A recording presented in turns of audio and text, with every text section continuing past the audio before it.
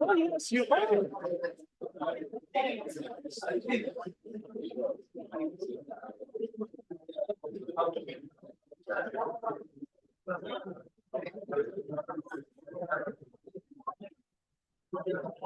Lazima ndivyo bana, ndivyo ndivyo.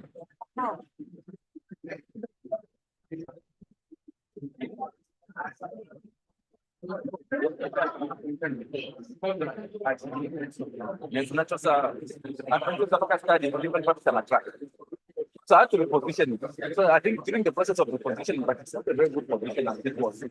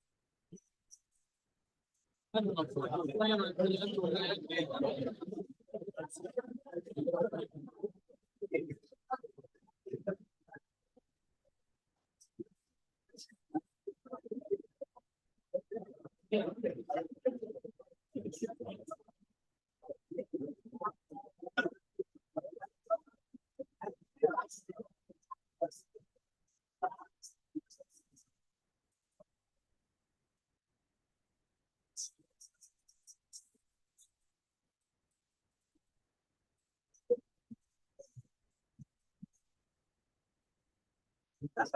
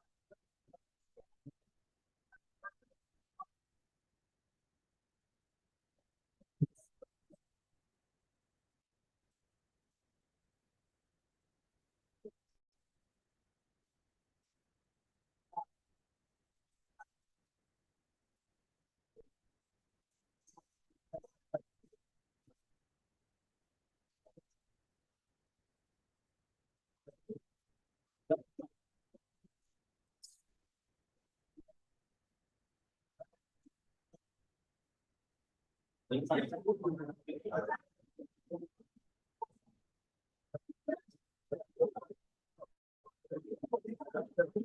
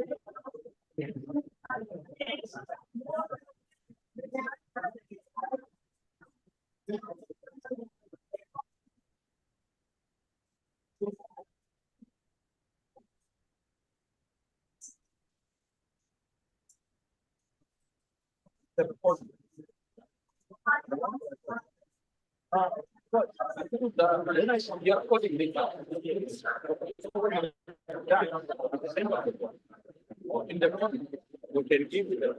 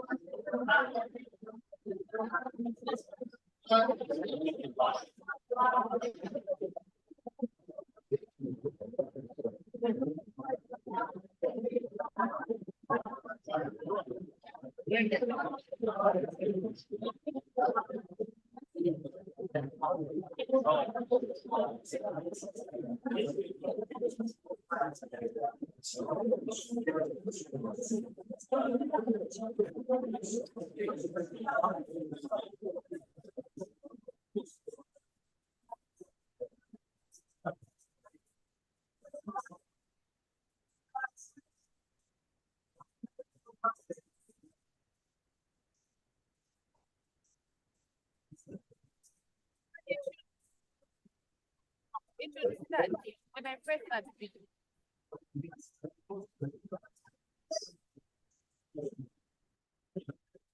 This one is really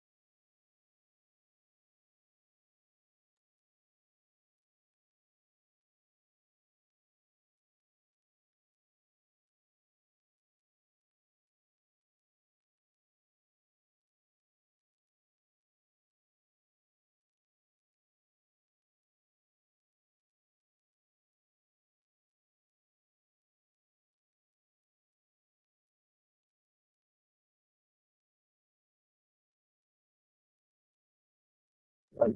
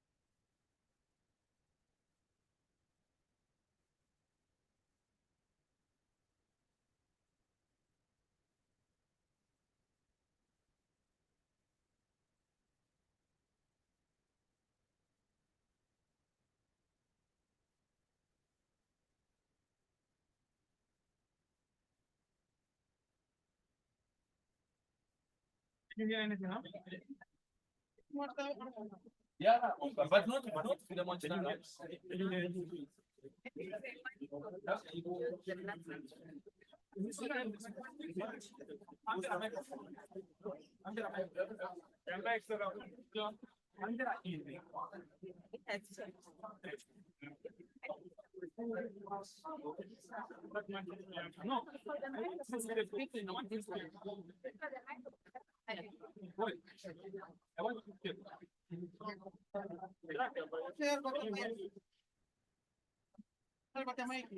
Yeah, but am I?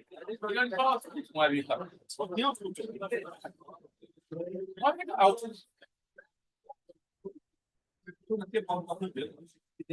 Unless much the song. I thought it's this. Huh?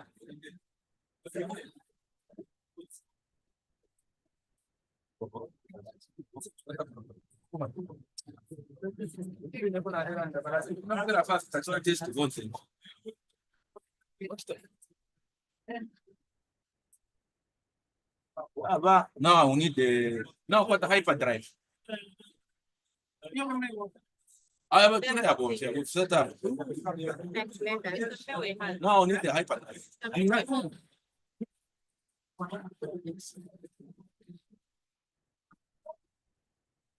But I'm going to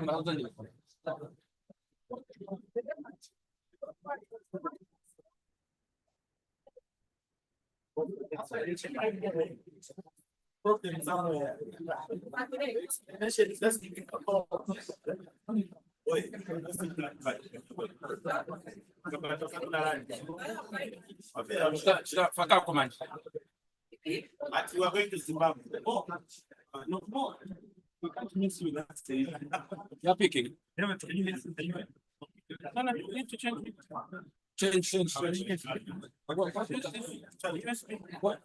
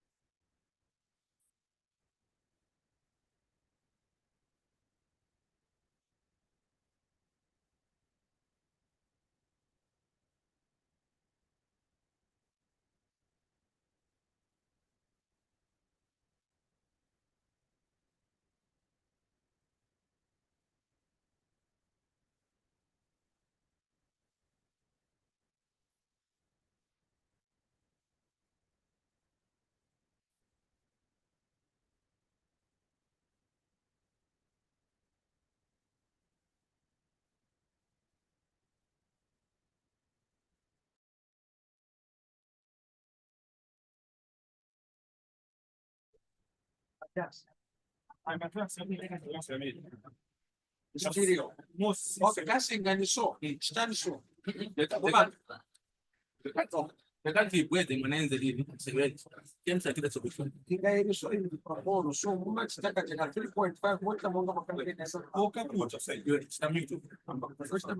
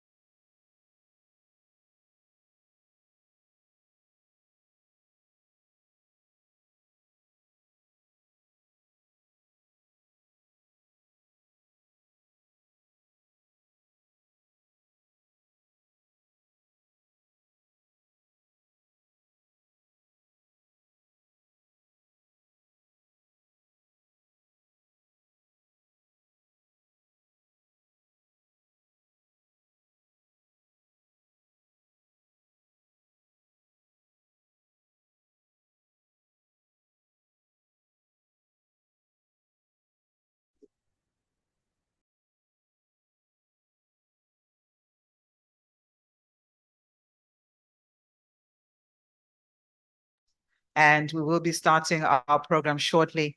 For those of you that will require translation, English is on channel 00, French 01, Portuguese 02. Thank you.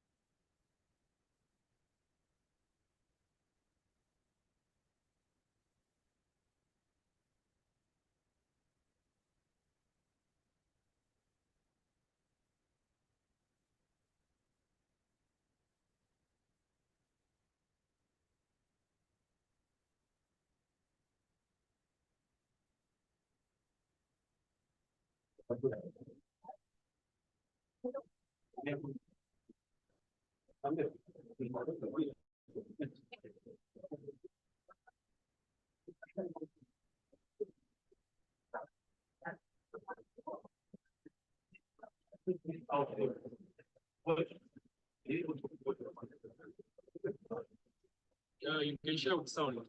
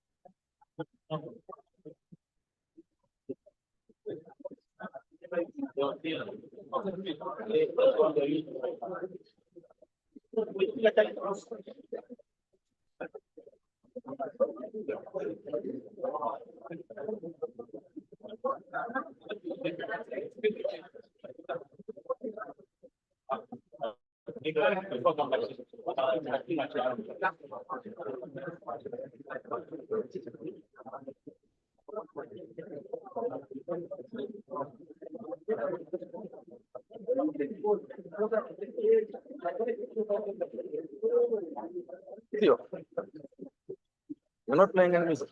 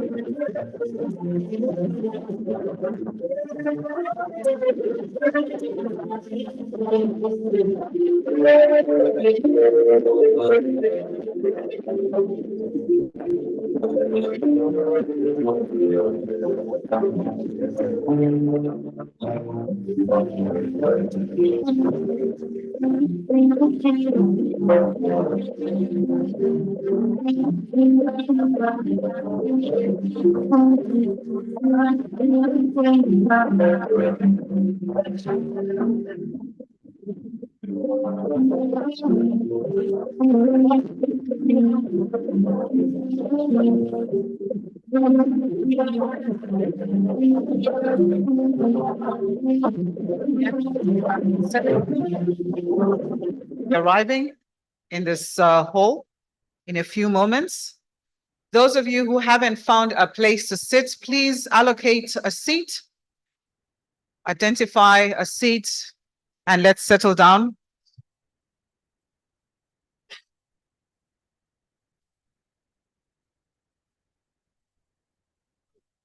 Ladies and gentlemen, let's please settle down. Our guest of honor is here.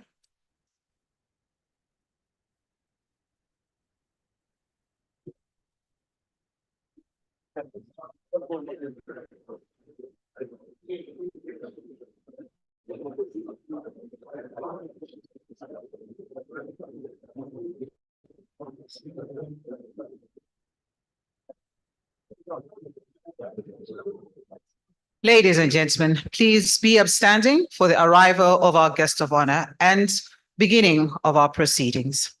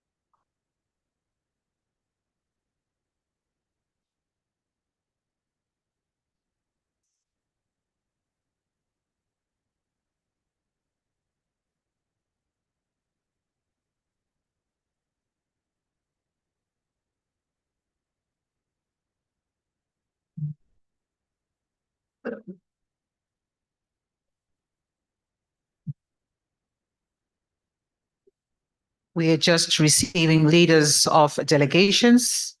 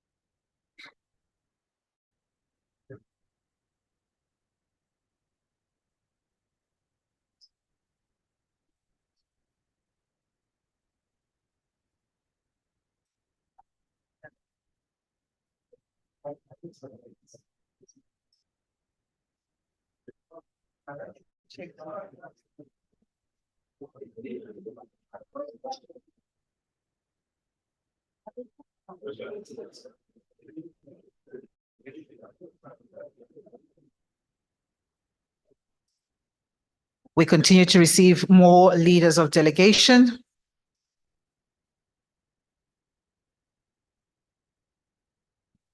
And our guest of honor will be walking in shortly.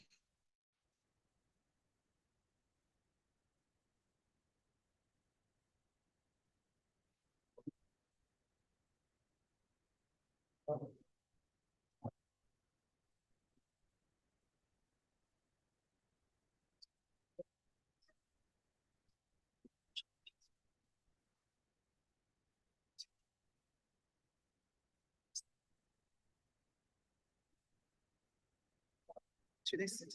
They sit. Ladies and gentlemen, I've been advised that it was a warm-up. We may take our seats.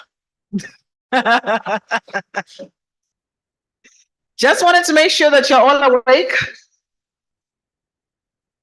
So we will do that again shortly. We did very well. A round of applause to ourselves. We did very well. Thank you.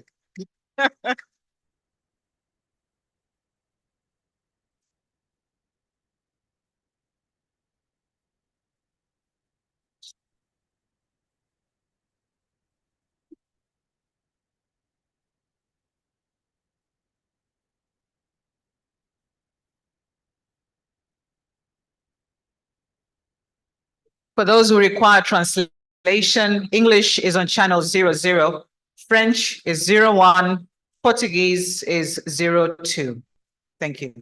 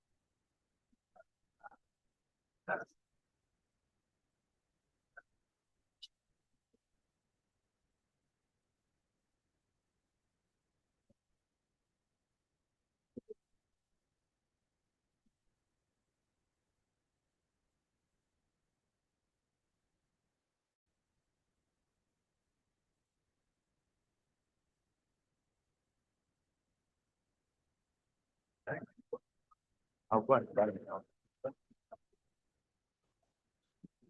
Brothers, let's do something. So long as it's just student like me, but otherwise,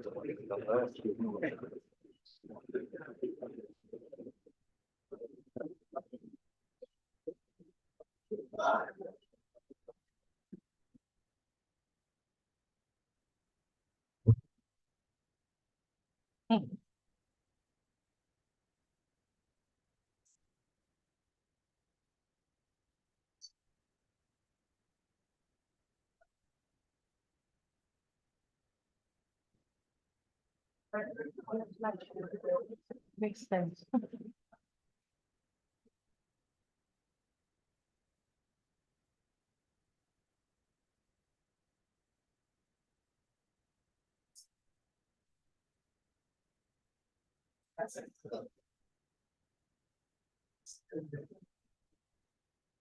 get that situation there.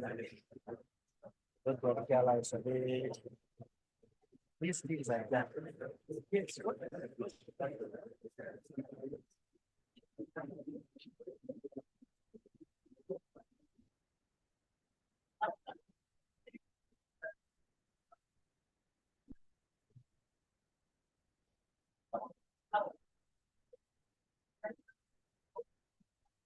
Ladies and gentlemen, this is not a rehearsal, this is real. Let's be upstanding for the arrival of our guest of honor. Thank you.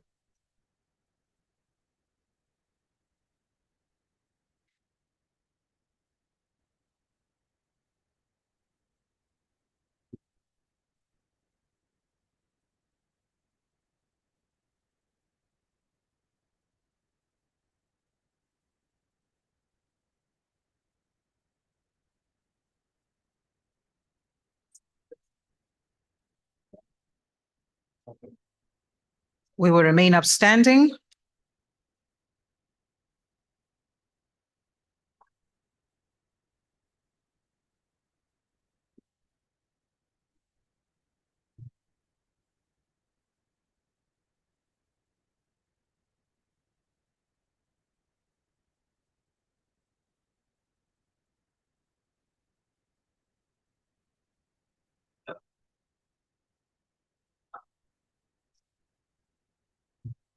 We remain upstanding for singing of the anthems of the Republic of Zambia, Sadc and AU. Thereafter, we'll have a prayer from the chaplain, Reverend Isaac Chipapala of ZAF Livingston. The Zambian national anthem, please.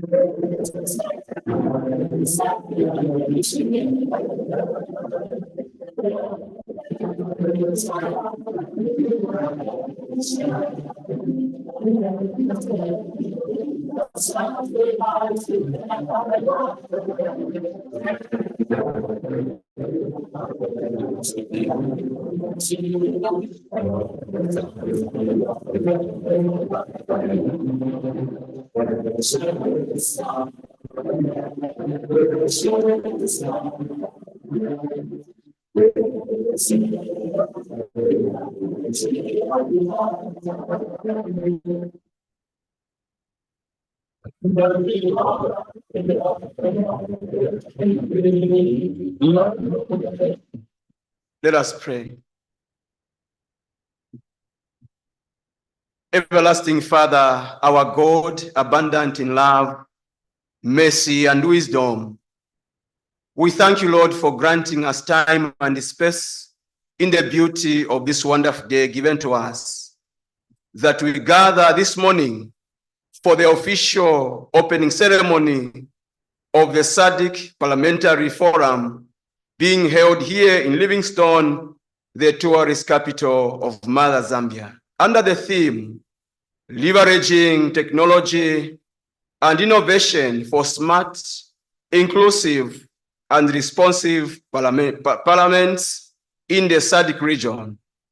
God, our fortress and source of protection, thank you for granting a safe passage to our guests of honor, Almighty God, to come and grace this important occasion this morning. Almighty God, we surrender all to you, for we know that you are there for each one of us. It is therefore our prayer that you may begin with us and conclude with us. Through Christ our Lord, that we pray. Amen. Thank you. We may be seated.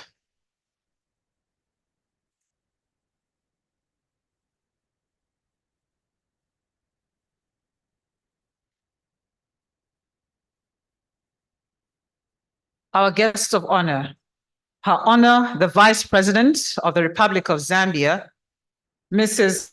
W.K. Mutalena Lumango, MP, Your Excellency, President of the Sadc Parliamentary Forum and Speaker of the National Assembly of Seychelles, Mr. Roger Mansien, the Right Honorable Ms. Nelly Wutete Kashumba Muti, State Council, MP, FAPRA, Speaker of the National Assembly of Zambia and host of the 56th Plenary Assembly.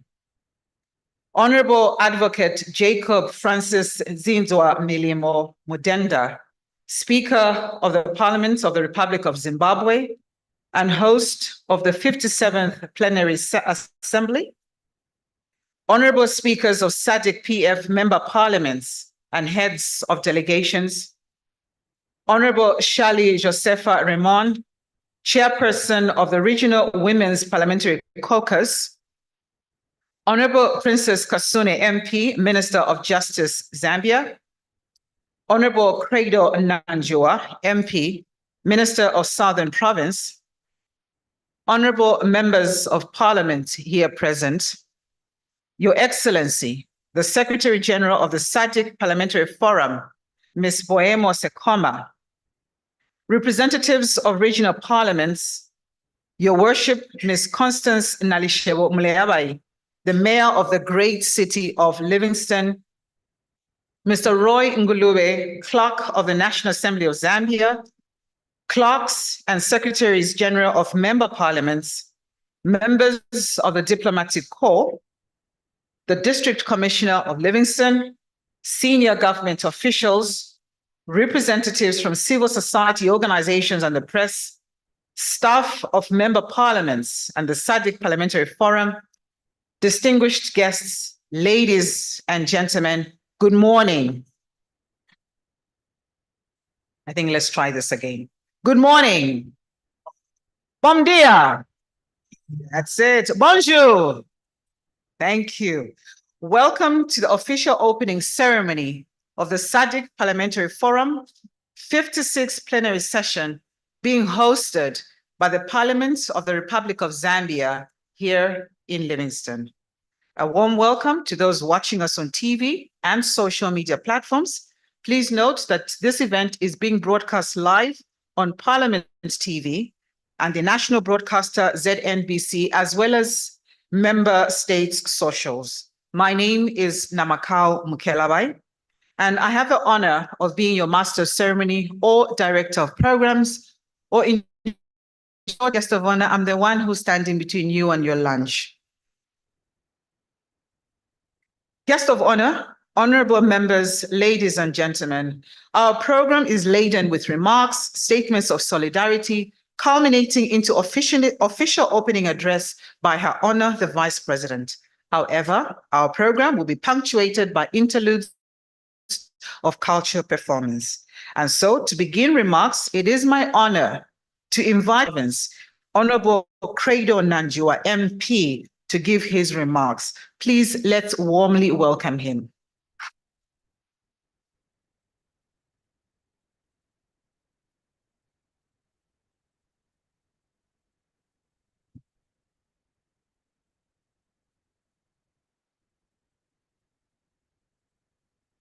Thank you very much, Director of Muito Programs. obrigada, diretora I de recognize programas. Her Honor, Reconheço a presença e excelência que é a senhora the Vice President of the Republic of Zambia, the Right Honorable Nelly B.K. Muti, State Council MP, FAPRA, Speaker of the National Assembly of Zambia, Honorable Roger Mansien MP, the President of Sadc Parliamentary Forum, distinguished speakers, honorable cabinet ministers present, honorable members of parliament, chairpersons of standing committees, Sadc Parliamentary Forum, representatives of regional parliaments present, Ms. Bomo Mandi Segoma, Secretary General of Sadc Parliamentary Forum, Mr. Roy Ngulube, Clerk of the National Assembly of Zambia, Clerks, Secretaries General of all Sadc parliaments, the Permanent Secretary, Dr. Naman Monze for Southern Province, and all other Permanent Secretaries present. Our worship, Ms. Constance Mleabai, the Mayor of the City of Livingston, the District Commissioner for Livingston, members of the press, ladies and gentlemen, good morning. Your Honor, the Vice President, distinguished guests, we are delighted to have you in the province during this important conference of the 56th Plenary Assembly session of the Southern African Development Community Parliamentary Forum Sadc PF, which is being held under the theme Leveraging Technology and Innovation for Smart, Inclusive, and Responsive Parliaments in the Sadc region. May I extend our appreciation to the Sadc PF for choosing Southern Province, in particular Livingstone, as the host for the 56th Plenary Assembly session of the Southern African Development Community Parliamentary Forum. To this end, Your Honor, the Vice President, allow me to welcome all the distinguished delegates, especially those visiting Livingstone for the first time. You are welcome.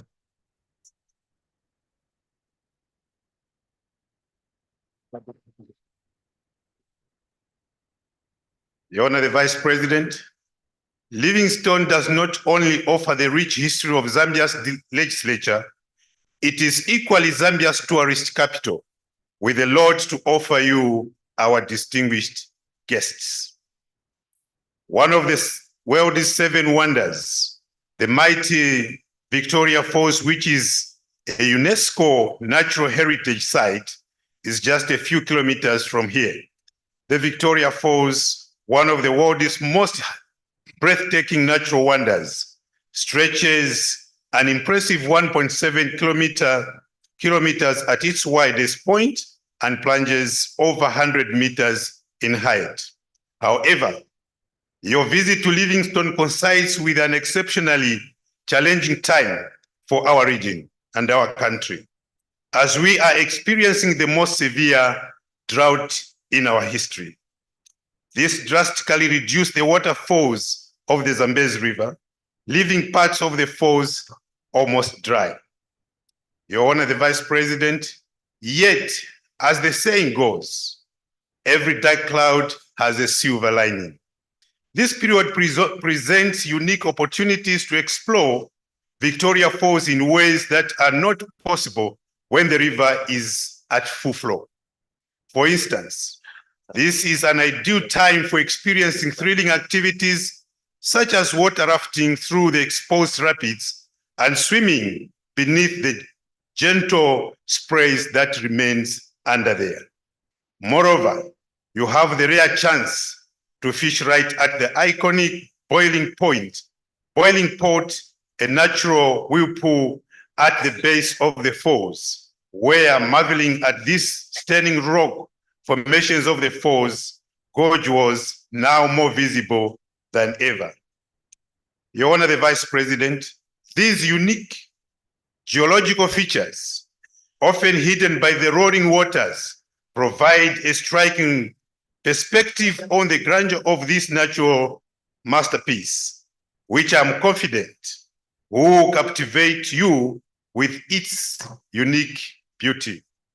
Your Honor, the Vice President, all delegates, having sounded out the distinguishing features of our tourist city to our honorable visitors, allow me now to briefly say something in relation to the theme of the 56th Plenary Assembly session of the Southern African Development Community Parliamentary Forum. Madam Vice President, the theme is in line with your government's efforts aimed at promoting science, technology, and innovation as pivotal to the success of key sectors in our economy. To sustain progress and ensure long-term growth, it has been your government's will to prioritize investment in research and development to enhance the country's innovation capacity. It is therefore our sincere hope that the theme for this important conference could not have come at a better time than now, as the outcomes of this conference will help our respective governments to deliver inclusive and equitable development to all our citizens who are at the core of sustainable development. Your Honor, the Vice President, let me once again thank you for finding time from your busy schedule to come and officiate at this very important event. This is a testament of your unwavering commitment in ensuring that the government deploys a mantra of visionary digital technology advancements, not only in Zambia, but the whole southern region as a whole. Your Honor, the Vice President, and all delegates, I want to welcome you again and thank you very much. Thank you.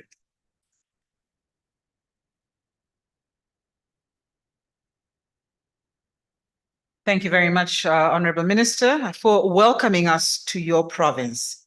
Ladies and gentlemen, it's now time for us to receive credentials of delegates.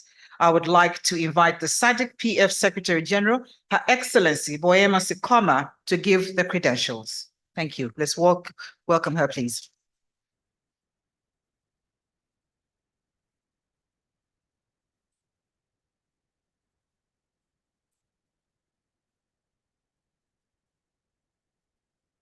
Bon dia. Bonjour. Good morning.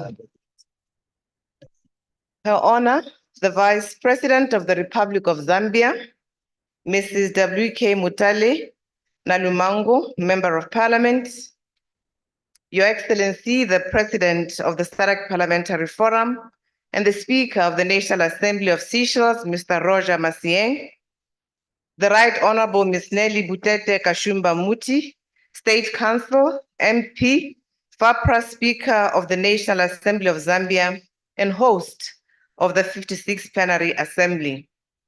Honorable Advocate Jacob Francis Nzwida Mililo Mudenda, Speaker of the Parliament of the Republic of Zimbabwe, and the host of the 57th Plenary Assembly session.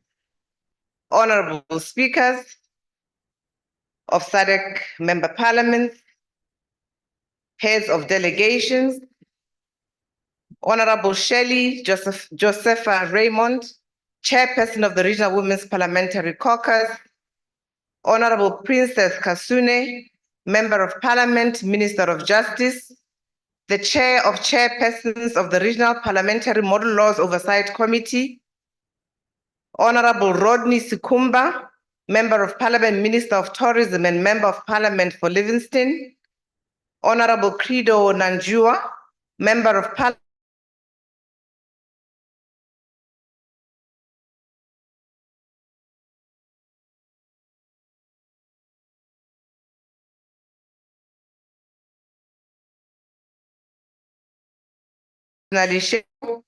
Muleabai, the Mayor of the great city of Livingston, Mr. Roy Ngulube, the Clerk of the National Assembly of Zambia, the Clerks and Secretaries General of Member Parliaments, members of the Diplomatic Corps, District Commissioners of Livingston, senior government officials, partners of the Forum and the Parliament of Zambia, from civil society organizations, United Nations development partners, and the press, staff of member parliaments and the Sadc Parliamentary Forum, distinguished guests, ladies and gentlemen, and citizens of Sadc and this continent who are joining us online. It's my greatest privilege today to make these introductory remarks to this August 56th Plenary Assembly session in my capacity as the Secretary General of the Sadc Parliamentary Forum. I'd like to start by heartily thanking our gracious host, Honorable Speaker, the Right Honorable Ms. Nelly Butete Kashumba Muti, and my colleague, the Clerk of the National Assembly of Zambia, Mr. Ryan Ngulube, as well as their staff, for diligently implementing the hosting agreement and making this event an outstanding success that it is.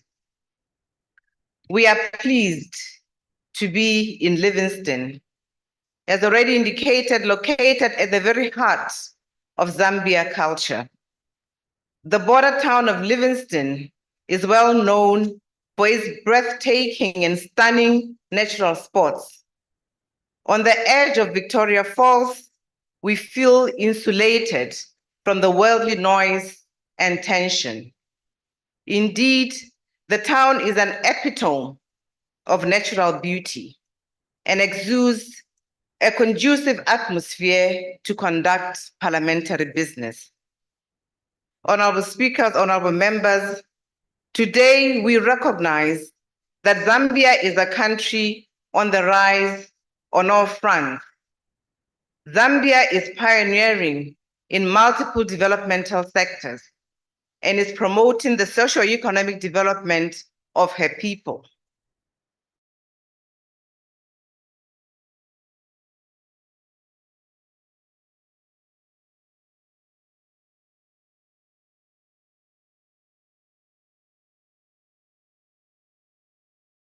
The economy now rests on diversified pillars and is becoming a competitive economy with respect to export markets.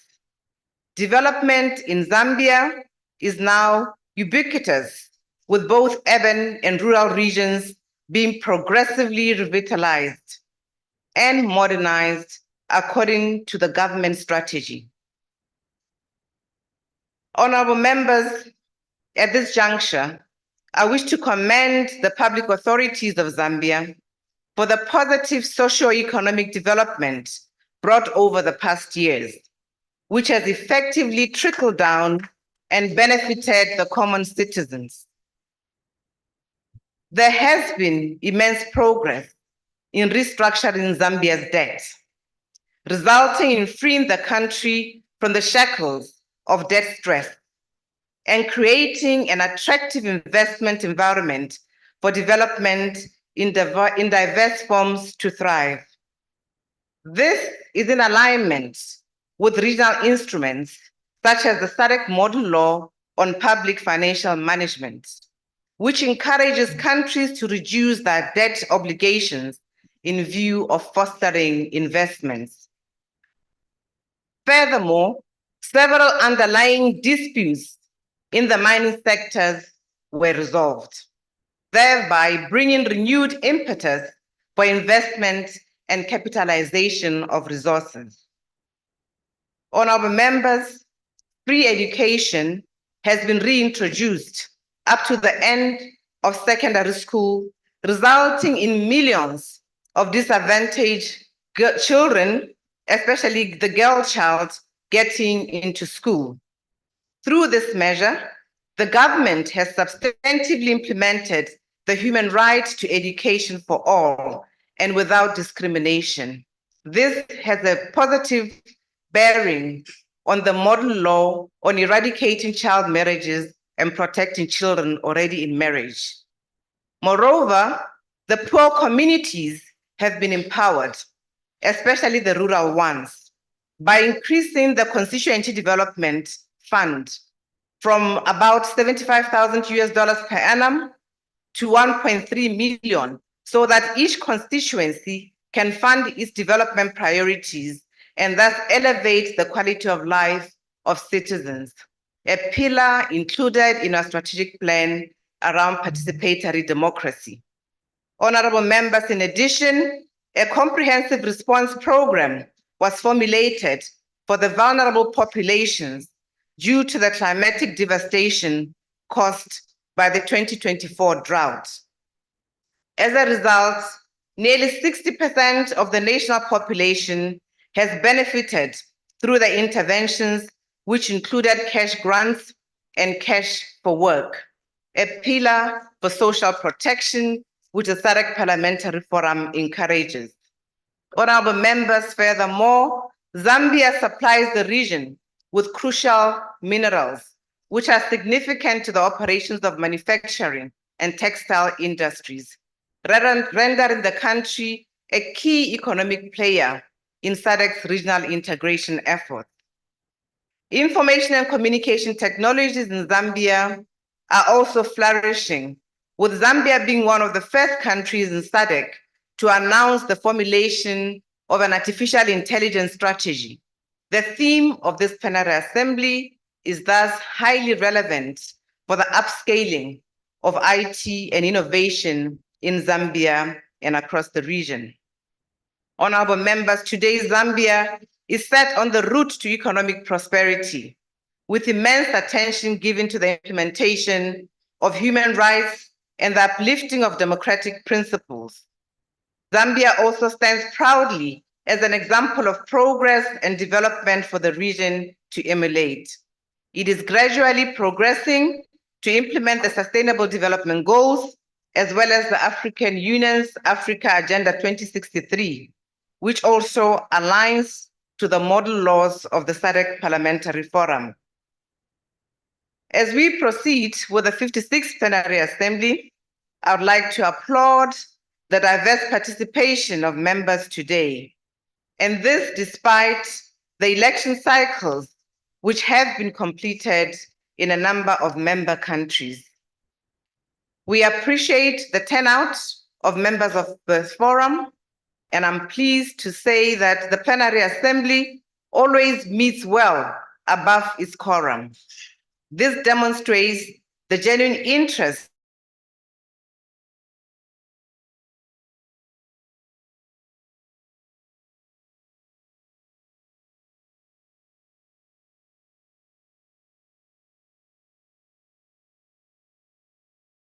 to the opportunities and challenges that beset our region.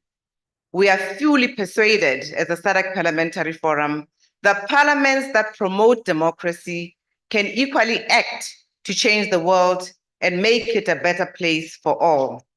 I therefore encourage all members of parliament at the forum to participate fully in the forum's activities and to send the word at national level to leverage support on the germane themes addressed by this 56th Plenary Assembly session.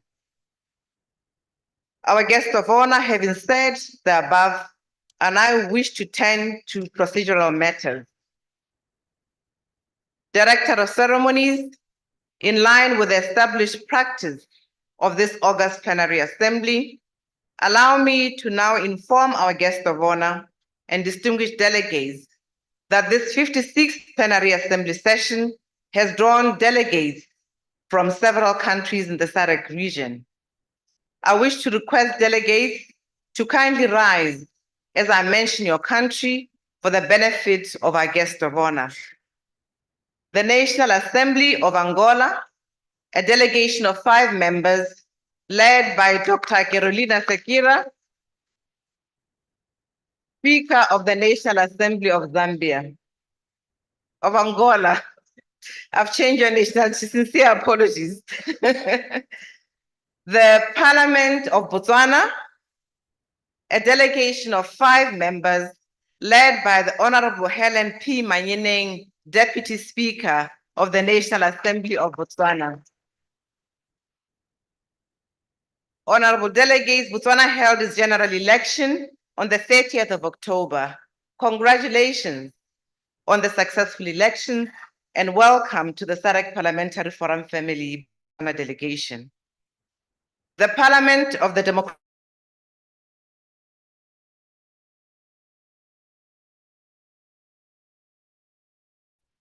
Celestine Loleko, Ekoto, Member of Parliament. The Parliament of the Kingdom of Eswatini, a delegation of 6 members led by Honorable Jabulani Mabuza, the Speaker of the National Assembly. The Parliament of the Kingdom of Lesotho, a delegation of 6 members led by Honorable Tlohanse Kamani, Speaker of the National Assembly. Our guest of honor, the Parliament of Madagascar, a delegation of 6 members led by the Right Honorable Tokli Justin, Speaker of the National Assembly, are attending virtually. As you're all aware, Madagascar held its general elections on the 29th of May. join me in congratulating Madagascar for a successful election and welcome them back. The Parliament of Malawi, a delegation of 4 members led by Honorable Ishmael Onani, Member of Parliament. The Parliament of Namibia, a delegation of 7 members, of which 1 is an observer, led by Honorable Professor Peter Kachavivi, Speaker of the National Assembly of Namibia. Namibia also held its general elections on the 27th of November, but the transition will happen in March next year. Congratulations, Namibia, on the successful election.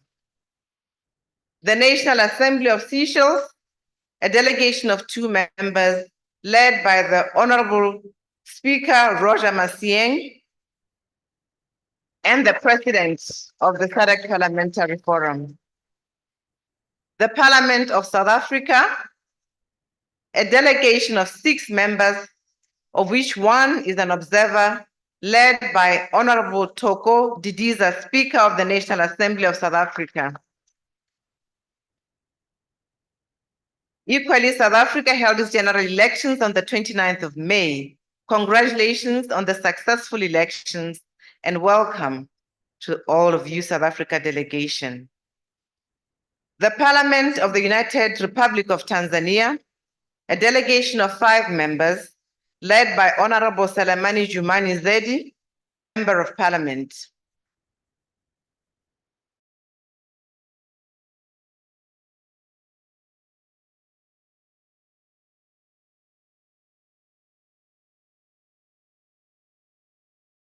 By Honorable Nelly B.K. Muti, Speaker of the National Assembly.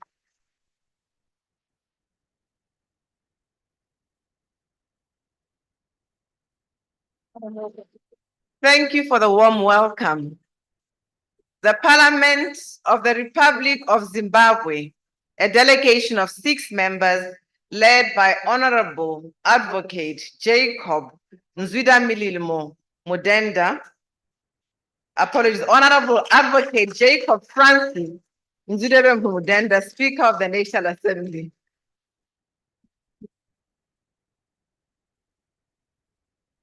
Clerks and Secretary Generals of member parliaments. Clerks and Secretaries General of member parliaments. Are they absent?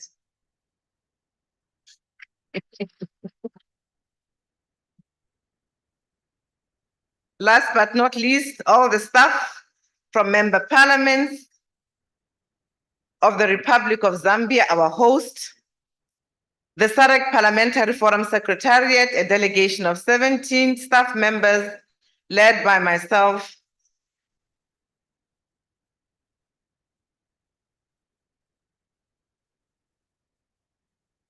our guest of honor, the parliaments of Mauritius and Mozambique, have sent apologies of absence. We also have representatives from 15 partner organizations. All in all, we have 13 of the 15 parliaments that are in attendance, representing 87%. For leaders of delegation, 5 parliaments are led by female presiding officers, representing 38%. 6 are led by male presiding officers, representing 46%, and 2 are led by male members of parliament, representing 15%. Regarding gender representation, 43% of members are women and 57% are male. While this is commendable, it still falls far short of the 50% gender parity target we have set for ourselves in the Sadc Protocol for Gender and Development. Regarding political diversity, 35 substantive members are from governing parties, 14 are from the opposition parties, and 9 are not members of any political party, either being independent members, chiefs, or from systems without political parties like the Kingdom of Eswatini. There are 22 members of parliament from 3 member parliaments attending as observers.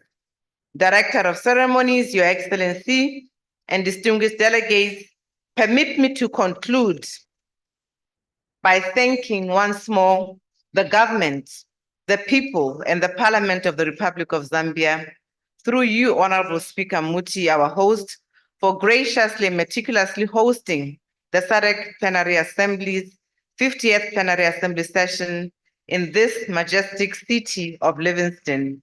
I thank you for your kind listening and wish you fruitful deliberations.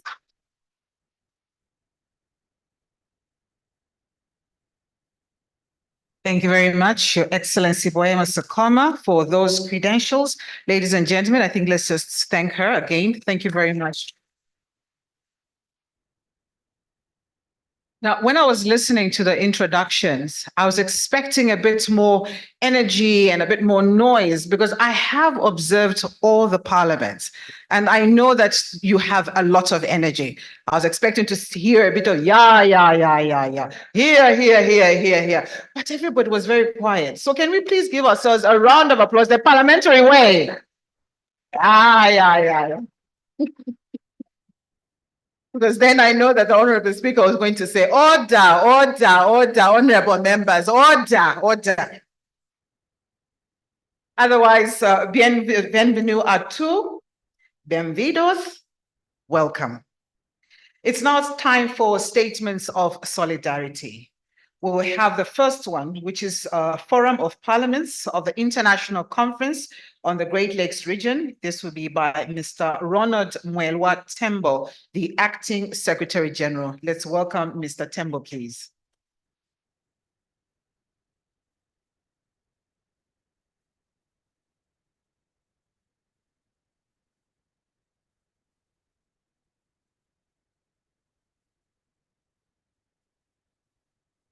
The guest of honor, the Vice President of the Great Republic of Zambia, our honor, Mrs. W.K. Mutale-Nalumango, MP, the Speaker of the Parliament of Zimbabwe, Right Honorable Jacob Mdenda, the President of the Sadc PF and Speaker of the National Assembly of Seychelles, Right Honorable Roger Masieni, the Sitting President of the Forum of Parliaments of the Member States of the International Conference on the Great Lakes region, and the Speaker of the National Assembly of Zambia, and the host of the Sadc PF Plenary Assembly, Right Honorable Nelly Utete Kashumbamuti, State Council MP, the Secretary General of the Sadc Parliamentary Forum, Her Excellency Boemo Segmoma, the Right Honorable Speakers present,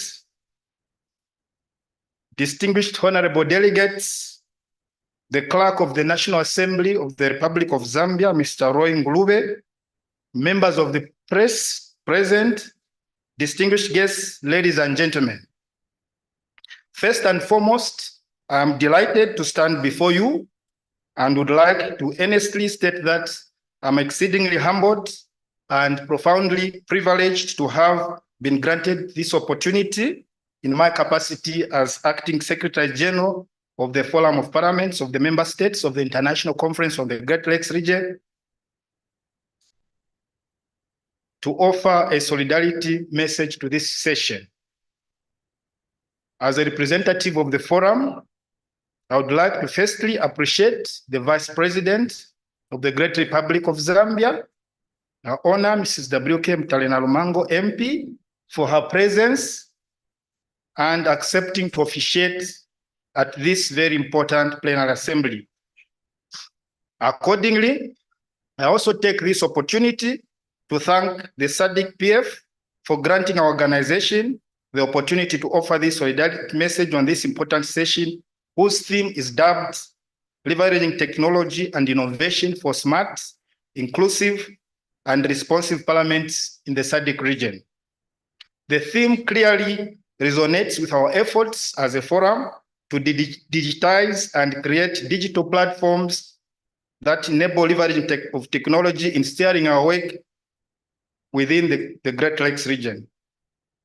the Honorable Vice President, Right Honorable delegates, ladies and gentlemen present, the forum is inspired and highly encouraged by efforts being fostered by the Sadc PF to leverage technology and innovation, smart, inclusive, and responsive parliaments, and promote initiatives that are integrative of these aspects in the Sadc region. These efforts align with much of what various governments in the Sadc region are doing to improve and leveraging on technology. For example, in the Republic of Zambia, through the exceptional leadership of the United Party for National Development, have embarked on the provision of the free Wi-Fi to citizens in key places such as stations and markets. This is commendable. This is commendable because it provides an opportunity for citizens to stay abreast with new global trends and technological developments. And above all, the citizens can use the technology to improve their lives, taking advantage of the income that is generated through its use. Your Honor, the Vice President, distinguished guests, ladies and gentlemen, the Forum of Parliaments acknowledges and appreciates the work that various governments in the Sadc region are doing to support and leverage the use of technology. The efforts by the Sadc PF to leverage technology, innovation, smart, inclusive, and responsive parliaments are insurmountable, and we shall continue to encourage, cooperate, and support these interventions by collaborating and engaging in continuous information, communication technology exchange, and learning experiences that have lasting impact in our respective regions. As a forum, we are encouraged by the efforts of the Sadc PF, and we will continue to strengthen our ties and ensure that we strengthen our collaboration and networks where necessary. Your Honor, the Vice President, Right Honorable members, distinguished guests, ladies and gentlemen, the agenda items for this plenary assembly have been carefully selected to trigger robust debates and collaboration among honorable members. The items respond to pertinent policy, structural, and economic issues that can help elevate the Sadc member states and the region to greater heights. I therefore encourage among right honorable members and distinguished guests openness, impartiality, and sincerity as you critically debate issues that will impact on the well-being of the region. At this juncture, I wish to thank the government, parliament, and the Republic of Zambia for organizing the plenary assembly and the hospitality that has been accorded to the delegates since their arrival in the beautiful city of Livingstone. Your Honor, the Vice President, right honorable members, distinguished guests, ladies and gentlemen, the forum is greatly honored to have you here to grace this session. I must say that the leadership of the guest of honor and what the government of the Republic of Zambia is doing has greatly inspired many people, not only in Africa, but globally. We are grateful to have leaders of your caliber who genuinely take the interests of the people to heart and desire to change the lives of the citizens positively. As I conclude, ladies and gentlemen, I must say that we are delighted and inspired by your leadership. Your Honor, the Vice President, and the forum will continue to engage with various governments, parliaments, and our colleagues such as the Sadc PF, East African Legislative Assembly, the ECOWAS Parliament, Pan-African Parliament, and many others in order to foster mutual working relationships. I wish to thank the Sadc PF for inviting us to this session and hope that we can continue to engage fruitfully in ensuring that our efforts continue to impact positively on the citizens of our regions. May the good Lord bless you, and I thank you for kind attention.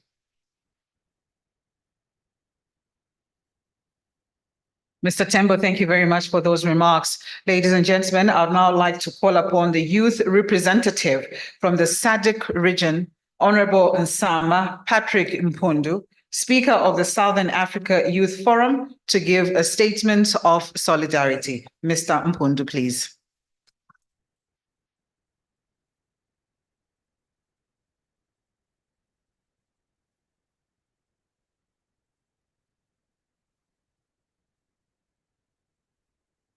Your distinguished honor, the Vice President of the Republic of Zambia, Mrs. W.K. Mutale Nalumango, Your Excellency, the President of the Sadc Parliamentary Forum, Speaker of the National Assembly of Seychelles, Mr. Roger Masien, the Right Honorable Ms. Nelly Kashumbamuti, State Council, MP, FAPRA, the Speaker of the National Assembly of Zambia and host of the 56th Plenary Assembly of the Sadc Parliamentary Forum, Honorable Advocate Jacob Francis Mudenda, the Speaker of Parliament for the Republic of Zimbabwe, and our host for the 57th Plenary Assembly, the Speakers of the Sadc Parliamentary Forum, Members of Parliament, and Heads of Delegation, Honorable Shali Josepha Raymond, the Chairperson of the Women's Parliamentary Caucus, Honorable Credo Nanjua, MP, the Minister of Southern Province in the Republic of Zambia, Honorable Princess Kasune, MP,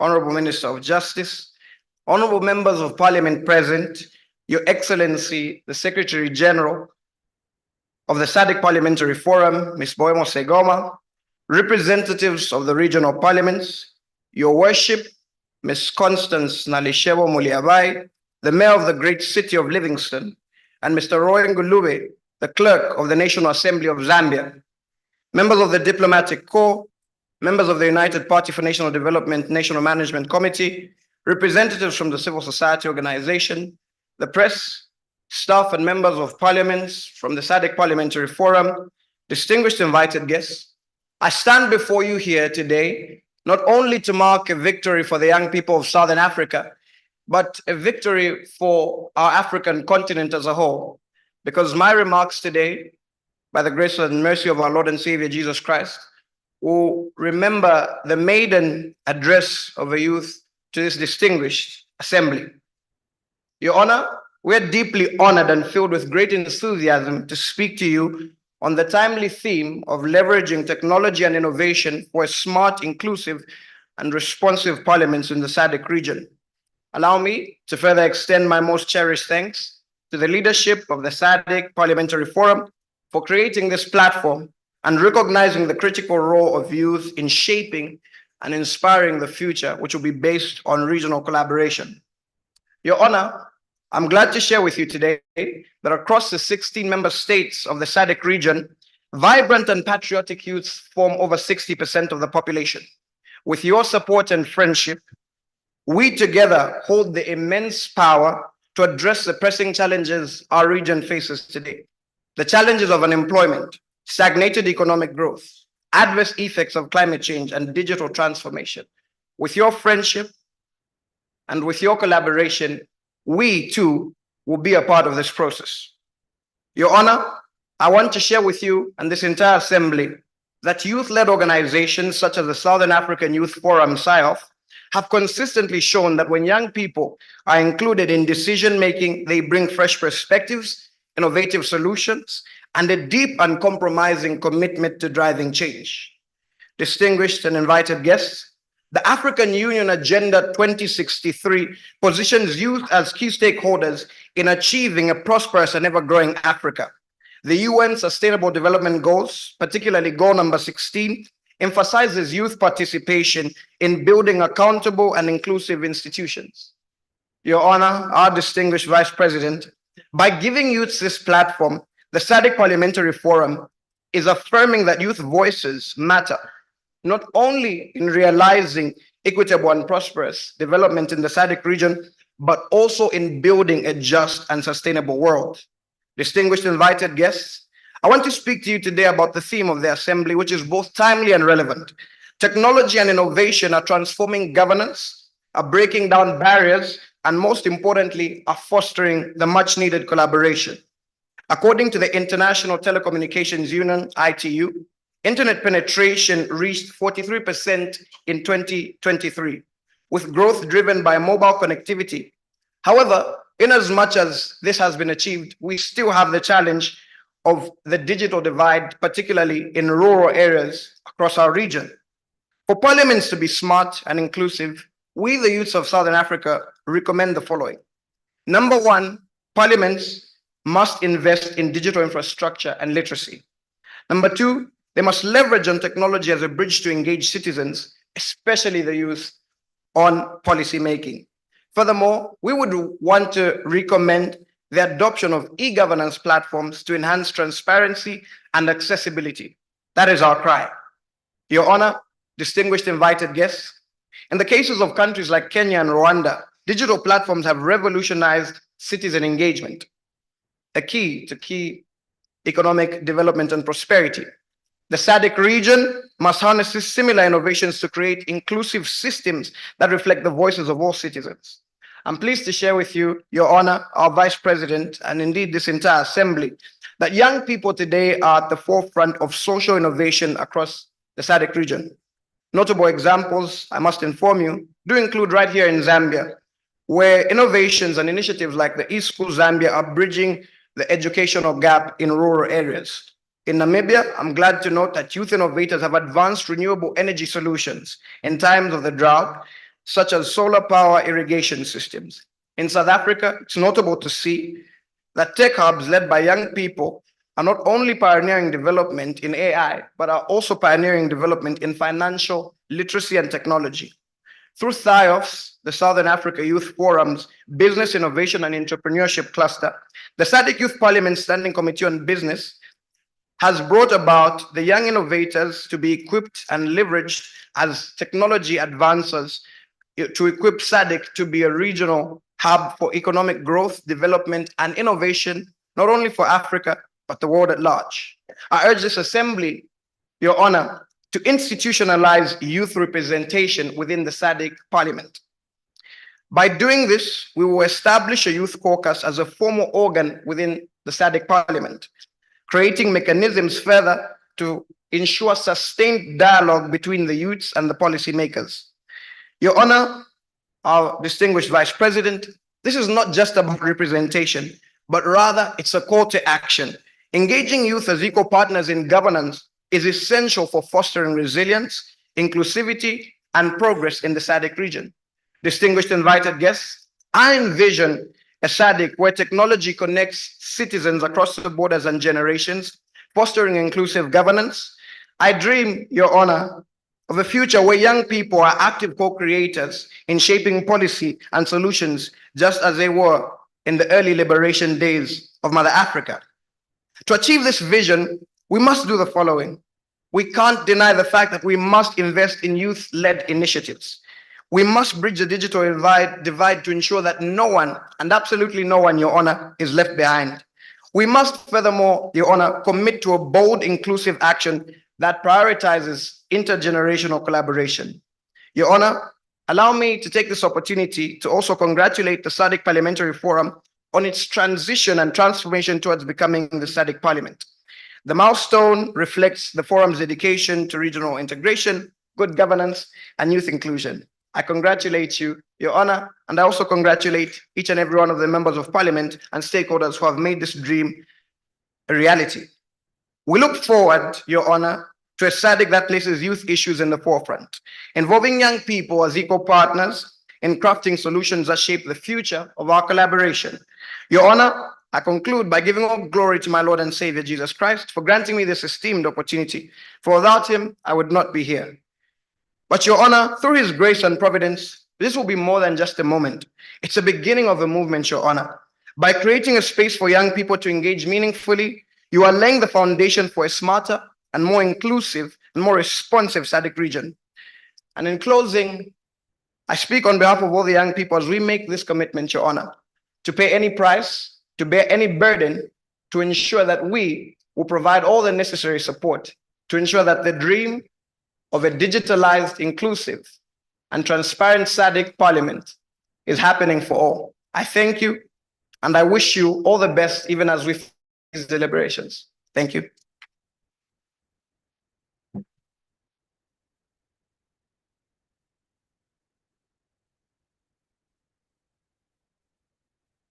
Mr. Honorable Mpundu, thank you very much for those emphatic remarks and your commitment to Sadc Parliament. A round of applause to the young man. Thank you.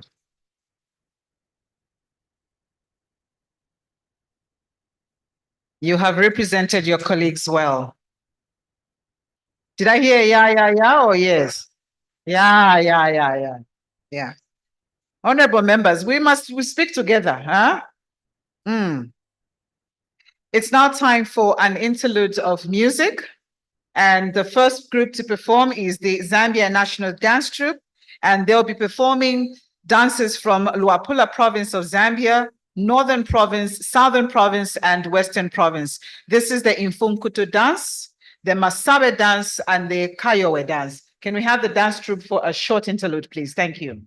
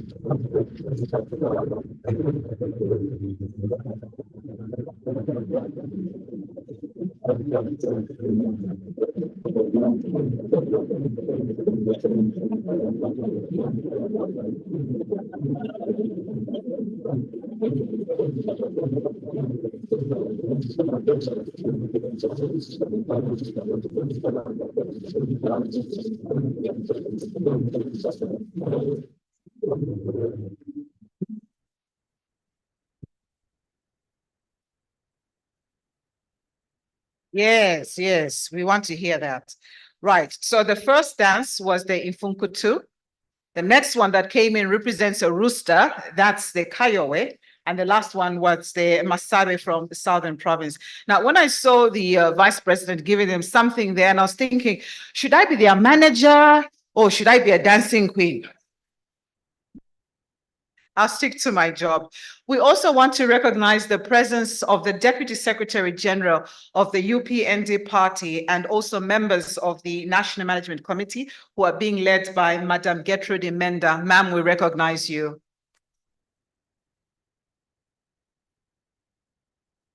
Thank you. We move on with our program. It's now time, ladies and gentlemen, for a statement by the Regional Women's Parliamentary Caucus Chairperson, and this is by Honorable Shali Josepha Raymond, please.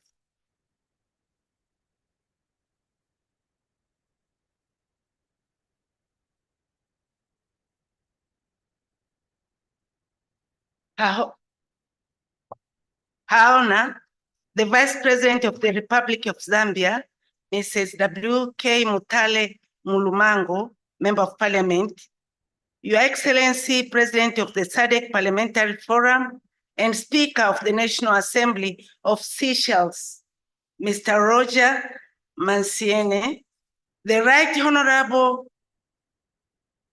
Nelly Butete Kashumba Muti, Member of Parliament, FARPA, Speaker of the National Assembly of Zambia, and our host of the 56th Plenary Assembly, Honorable Advocate Jacob Francis Milimo Mudenda, Pharmacy of Advocate Mudenda, Speaker of the Parliament of the Republic of Zambia, and host of Zimbabwe. My apologies, sir. All my mind are in Zambia. Since we arrived yesterday, everybody is smiling at us. Everybody is happy to see us. Honorable Vice President, we are so excited. Your people are so good. No wonder we are giving everybody a title of Zambia. Zambia, the sun thing. Zambia. I'm even forgetting my home. Host of the coming 57th Plenary Assembly, honorable speakers of the Sadc PF member parliaments and heads of delegations, Honorable Princess Kasume, Member of Parliament and Minister of Justice, the chairperson of GEWAD in the Sadc PF, Princess, the farmer's princess, Honorable Rodney Sikumba, Minister of Tourism and Member of Parliament for Livingstone, Honorable Gredo Nanjua, Member of Parliament and Minister of Southern Province, Honorable Members of Parliament present right here in this hall, Your Excellency, Secretary General of the Sadc Parliamentary Forum, the farmers, Boemo Segoma, who made it all possible for the Sadc people to be here.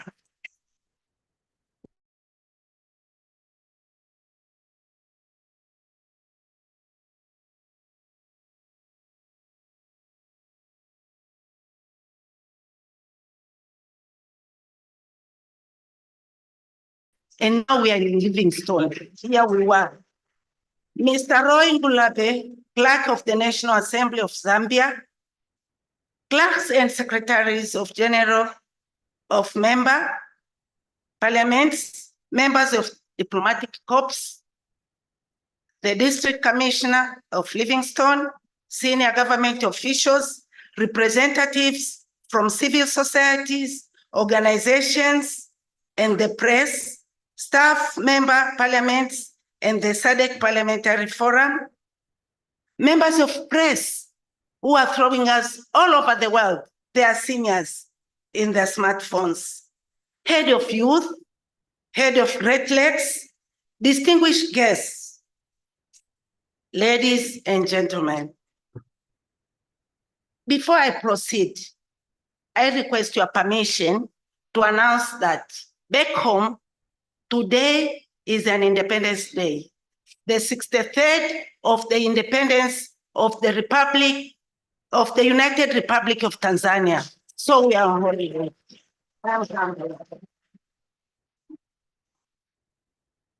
Your Honor, Vice President,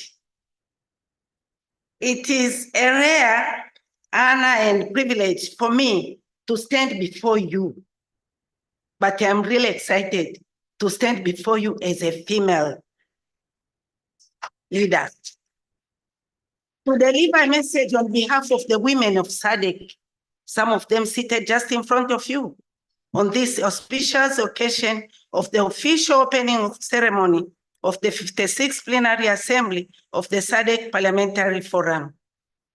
It is particularly significant that I address the distinguished gathering on the eve of the end of the global commemoration of 16 days of activism against gender-based violence since 25th November 2024. The world has been observing this important, though sad, period. It is important for us not to forget that one among three women worldwide experience physical or sexual violence, mostly by an intimate partner. Violence against the women and girls is a serious human rights violation, and the immediate and long-term physical, sexual, mental consequences of violence on women and girls can be devastating, including death. And you, as women, we think, well, it's just okay. It's not okay. Honorable Vice President, honorable members who are here, the representative of people, distinguished invited guests, ladies and gentlemen, violence negatively affects women's general well-being and prevents them from fully participating in society. It impacts their families, their community, and all our countries at large. It results into tremendous costs ranging from greater stress on healthcare to legal expenses and losses in productivity. The 16 days campaign runs every year from 25th November, the International Day for the Elimination of Violence Against Women, and ends on 10th, which is tomorrow, December, which is International Human Rights Day. I cannot overemphasize the significance of the 16 days of activism in the global calendar of events. Your Honor, Vice President, and all people gathered here, it is not about that. Of the 165 countries with domestic violence laws, only 104 countries have comprehensive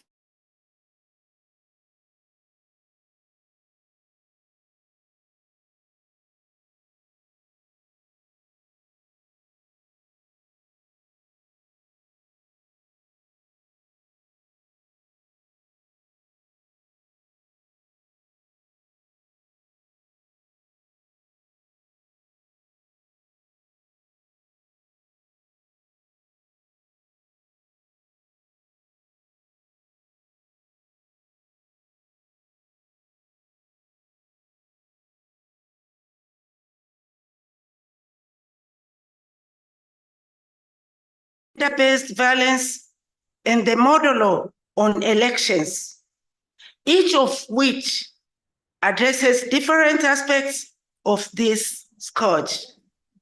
These model laws have been developed in the quest to contribute towards curbing the causes and offshoots of gender-based violence.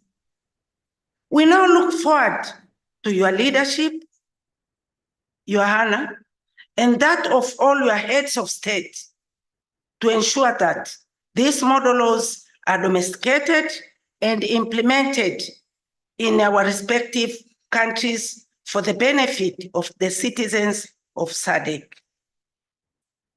Your Honor, it is also significant that I address this assembly today at the threshold of the 13th anniversary of the 38th anniversary of the Beijing Declaration Platform for Action, a global agenda for gender equality and women's empowerment adopted unanimously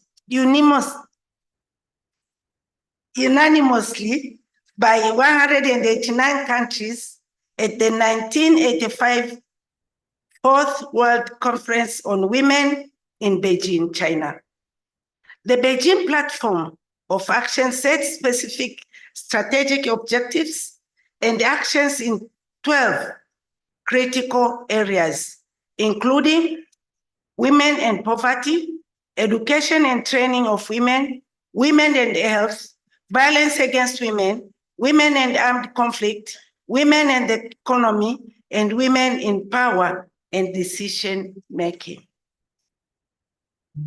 This milestone will coincide with the 10th anniversary of the 23rd Agenda for Sustainable Development and its 17th Sustainable Development Goals.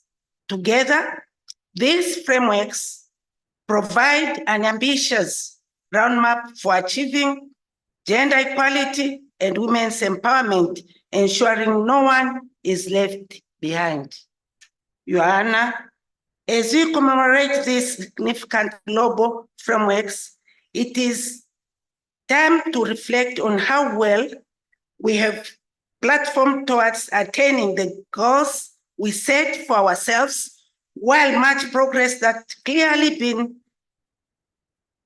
made, it is matter of grave concern, and the world is still gripped by conflicts, volatile food and energy prices, food insecurity, natural disaster, all of which have intensified vulnerable and increased inequality. And when you mention those direct, they touch the women. For instance, as climate change depletes energy sources and African households have limited access to electricity, the burden of providing for such energy sources increased for women. Because of this, women end up spending significant amounts of time collecting biomass for fuel to meet households' needs, which in turn reduce the time available for income generating or care activities. I must add that the high burden of unpaid care work has its opportunity cost in missed economic, social, education, and leadership advancement opportunities for women and girls. But nobody cares when the lady or the woman is in house providing all this and not unpaid. Your Honor, on the theme of the 56th Plenary Assembly, this August Assembly may wish to recall that the prioritization of technology in enhancing gender equality is enshrined in Sustainable Development Goal 5. Evidence bounds that the advent of ICTs has helped to sharpen democracy, and engage on how people engage, disseminate, and consume information online. Head of youth who was here said it so well, and I'm not going to repeat, but I'm just going to emphasize. Digital technology can therefore contribute meaningfully to women's participation in democratic process by promoting inclusion, participation, and engagement, and is an important way for women to engage in political process and to amplify their voice all over. However, data from International Telecommunication Union shows that globally, the proportion of women using the internet is lower than that of men. In Africa, the ITU argues that women account for only 24% of the population using the internet, while men account for 35% of users. Despite this negative picture, digitalization remains desirable. Many citizens interact with each other and with the private sector digitally. In the same way, citizens want to be able to interact with their governance institutions through the same medium. On the other hand, politicians want to be heard and seen to be working for the benefit of the citizens. This can promote their work cheaply and instantly, through digital means. Parliaments as an institution want to be seen as relevant, legitimate, and modern. They understand that they need to develop digitally in order to be taken seriously. Unfortunately, the politicians at the high level, like members of parliament, find it very difficult to communicate with the people at their constituencies. For its part, an e-parliament places technologies, knowledge, and standards at the heart of the business process and embodied the values of collaboration, inclusiveness, participation, and openness to the people. Coupled with political and institutional will, this digitalization has the potential to reduce the real and perceived distance between parliament and the people. Further, against the background of the global COVID-19, the need for parliaments to adopt the flexibility afforded by digital tools in order to maintain their operations was brought into sharp focus. Therefore, modernizing and digitalization parliamentary activities has had significant positive impacts on institutional transparency and accountability, and could leverage greater public interest and engagement in the legislative and electoral process. At the same time, the desire for parliamentarians to be more present and visible in their own communities means that representatives who are based far from their parliamentary institutions could work digitally and thus reduce their travel back and forth and avoid accidents on the way. Staying in constituency will enable MPs to engage more frequently and more meaningfully with their constituents and be more visible to them. The ability to work and vote from their own constituencies may also, in many cases, benefit MPs with caring responsibilities, which are known to disproportionately affect women, and which are often cited as significant reason why women would not run for political offices especially constituencies. Visibility in constituency is also important in tackling the common public perception that politicians are removed from and have no understanding or knowledge of the serious challenges that their constituents face.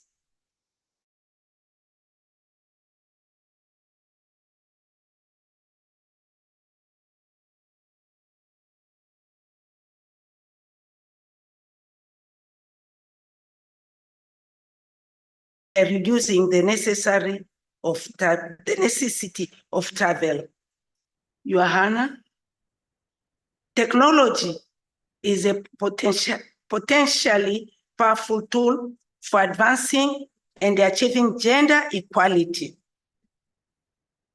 The digital transformation of societies worldwide has provided new gateways for people to access informative and information services and to participate in all spheres of life. Nevertheless, gender gaps persist in the global access to affordability and knowledge of technology. Your Honor, in addition, the pace of digital transformation is uneven across the world, and it is especially women and girls who are likely to be left behind. Today, you have witnessed the youth leader who is a son, who is a male, how advanced he was. Women are also less likely to be connected online safely and affordably. In the context of rapid technological change, parliaments are called upon to foster informed public debates and adopt policies to harness the potential of technology while ensuring that it respects human rights, harms no one, and leaves no one behind. Your Honor, I'm pleased that majority of speakers of different parliaments are here, and I'm sure they are listening to what is our request. I will be failing in my duty if I do not raise the concern that as digital technology mediates more and more of our daily lives, it is also facilitating new and heightened forms of gender-based violence.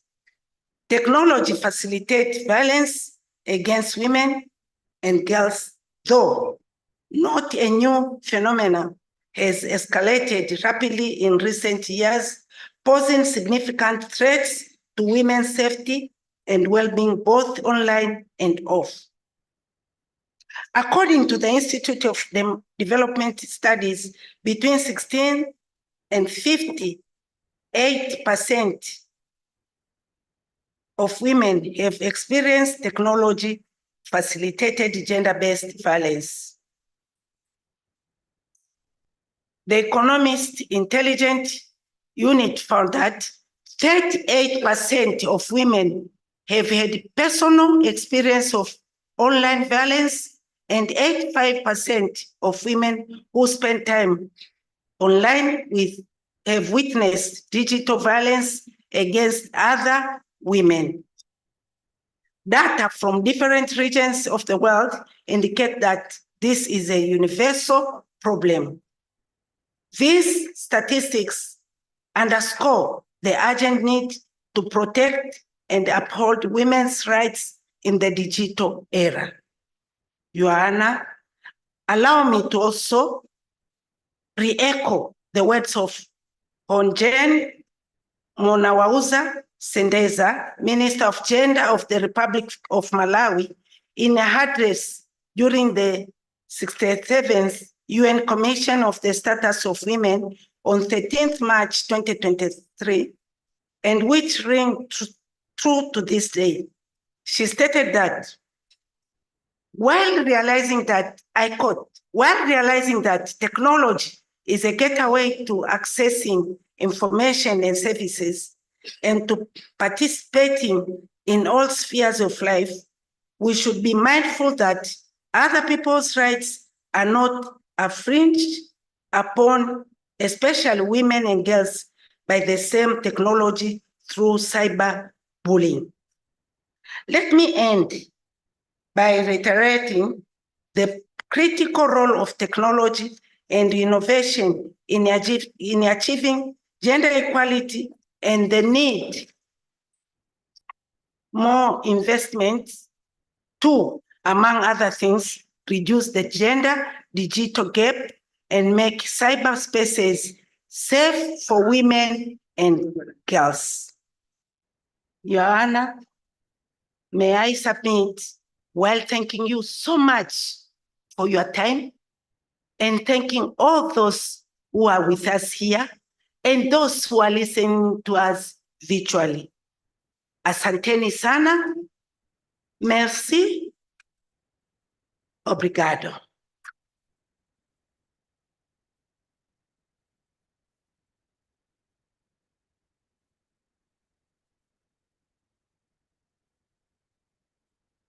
Madam Chairperson, thank you very much for those remarks and for highlighting issues around women and girls, especially during this period, 16 days of gender activism. Madam Raymond, to you we say happy independence, happy siku ya uhuru. Asanteni sana. We'll move on with the program. And now it's my honor to invite the Sadc PF President and Speaker of the National Assembly of Seychelles, Honorable Roger Mancien, to give his address, please.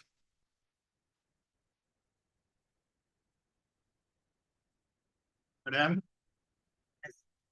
after the excitement of the dance, I want to thank my colleague for restoring your attention to the podium and to allow me to deliver my address. Your Honor, the Vice President of the Republic of Zambia, Mrs. Mutale Nalumango, Right Honorable Nelly Kashumba Muti, Speaker of the National Assembly of Zambia and host of the 56th Plenary Assembly, Honorable Advocate Jacob Nzwi Dalimo Milimo Mudenda, Speaker of the Parliament of the Republic of Zimbabwe and host of the 57th Parliament Plenary Assembly, Honorable Speakers of Sadc PF, Member Parliaments and Heads of Delegations, Honorable Shali Raymond, Chairperson of the Regional Women's Parliamentary Caucus, Honorable Princess Kasune, Minister of Justice, Government of Zambia, Nesimba, Minister of Tourism and Member of the Parliament for Livingstone, Honorable Credo Nanjua, Minister of the Southern Province, Honorable Members of Parliament who were present, Excellency Secretary General of the Sadc Parliamentary Forum, Ms. Buemo Segoma, representatives of regional parliaments, Your Worship, Ms. Constant Malishibo Mulei, the Mayor of the great city of Livingstone, Mr. Roy Ngulube, Clerk of the National Assembly of Zambia, Clerks and Secretaries General of Member Parliaments, members of the Diplomatic Corps, District Commissioner of Livingstone, senior government officials, representatives of civil society, and the press, staff of member parliaments and Sadc Parliamentary Forum, distinguished guests, ladies and gentlemen. First of all, Your Honor, Madam Vice President, I want to express my deep appreciation for the fact that you are able to be here with us in your personal capacity, but also as representative of the President of the Republic of Zambia, the high honor at Chenbe Ishilema. And we thank you for the time that you will be able to spend with us. I am delighted to be able to address you in this opening of the Plenary Assembly of Sadc Parliamentary Forum, where we have gathered to deliberate once again on prominent issues of interest to the region.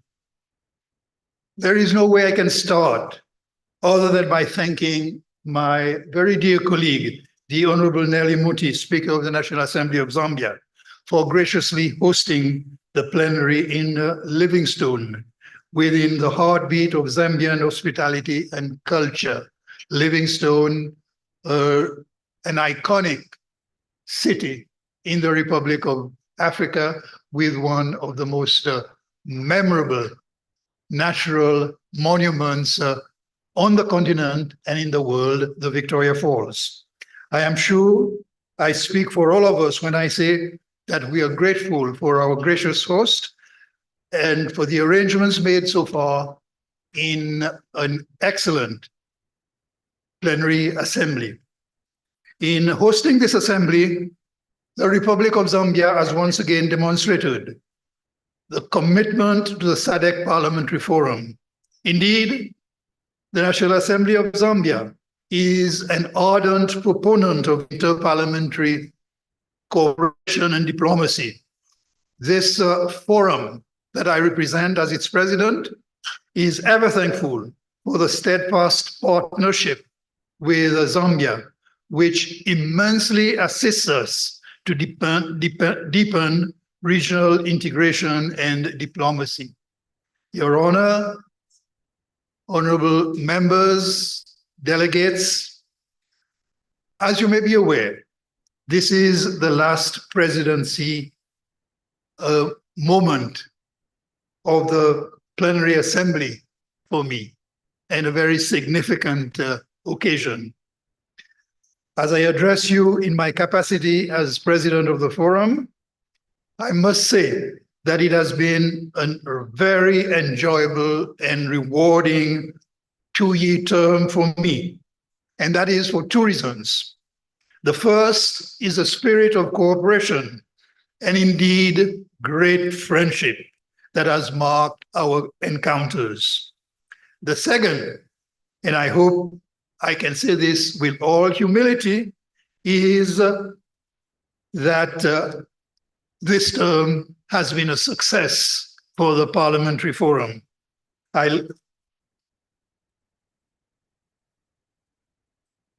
leave the chair with a sense of pride and accomplishment. I seize this opportunity to reiterate my gratitude to my fellow colleagues on the Executive Committee, as well as to every one of you, members and members of the Secretariat, for the trust that you have placed in me. My small country, the Seychelles, has been honored to assume the presidency of the forum for the last 2 years. And as ESCO, we discharge our duties to the best of our abilities and knowledge, with regular coordination with the Secretariat. Of course, as a Speaker of the National Assembly of Seychelles, I will be happy to continue interacting with the forum, although in my different capacity. I wish to emphasize that the forum has made remarkable progress. Owing to the leadership of the Executive Committee and our concerted efforts as a region, the transformation of the forum into a Sadc regional parliament is about to become reality.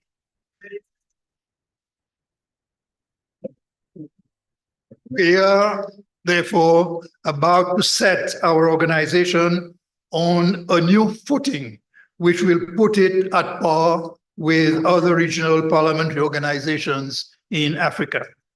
The forum is also poised to become a recognized leader in standard-setting norms with the model laws that are in preparation, including a model law on climate action and a model law on prison oversight. While these model laws will consolidate the growing Bill of Rights of the organization, it is expected that model laws of SADC-PF will accelerate and revolutionize legislative drafting in Southern Africa and beyond. These developments are in line with the forum's policy that we need laws that are effective and which work for the ultimate benefit of our citizens. During this mandate, our forum has adopted a new strategic plan for the years 2024 to 2028, which charts the way forward for it to become an organization that delivers parliamentary excellence to consolidate democracy in our SADC countries. Thus, we have charted our path for the 5 years to come, and we can, with confidence, get down to work. The world, dear colleagues, members, the world is changing, and we are changing with it. The first time in this term, we have included climate action as one of our main strategic goals. This is a concrete step for countries to generate the best possible results under the Paris Agreement. It demonstrates our determination to stay with the curve in addressing issues that are relevant to the modern world and its emerging challenges. Over the last 2 years, the Forum has also inculcated a culture of direct parliamentary participatory democracy by consistently holding public hearings through its standing committees with SADC citizens. This has provided a platform for citizens to express themselves around issues which affect them directly. Along with our partners, as a forum, we are actively tackling gender-based violence, as my colleague who spoke before me has noted, and also the issue of child marriage. Soon, a monitoring and evaluation framework to monitor the SADC model law on child marriage will be available for engagement of national parliaments. The SADC model law on public financial management is also in the process of domestication.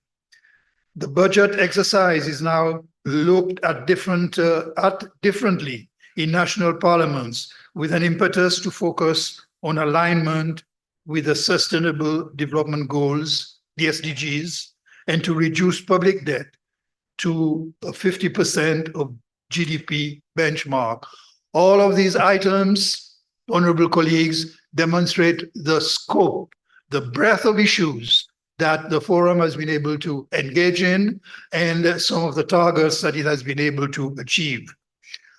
Despite the financial difficult landscape, the forum has held all of its statutory meetings in 2023 and 2024.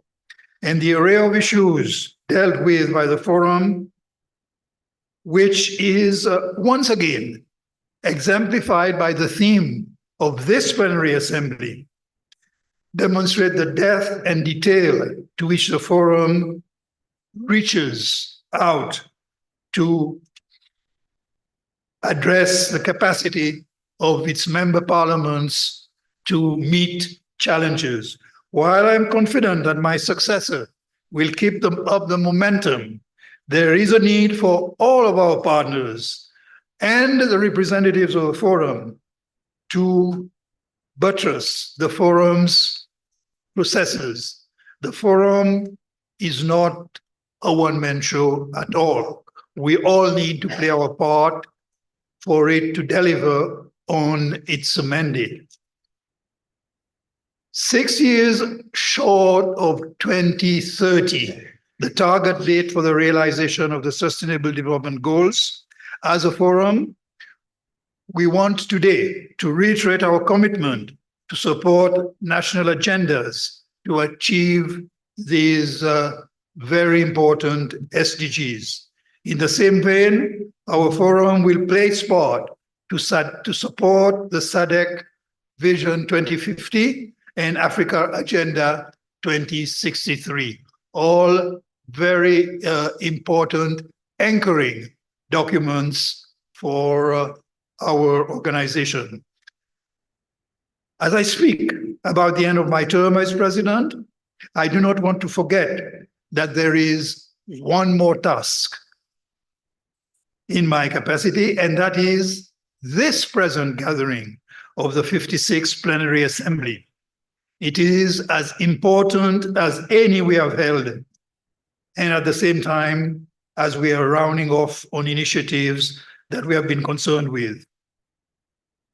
I wish everybody a productive 16 days of activism to end gender-based violence, which is an initiative run every year by the Forum and its partners.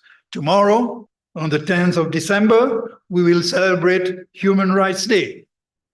And that is a day that we hold very close to our hearts. And that also marks the end of the 16 days of activism. In the lead up to Human Rights Day, I call on all to continue to combat gender-based violence and also forms of violence against women, especially as the year 2024 has witnessed numerous cases of feminicide across the Sadc region. As parliamentarians, we must ensure that our laws and policies guarantee an effective human rights framework. We need to take a stand against all the issues that affect human rights in our region, and all the atrocities in the form of human rights infringements need to end. And the Forum must maintain its own example as a proponent of positive change in the years to come. I want to say to you, my dear colleagues, let's get to work to make this 56th Plenary Assembly a success. I want to thank all the special guests who have been ready to join us, to devote their time and effort to deliberate on issues of concern to us. I express my deepest thanks to the Parliament of Zambia for providing us with the facilities and resources that have been so much in evidence as we start this plenary assembly. And I also want to thank the Sadc Secretariat, led by our Secretary General, for all the effort that has gone into preparing for this, together with our colleagues at the Parliament of Zambia. Thank you all, dear colleagues, for having left the comfort of your home and country at this end of the year, when you should be thinking about celebrating the end of the year. Thank you very much for devoting the time in this work of the Sadc Parliamentary Forum. And I hope that when you return home, there will be all the more reason for you to celebrate. I thank you all for your cooperation, the support, and the friendship that I have received in the course of my 2-year term as president of the Sadc Forum. And I look forward to the continued success of our organization as an important deliberative body in the Southern Africa region. Thank you very much.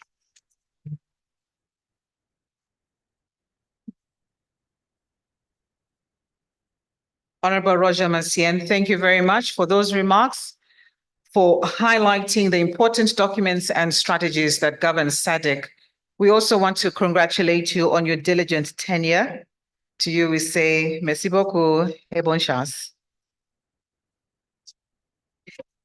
As we get towards the opening address, we'll have a very, very quick interlude of entertainment by the Muyengo Culture Ensemble.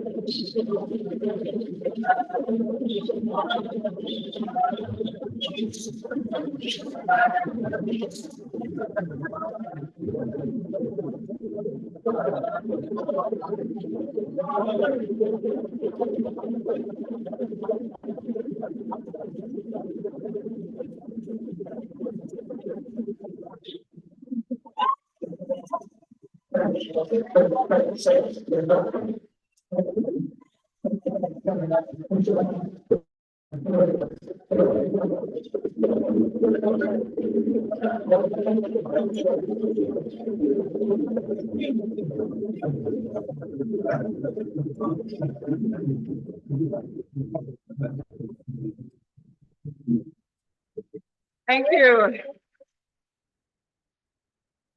So the first dance, the first group that came in, that was the Tongosa from the Luapula province. And the next one, you know, the energetic young man with the six-pack, that was the Vimbuza. Now, Honorable Speaker, now, I'm told that the Vimbuza is performed mostly by men.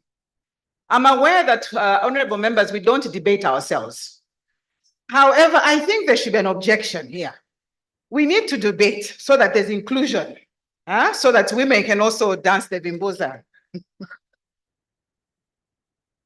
Now, Zambia has 73 ethnic groups, 10 provinces.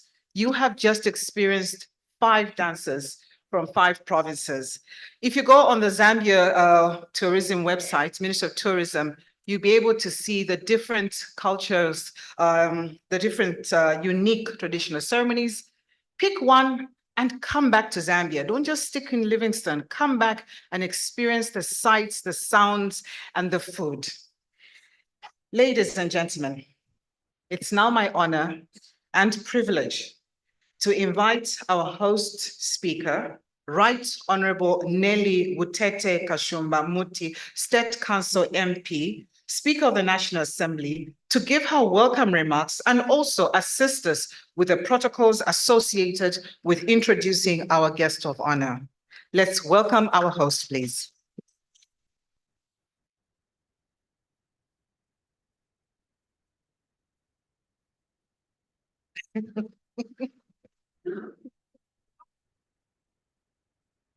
I heard somebody saying I'm a speakers.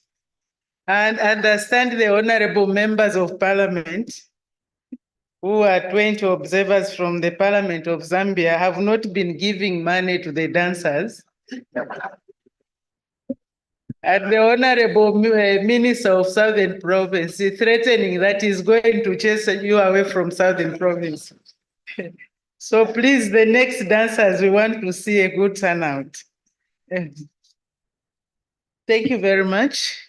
Her Honor, the Vice President of the Republic of Zambia, Mrs. W.K. Mutalena Lumango, MP, on behalf of the President, Dr. Hakainde Hichilema, Your Excellency, President of the Sadc Parliamentary Forum and Speaker of the National Assembly of Seychelles, Mr. Roger Masin, Your Excellency, the Speaker of Parliament of the Republic of Zimbabwe and host of the 57th Plenary Assembly of Sadc Parliamentary Forum, Honorable Advocate Jacob Francis Zuidamilimo Mudenda, we always sit next to each other, and it's amazing that he's the next host of the next assembly. Their Excellencies, the speakers of Sadc parliamentary parliaments and heads of delegations, Her Excellency, the chairperson of the Regional Women's Parliamentary Caucus, Honorable Shirley Josephine Raymond, Honorable Malungo Chisangano MP, First Deputy Speaker of the National Assembly of Zambia, Honorable members of Parliament present, Your Excellency, the Secretary General of the Sadc Parliamentary Forum, Ms. Boemo Segoma, Honorable Princess Kasune MP, Minister of Justice, Honorable Credo Nanjua MP, Minister of Southern Province, representatives of regional parliaments present, Your Worship, Ms. Constance Nalishebomleavai, the Mayor of the great city of Livingstone, Mr. Roy Ngulube, the Clerk of the National Assembly of Zambia, senior government officials present, senior party officials from the United Party for National Development, UPND, from national, provincial, and district levels, clerks and secretary generals of member parliaments, distinguished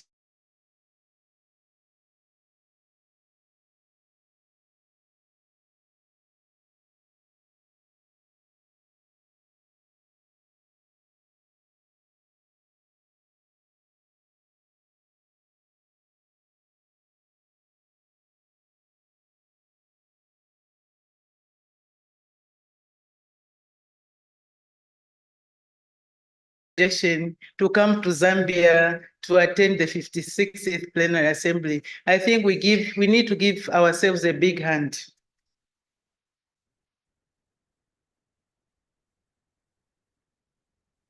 Guests of honor, distinguished ladies and gentlemen, good afternoon.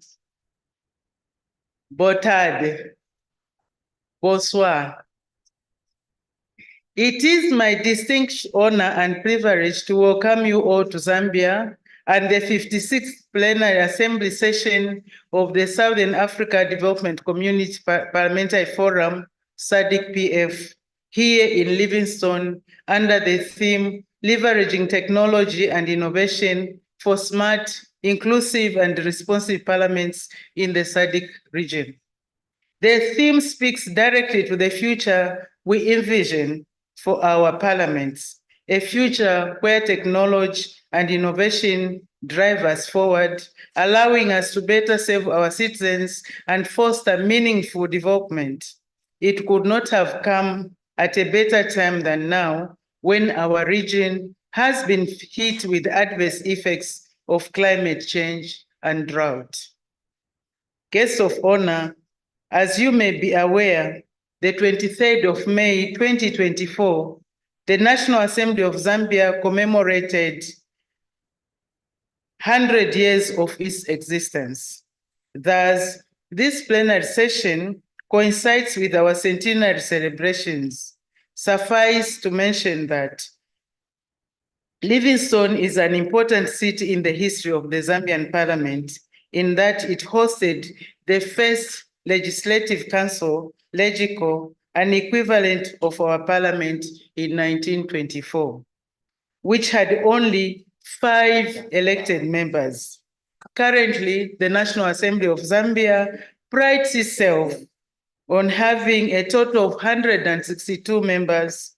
On account of this achievement, every 23rd May, starting next year, we'll be celebrating as Parliament Day. The 23rd of May will be celebrated as Parliament Day in all the 156 constituencies across the country. Guests of honor, the SADC Parliamentary Forum Assembly gives an invaluable opportunity to address common challenges, share our experiences, and enhance our collaborative efforts to build a better future for the citizens of the Southern Africa. This explains partly while we had 2 plenary assemblies every year. Together, we represent the heartbeat of Sadc region, and through this forum, we demonstrate our dedication to advancing the ideals of democracy and integration. Distinguished guests of honor, in addressing the challenges of our time, it is clear that adopting and advancing technology within our parliamentary frameworks is not merely a preference, but a necessity. We are here to explore new approaches that will make our institutions more transparent, accessible, and responsive to the evolving needs of our people. Through innovation, we can amplify our commitment to inclusive representation, empowering voices across Sadc region to actively participate in the legislative process. In the wake of COVID-19 pandemic, it became even more imperative that parliaments embrace technology to remain afloat with the business of legislation and representative activities. Your Honor, in view of the foregoing, the Zambian Parliament has put in place measures to enhance the use of modern technologies in parliamentary work. For example, honorable members are allowed to use tablets or iPads during proceedings for various official purposes. These iPads are used when debating motions, sending and receiving messages that pertain to the discussion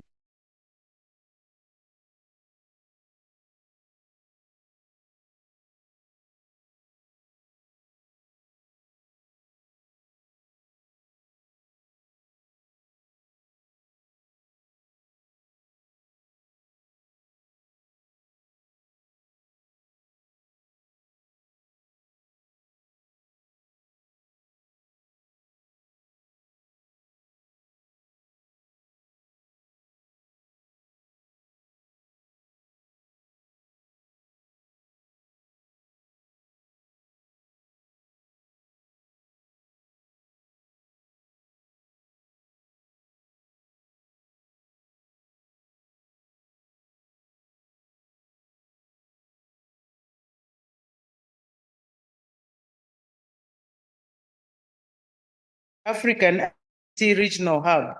Currently, the regional hub is domiciled at the Sadc PF Secretariat, with the other 3 based in other regional hubs. The ICT hub serves as a collaborative online learning platform involving more than 50 organizations and worldwide. Their primary objective is to support parliaments in enhancing their IT governance practices by providing tools for self-assessment of digital maturity and sharing best practices of effective ICT management. Guests of honor, you may wish to note that all members of the Sadc Parliamentary Forum are members of the Southern Africa ICT Regional Hub. It is therefore gratifying that as National Assembly of Zambia, the first host of the IP Southern Africa ICT Regional Hub, we are hosting the plenary assembly of the Sadc Parliamentary Forum, whose theme centers on technology and innovation. This milestone will reinforce our commitment to leveraging technology and regional collaboration to modernize our governance and parliamentary procedures. Guests of honor, our accomplishments as the Zambian Parliament could not have been possible without the enabling environment and government's policy intervention, which align with this year's Sadc Parliamentary Forum Assembly. This can be seen from the establishment of the National Information and Communication Policy of 2023 and the National Digital Transformation Strategy 2023 to 2027, which envisages to increase digital services at all levels of the economy. These tools equally highlight the executive's commitment to support Parliament with adequate resources for it to be able to execute its functions effectively while embracing information technology Information Communication Technologies, ICTs, and Artificial Intelligence. Guests of honor, the visionary leadership of His Excellency, the President, Dr. Hakainde Hichilema, has not only influenced policy, but also inspired a renewed sense of purpose and possibility, culminating into advocates for the use of technology to create more connected and responsive governments, allowing us to better serve the people who place their trust in us. Guests of honor, before I conclude, allow me to mention a matter which is of special interest and importance to all the honorable members of the Sadc Parliamentary Forum. This is the transformation of the Sadc Parliamentary Forum into a regional legislative assembly. Your Honor, majority of countries in the Sadc have endorsed and signed the Sadc agreement, with a few still remaining. It is our resolve and expectation that all the 15 member countries will sign the agreement in order to carry everyone together in the process. Your Honor, you may wish to note that one key side event during this plenary assembly is meeting for all female speakers and members of parliament to interrogate the topic on the retention of female members of parliament, especially on the opportunities and challenges. Your recently launched book, Through to Me, on Wednesday, 4th October 2024, could not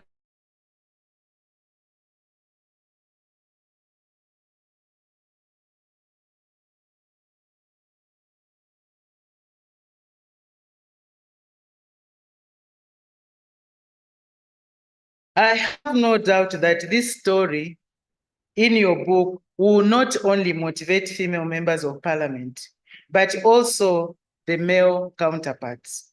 I urge fellow members of parliament to get a copy of this captivating political story of our guests of honor.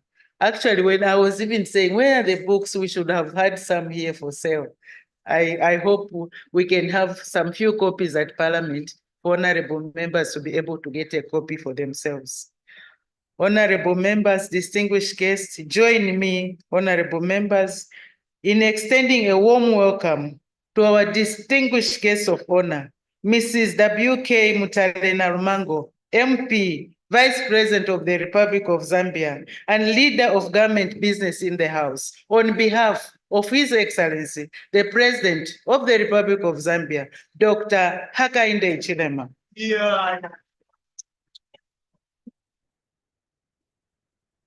It is now my rare and singular honor to invite you, Your Honor, to address this august House. I thank you.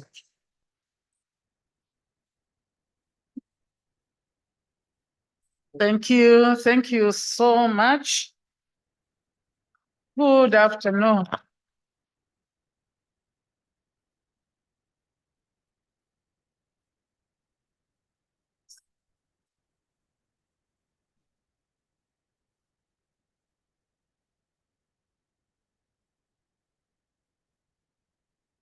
Your Excellency, President of the Sadc Parliamentary Forum and Speaker of the National Assembly of Seychelles, Mr. Roger Manchen. The Right Honorable Ms. Nelly Butete Kashumbamiti, State Council MP, FAPRA, Speaker of the National Assembly of Zambia and host of the 56th Plenary Assembly. I had another title added to her. She's a woman of many titles. Honorable Advocate Jacob Francis Zwindamilimo Modenda, Speaker of the Parliament of the Republic of Zimbabwe and host of the 57th Plenary Assembly. Honorable Speakers of Sadc PF member parliaments and heads of delegations. Honorable Shirley Joseph Raymond, Chairperson of the Regional Women's Parliamentary Caucus. Honorable Credo Nanjua, MP, Minister of Southern Province. Honorable Princess Kasune, MP, Minister of Justice. Honorable members of Parliament present. Your Excellency, the Secretary General of the Sadc Parliamentary Forum, Ms. Buemo Segoma. The Deputy Secretary General of the United Party for National Development, we recognize you. And the members of the National Management Committee of the UPND, we also recognize your presence here.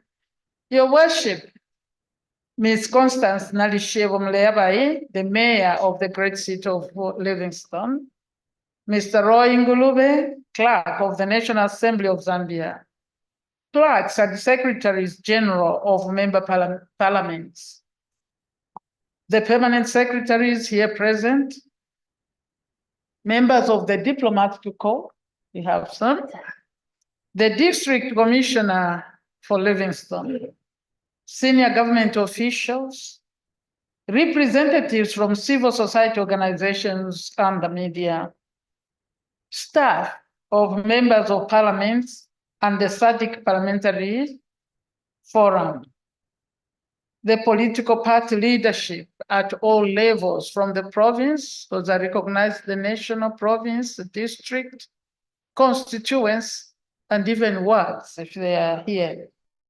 Distinguished guests, ladies and gentlemen.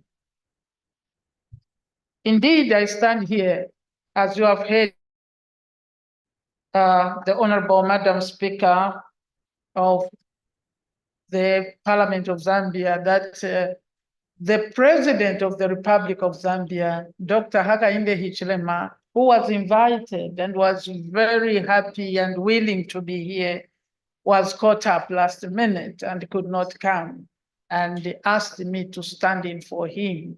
Therefore, as I give my speech, I do it on his behalf. But thank you. But before I start reading the speech, let me congratulate all member states and parliaments that have held elections this year. We did hear from the Secretary General of the Parliamentary Forum refer to a number of states from there, Botswana, who else? South Africa, Namibia, DRC, yeah, and Mauritius, Mozambique. These have held elections which are peaceful, and we have seen people already coming here. Colleagues, we should congratulate ourselves as SADC member states for holding peaceful elections. You are setting the tone. The next elections should be even more peaceful. The people of SADC, you are great people. I also want to appreciate, again, the Secretary General. In her speech, she referred to a number of things. I was not expecting them, so I must appreciate. She actually referred to the many achievements that Zambia has gone through, including the restructuring, the debt restructuring. Thank you so much. Including the education system. We appreciate that the SADC Forum is listening to its member states. This is the way to go. So that when we meet like this, we are able to share what policies our country is putting in place. Thank you. You even know that more girls have gone back to school because of the policies. Colleagues, it is your duty, whichever side of the aisle of your parliament you stand on, you sit on. Number one, you must think of the people that you promised to serve. Because there's no parliament which is not political. But the political divide should not divide us on policies that are good for the people. So I appreciate you mentioned a number of things and you did, therefore I want to go through them. And I go to the speech now. I am standing on behalf of the President of the Republic. I am deeply honored to address this 56th Plenary Assembly of the Southern African Development Community SADC Parliamentary Forum, organized under the theme, Leveraging Technology and Smart Innovation for Inclusive Parliaments in the SADC region. I am sorry I'm adding this little because I'm reading the President's speech. Madam Speaker, you referred to the book, my book, True to Me. It is on Amazon because here we are saying leveraging on technology. So the book is already on Amazon. People can access it on Amazon.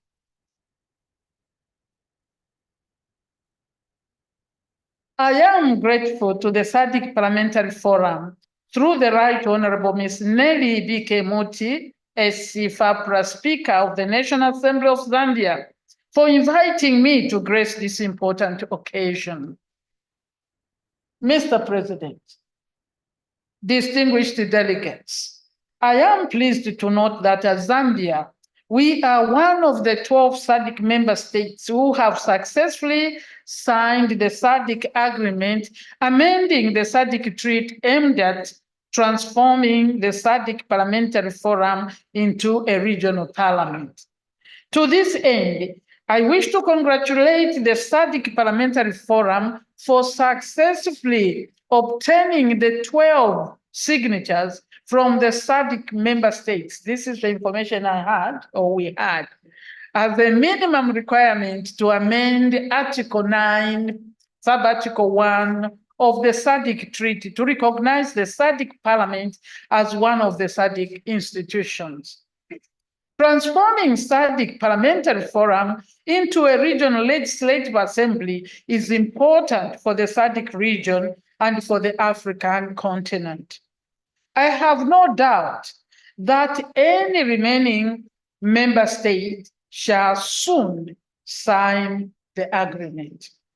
Distinguished delegates, Zambia remains committed to ensuring that the objective of transforming the SADC Parliamentary Forum into a regional parliament is fully realized through support for subsequent procedures at national and regional levels.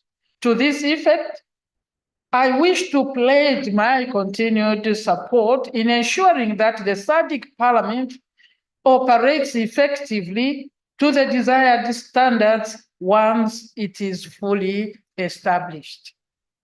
Mr. President, distinguished delegates, ladies and gentlemen, the theme for this year's assembly deeply resonates with our country's aspiration and resolve to achieve sustainable development through the adoption of technology and smart innovations. As government, we are committed to developing information and communication technologies, ICTs, infrastructure in our country. This is because we realize that ICTs are a catalyst for socio-economic transformation of nations globally.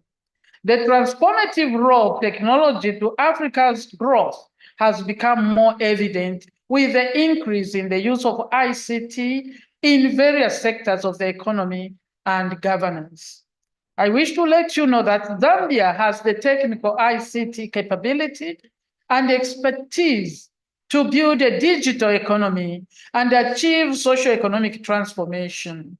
It is for this reason that as part of our interventions to leverage technology and smart innovation as government, we have undertaken a number of policy interventions in line with this year's SADC Parliamentary Forum Assembly. Firstly, in 2021, we established the Ministry of Technology and Science after forming government. The objective of establishing the new ministry was to promote and coordinate the use of technology and scientific research so as to foster socio-economic development, including the use of technology to address the many pressing challenges in our country. Secondly, we have enhanced ICT infrastructure and digital capabilities in the country in order to drive innovation for improved service delivery and job creation, as well as enhance digital inclusion and connectivity so as to reach the unserved areas, especially in the rural parts of our country. I heard Honorable Mpundu, the youth leader here, talking of the digital divide. We have it in our country, and that is what we are trying to address. In line with this intervention, we have embarked on a countrywide construction of 202 communication towers. We are also working with the private sector to construct an additional 212 towers. These towers, totaling more than 400, once completed, will transform the socio-economic status of our people. Our people will be able to access a number of key services electronically, such as social cash transfer she referred to. Meanwhile, we still have a challenge in certain points because they can't quickly access, but with that, they will be able to access social cash transfers easily, agricultural, legal, and health services, which in turn will enhance participation and inclusion. Most importantly, in line with the theme of this conference, the connectivity of these areas will support an inclusive parliament. As citizens across all our 156 constituencies will be connected and be able to seamlessly interact with their representatives through technology. We heard the leader of the women speak to that. We are working on that now. Further, in our quest to leverage technology and smart innovation and improve access to public services for our people, we are implementing a digital transformation initiative that minimizes face-to-face interaction with service providers. This intervention has reduced the risk of corruption in the delivery of public service so far. No, I'll read again. The intervention has reduced the risk of corruption in the delivery of public service. I think you interpreted. So far, 300 public services are being accessed on the ZAM portal. The owner of the ZAM portal is somewhere here. Also referred to as government service bus. Ladies and gentlemen, as a result of these interventions, we have created an enabling environment to encourage ICT uptake in Zambia. Subsequently, this has increased public participation, resulting in the inclusion of the youth, persons with disabilities, and women in decision-making. To this end, our country has recorded significant improvements in the ICT sector, with all targets recording an increase in the use of ICTs, showing that citizens are ready to utilize digital services. Mr. President, distinguished delegates, despite all these interventions being undertaken to address the current socio-economic problems our country is facing, you may wish to note that there are challenges constraining their effective implementation. For example, while ICTs have played a catalytic role in transforming the economy, technological advancement have also brought about new challenges related to information security, data privacy, and e-waste management. To address these emerging issues and ensure that the country's digital economy developed in a sustainable and responsible manner. We are working to establish an effective data protection framework for the benefit of our nation and region. Mr. President, I notice from your program that you will consider country reports to assess the progress made on the implementation of the resolutions of the 53rd Plenary Assembly that took place in Luanda, Angola in July 2024. I look forward to the outcome of this process so that as government we can draw lessons from there. It is my expectation that the experts and the members of parliament present at this assembly will be instrumental in navigating around any issues arising from these reports. I also look forward to the experts and members of parliament to come up with new resolutions for implementation in the coming year, leveraging technology and smart innovation for inclusive and responsive parliaments in the Sadc region. This brings me to the theme of this assembly, leveraging technology and smart innovation for inclusive parliaments in the Sadc region. The theme is very instructive for both Zambia and the Sadc region. It speaks to the need for public institutions, such as parliaments, to embrace technology solutions or technological solutions so that they become more responsive to the needs of the people, especially in the context of the rapid social change and technological transformation our country and the region are witnessing.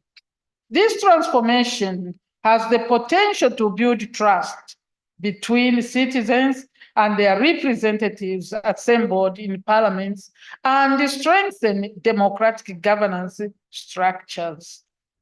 Therefore, as government, we desire and demand that parliaments must win and sustain the trust and the confidence of our citizens in the entire region, leveraging on technology and smart innovation. Mr. President, distinguished delegates,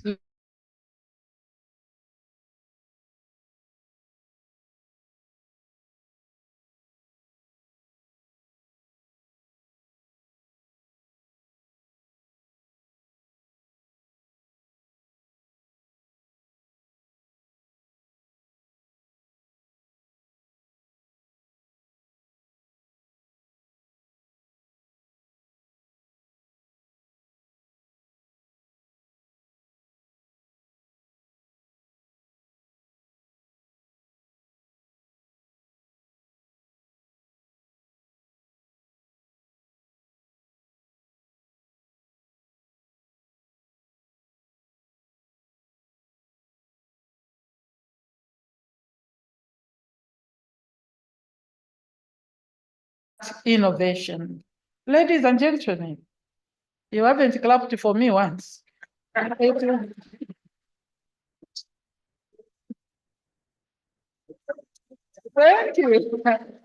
Thank you. You saw the director of ceremonies say you are supposed to be noisy. So when you are very quiet, at least even you know is better than nothing. That's what you specialize in. It's here, it began and no. Ladies and gentlemen, it is now my singular honor and privilege to declare the 56th Plenary Assembly of the Sadc Parliamentary Forum officially open. God bless you. God bless our region. God bless our continent. And indeed, may God embrace us all. Bless you. Yeah.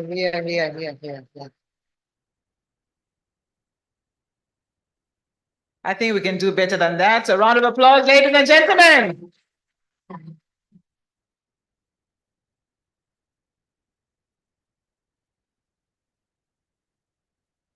Thank you, our guest of honor. Thank you very much, Madam Vice President, for those inspiring remarks and for highlighting the strides made by your government in technology advancements so that no one is left behind, so that the Zambian people experience economic enhancements through your inclusion agenda. As we get towards the end of the official opening ceremony, I would like to invite to the podium to give a vote of thanks, and this will be given by the Honorable Advocate Jacob Francis Zwidamilimo Mudenda, Speaker of Parliament of the Republic of Zimbabwe, and the host for the 57th Plenary Assembly session.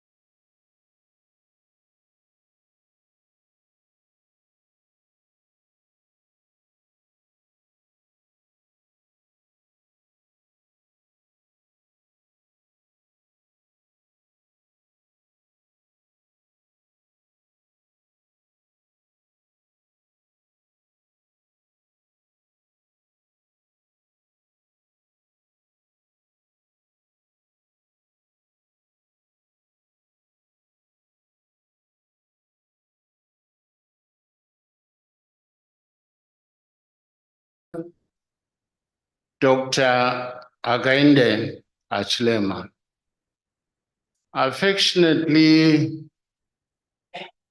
known as HH. Your Honor, speaking to you now when it is just past 1 o'clock and it's lunchtime, I hope my vote of thanks will have some indulgence. Your Honor, allow me to bring greetings from His Excellency President Mnangagwa and the people of Zimbabwe, and indeed the Parliament of Zimbabwe, to His Excellency the President of the Republic of Zambia.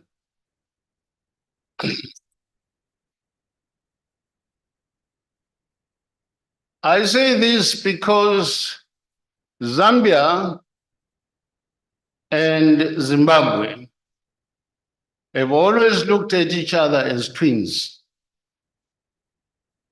And the Speaker of Parliament of Zambia has indicated that we always sit together. And now she has been the first twin to host the 56th Assembly, Sadc, and as the second queen, who happens to be slightly older, will host the 57th.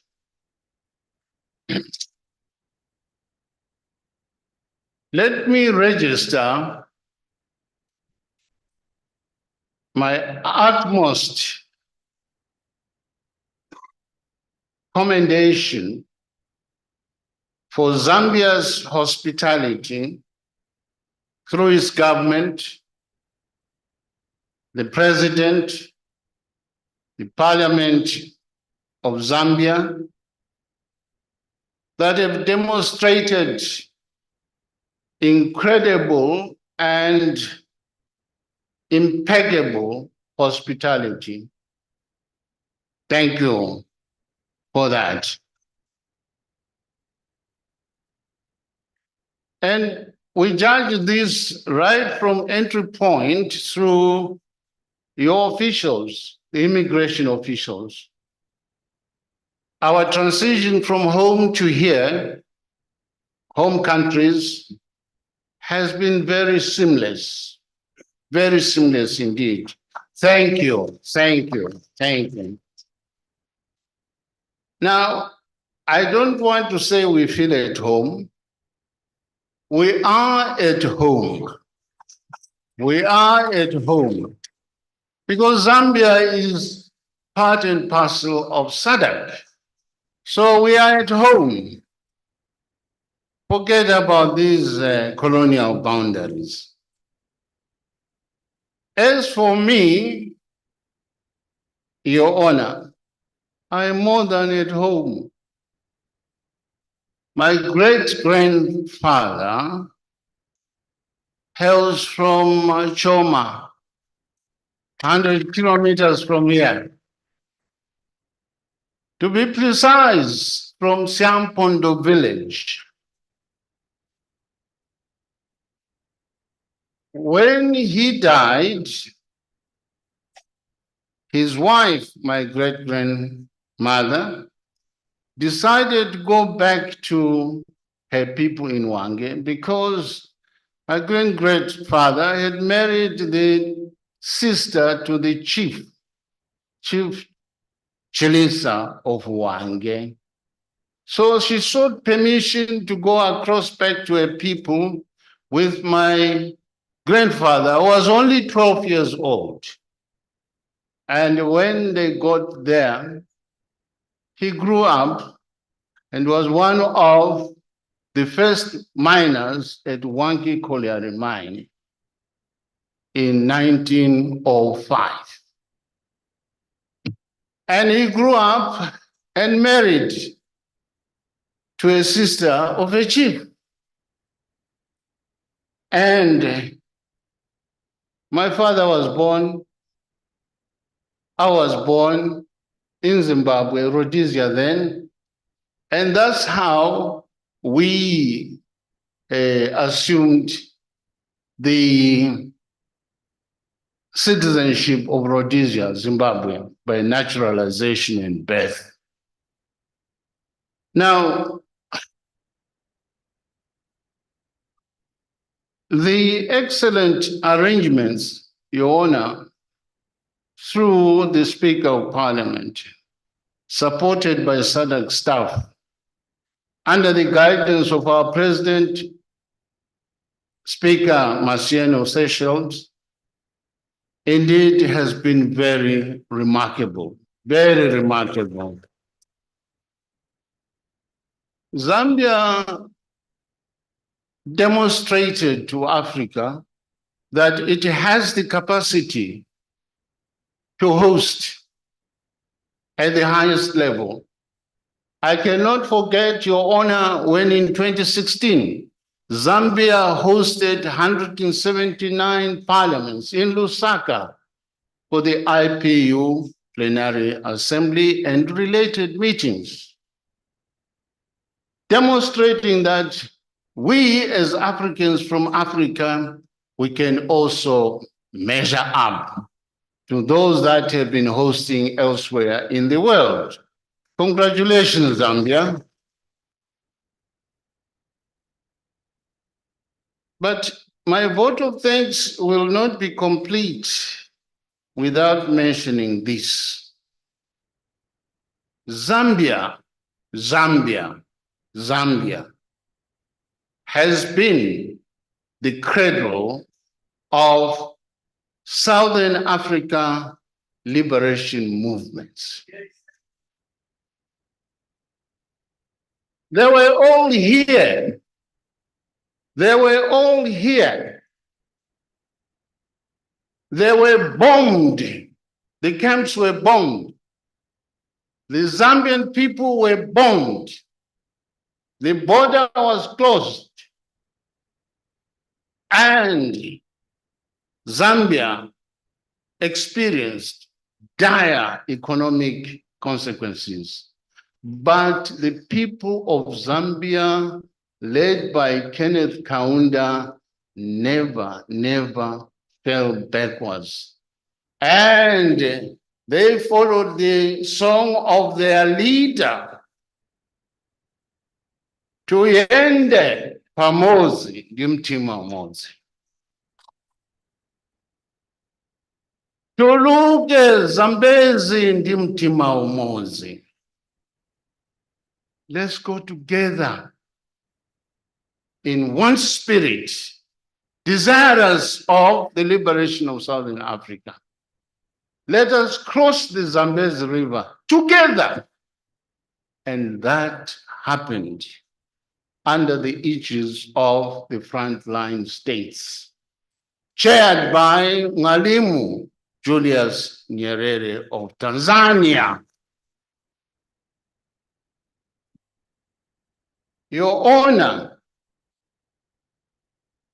that spirit of hankering after independence and freedom must arise,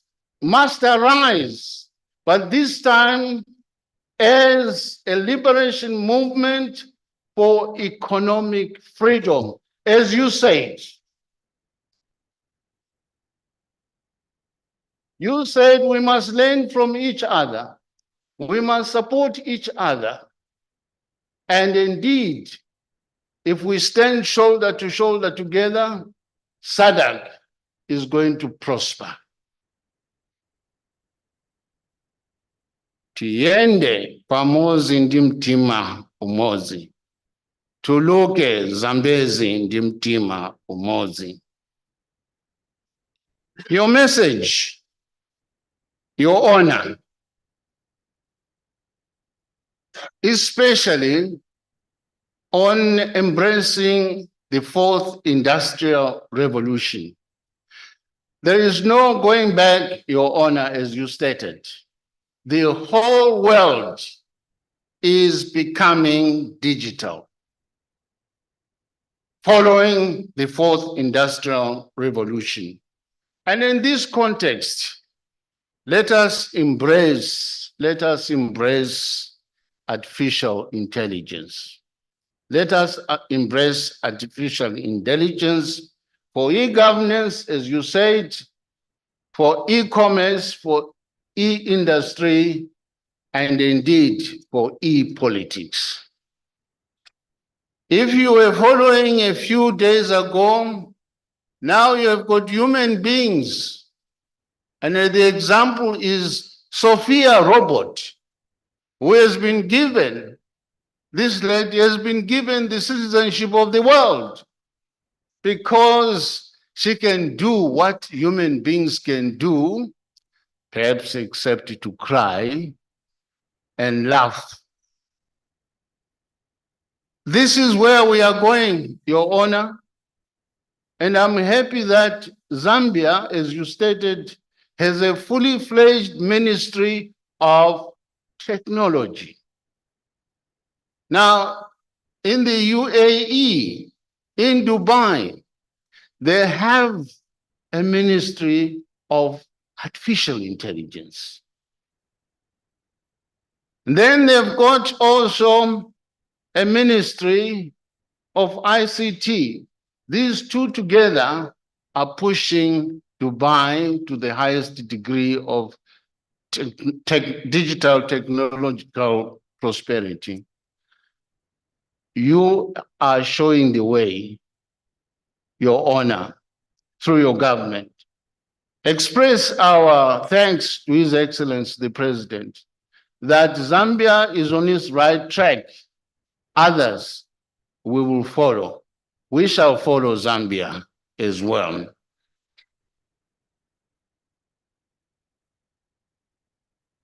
You revealed also that you have written a book, True to Me, indicating that you have self-faith. And in that self-faith, you have moved mountains. You have conquered challenges. Indeed, you are an example to the women's folk, but more so to the girl child. We need more and more of our women folk going up there and leading us. I didn't hear your clapping.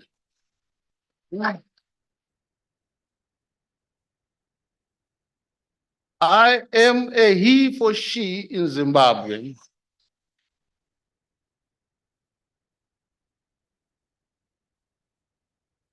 Who amongst us here is not born of a woman? None. None. Let us give the women folk chance to lead us.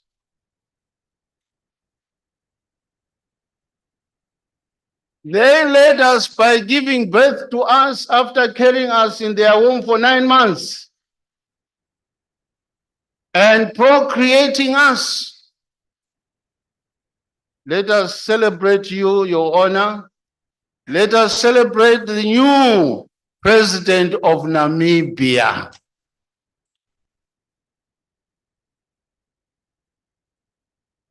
In Malawi, we had Joyce Banda. Now in Tanzania, we have another female president. I am going to read your book with interest and share it with our members of parliament and the people of Zimbabwe. I just want to understand who you are.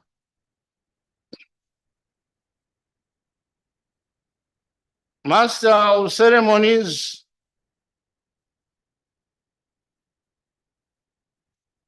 let me say,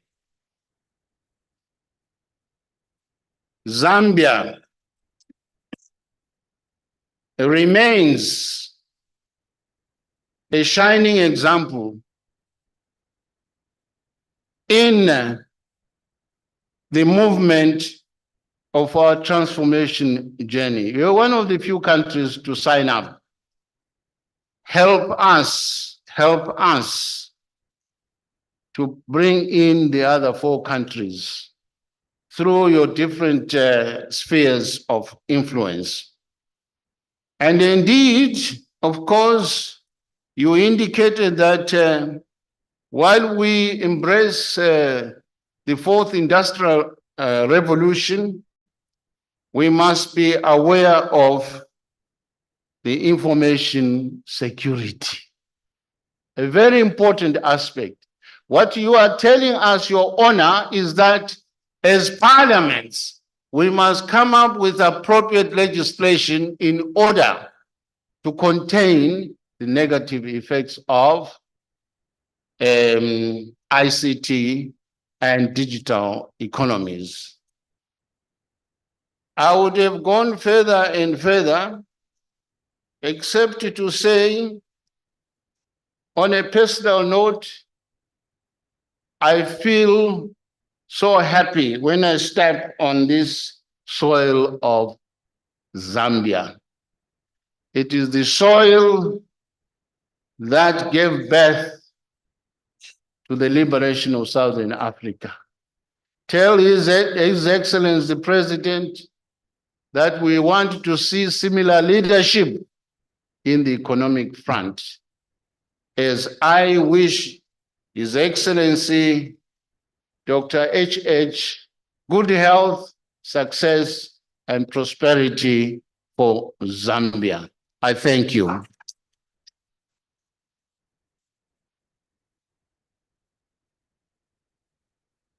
Ladies and gentlemen, another round of applause for the Honorable Advocate Jacob Francis Nzwida Mudenda, Speaker of the Parliament of Zimbabwe, and the hosts for the 57th Plenary Assembly Session.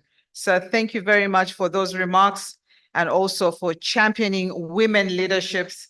Indeed, let's move together and let's embrace technology.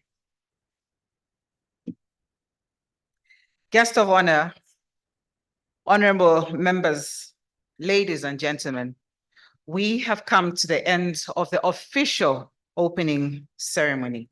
To conclude, we will have a closing prayer and also singing of the anthems. We will then transition to the next part, which is the group photo and lunch by the poolside for the delegates and the grounds to the left of this auditorium for all supporting staff.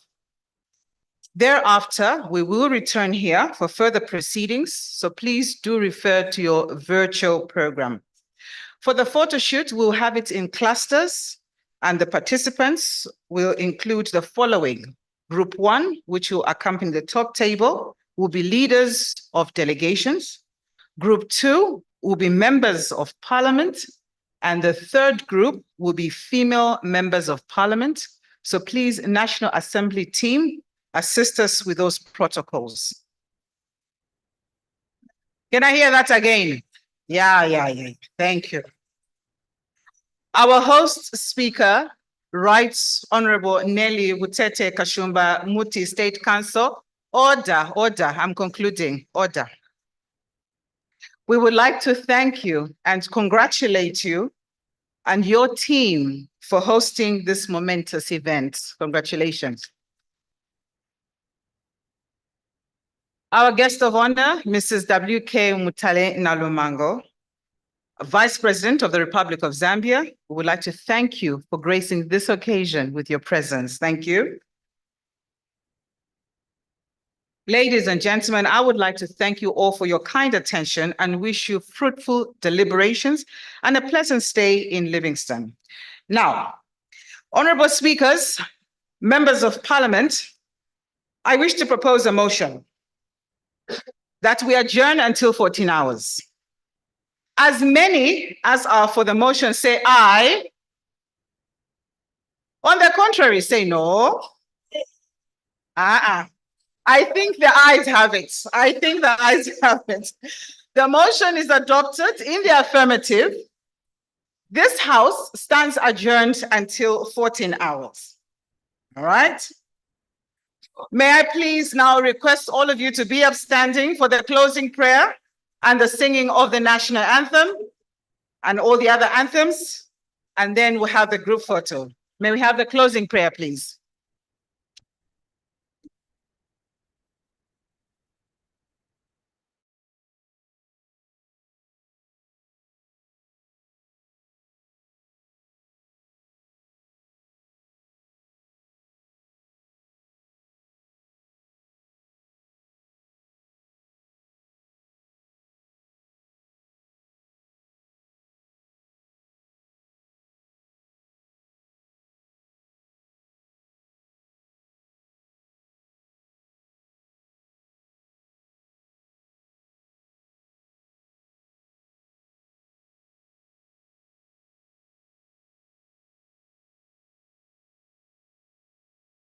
As we come to the close of the official opening ceremony of this conference, Almighty God, grant now a safe passage to our guest of honor, the Vice President of the Republic of Zambia, Mrs. W.K. Mutale Nalumango, and her entourage. Provide now your divine wisdom and counsel to all the conference participants, and continue granting good health and strength upon each one of us. Therefore, to all of you, the delegates, may the Lord bless you. May the Lord keep you safe. May the Lord smile at each one of you with favor. May the Lord lift his countenance upon each one of you.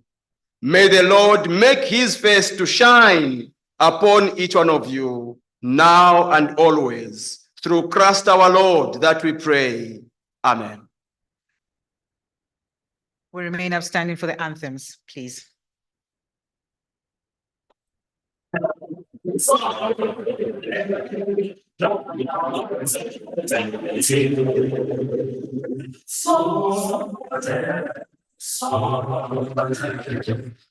of the beds of you. So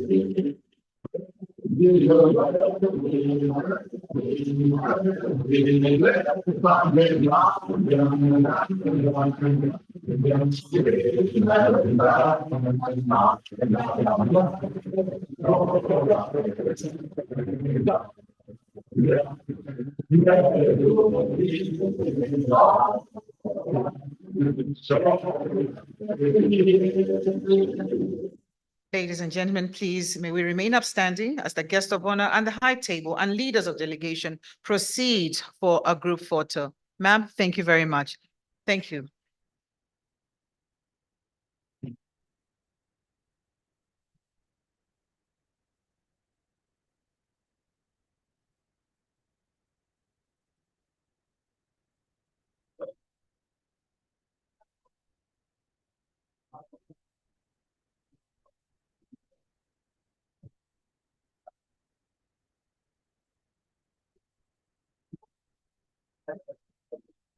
Leaders of delegations, please join the photo for group one.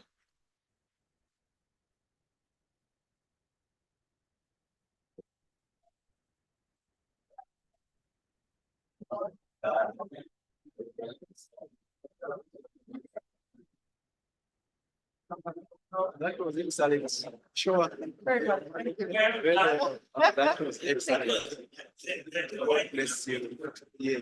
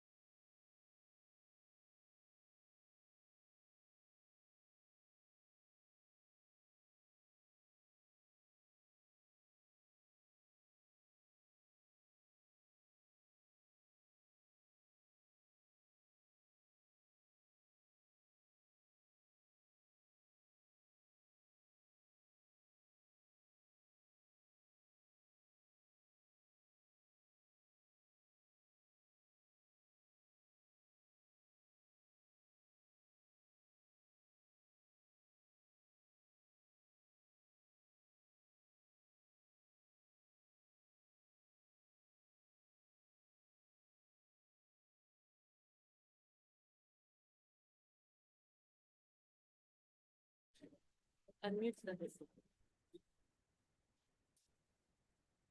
We're not getting any sound from this guy. No, no, we're not.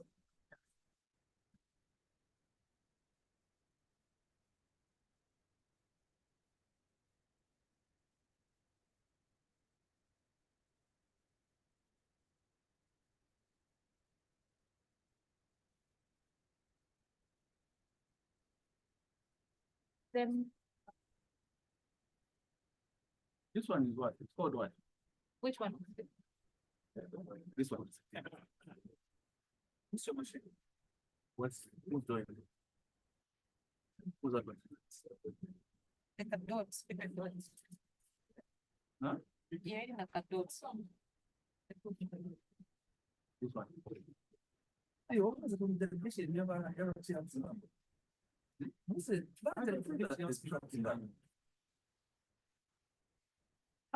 It sounds like okay, no, but some really bad. Okay, here we can see. Okay, yes, so I don't like speaking the matter of the gym.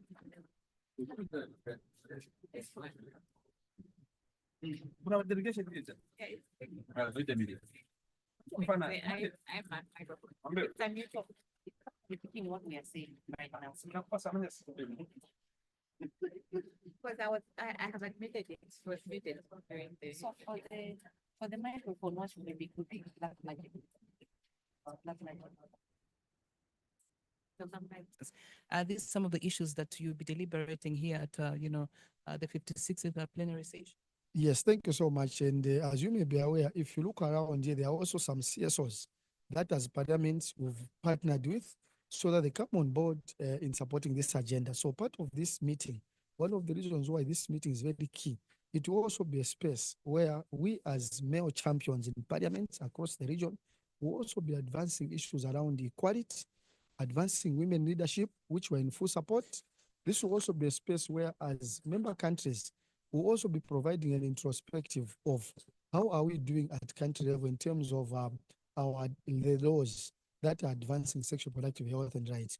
We are aware that there are certain protocols across the region, like the ISA commitment that has been signed by Zambia, that has been signed by other countries like South Africa, but other countries like Malawi, they've not signed that. So these are the commitments in the Eastern and Southern African region that are very deliberate in terms of wanting to adapt some of the laws that are protecting the rights of children, protecting the rights of women, and ensuring that as governments, we invest adequately in the allocation of resources towards the teaching of towards ensuring that we provide support to our children, like menstrual support in our schools, laws that will ensure that the people that are advancing the rights of children and women, they are also brought in.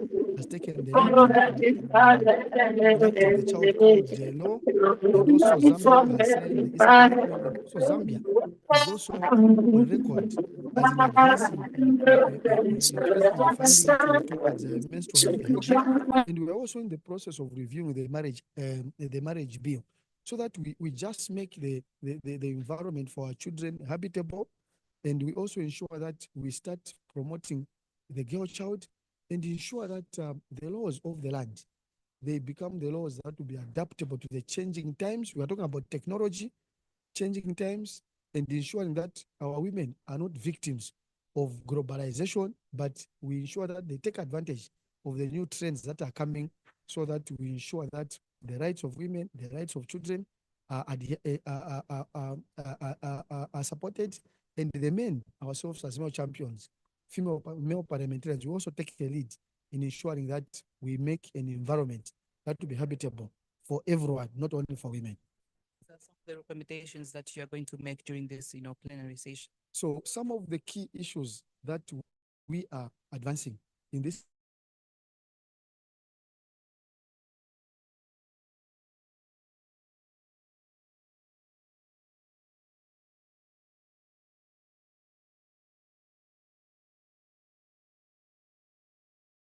the issues around the funding and the financing. And some of the recommendation attached to financing is to bring on board the private companies, non-state actors to come on board and support our governments, who most of the governments in the region struggling with funding and financing. The other issue is about the equal representation. We are aware that in the Sadc region, a lot of countries, they don't have the women quota. So we, the male champions, the male members of parliament, we are also advancing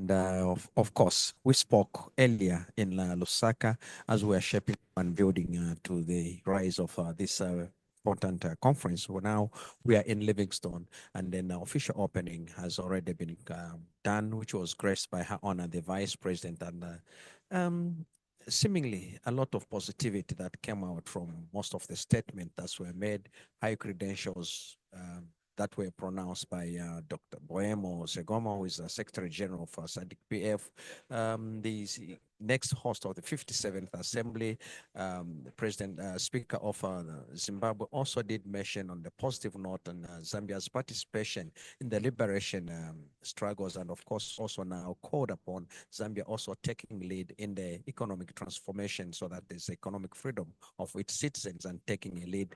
And also the host speaker did also mention and talk about Parliament taking lead in the digital transformation, where now you as members of our Parliament have been given these tools. And so maybe we take the angle of that with those positive credentials and where we stand as a Zambian Parliament, where we're moving with this digital transformation in line with the theme as well after the official opening. What do you want to say about it? Thank you so much. First of all, I'd like to say that most of the speakers that spoke earlier today, they spoke very well and they spoke about a lot of positive things. Now, what I would like to say is that what has happened today marks a significant milestone of the collective effort that we have, the collective effort that we have in leveraging on technology in making our parliaments and what has happened shows us that technology is shaping the future of parliaments. I'm very excited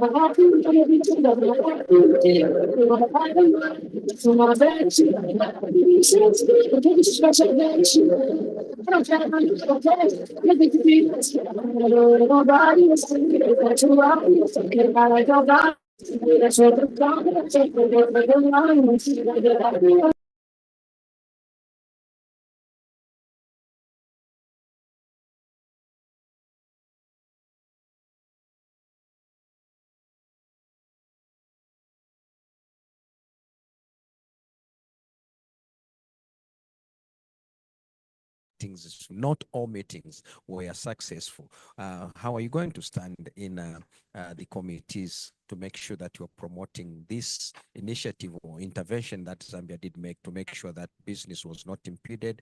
The House did sit, even if it was virtually. We might have one or two challenges, but of course, the House had to sit virtually. So what position are you going to take as you interface with your colleagues in various committees, looking at the theme that the conference is being held under?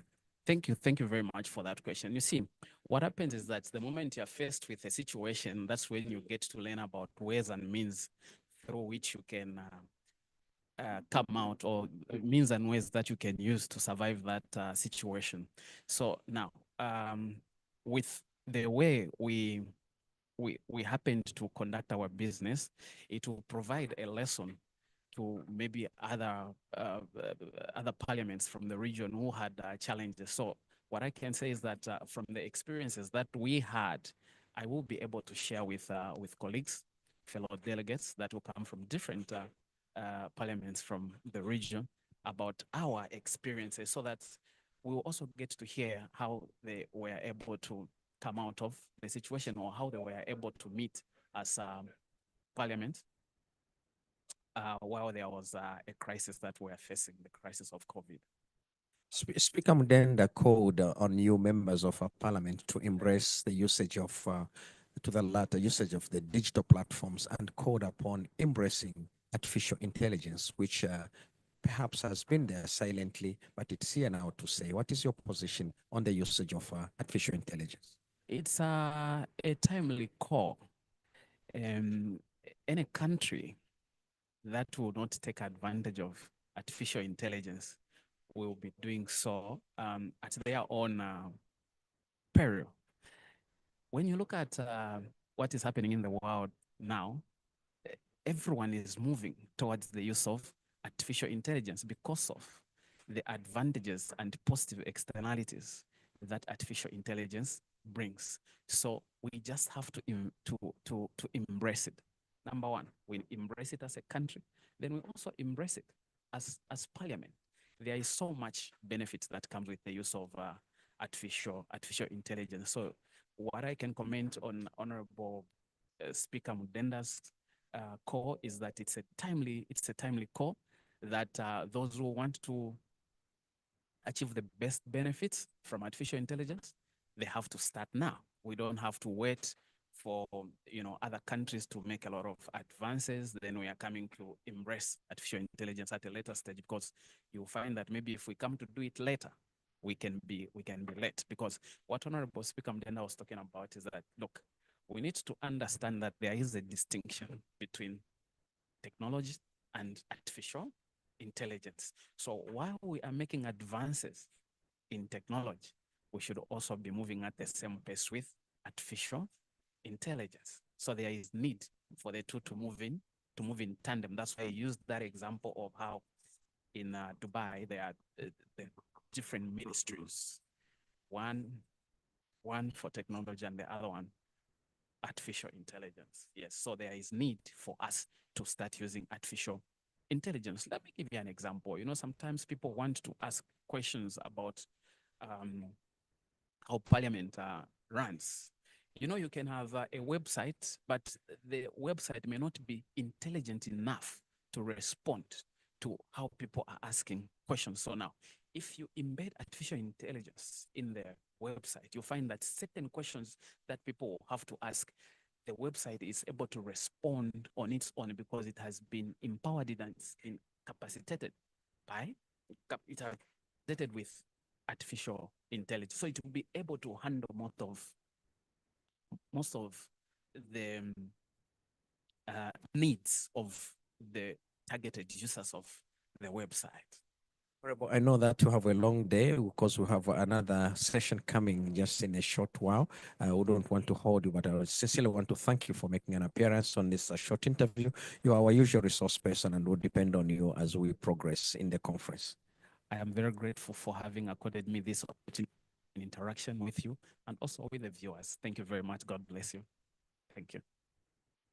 Right, that was Sally, member of our parliament, Honorable Kalalwe Mukosa, also taking his point of standpoint view with regards to what is taking place and what is happening right here at Radisson Blue Hotel, where Zambia has hosted the 56th Plenary Assembly of the Sadc PF. So we've got our last guest for this particular moment, and she's also part of the Sexual Reproductive Health Rights Caucus, which our Member of Parliament for Itezitezi, Mr. Twambo Mtinta, actually, does belong to, and I'm talking about Miss Miriam Winga. She's actually Country Director for REPSI. Just tell us more about REPSI. What does it stand? Thank you so much. So REPSI stands for the Regional Psychosocial Support Initiative. It is an organization that is operating in 13 African countries, promoting mental health and psychosocial support among children as well as young people. So the organization works with schools, with parliamentarians and different members of the community to promote mental health as well as psychosocial support, and also to look at issues of sexual reproductive health and how those are linked to mental health. Yes. I know there are a number of issues that are going to be deliberated on: sexual health, issues of gender, and just tell us your role as a civil society regarding this. Thank you so much. So if you look at issues, especially around gender-based violence, teenage pregnancy, you're looking at child marriage, you are looking at mental health itself, psychosocial support. In Zambia, you find that there are a number of organizations that are implementing these activities, but we tend to implement these activities sort of in isolation. Each one is working on their own, taking the same message to the same people, that could be young people in schools or in communities at different times. So you find that a young person, for instance, in a school, can in a week meet 5, 6, 7 different organizations, all of them talking about sexual reproductive health. The members of parliament also get overwhelmed with various organizations coming to talk to them about wanting to meet them on sexual reproductive health issues. So as civil society organizations, we formed what is known as the Civil Society Organization Task Force to look at how we could pool our resources together and work together to take this message to the parliamentarian and speak with one voice and avoid duplication of effort, but also the messaging. We wanted to go there with the same message. So that is how we together worked with the parliamentarians and managed to advocate for a parliamentary caucus. So this particular parliamentary caucus on sexual reproductive health came about as a result of various civil society organizations coming together to say, instead of working with single members of parliament individually, instead of each one of us going to parliament in our individual capacities as organizations, let's come together and reach out in one task force. So that is how we have been working together with the members of parliament, and we have also managed to come up with a strategy that the members of parliament will be following to promote sexual reproductive health and rights in communities, but also so that they can be able to table matters related to sexual reproductive health on the floor of parliament. So in a nutshell, those are the gains that you have made thus far. There are other, children that are going through these issues that you're talking about, issues of sexual reproductive health that have never been reached by, civil society, for instance. How do you reach to the, the remotest parts?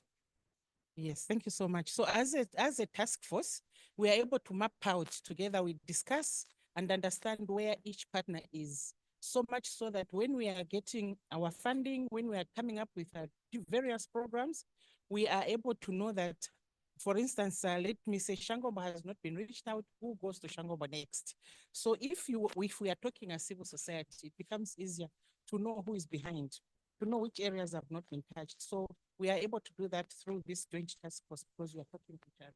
Yeah, this meeting is going to provide a good platform for you to discuss, these issues. I know that Zambia is not the only country that is going through issues of, sexual reproductive health. There are other countries that are going through what, we are going through. Yeah. What do you hope to achieve after, the 15th of this? All right. Thank you so much. The theme is talking around issues of digital technology, leveraging on digital technology.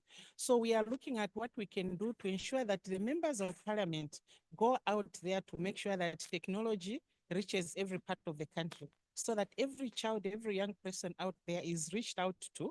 If we are not able to get there physically, we can be able to reach out to them digitally. And we believe that this can be achieved in the entire Southern African region through the Sadc Parliamentary Forum that we are here to attend and be able to share our advocacy messages with all the delegates that are here so that they can take this message back to their homes. for time, and we can only wish you all the best during this deliberation. Thank you so much. It's been a pleasure. That's Ms. Mwinga. She belongs to a caucus that is called the Sexual Reproductive Rights, a caucus that the Zambian Parliament actually does belong to. Julius, we done with our guests. Yes, indeed. It's been a bright morning so far, part of the afternoon. And of course, a break has been taken to usher us into the next segment, which is coming just about 14 hours, according to the time that was announced. But of course,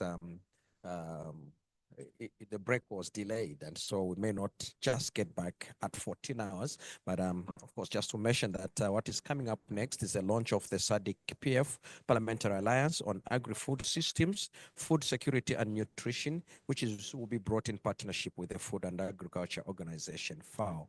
We have a valedictory ceremony for Honorable Professor Peter H. Kajavivi, that's the Speaker of the National Assembly of Namibia and host speaker of the Sadc headquarters. And so as Parliament Radio and Television, we try by all means to bring to you these events as they unfold here at the Radisson Blue Hotel. So enjoy watching and enjoy following us. And of course, we take a break for now. We'll see you on the other side when we are back.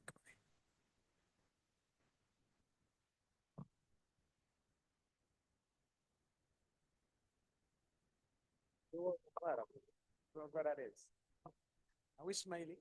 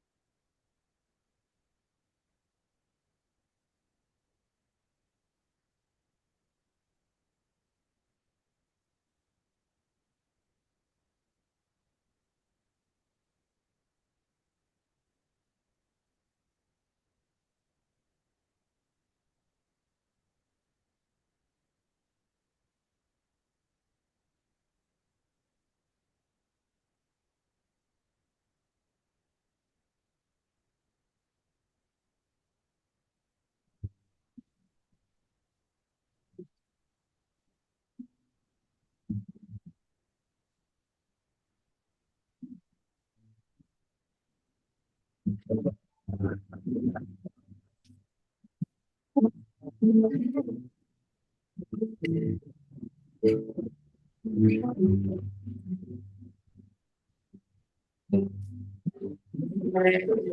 one, just one day, and good Lord,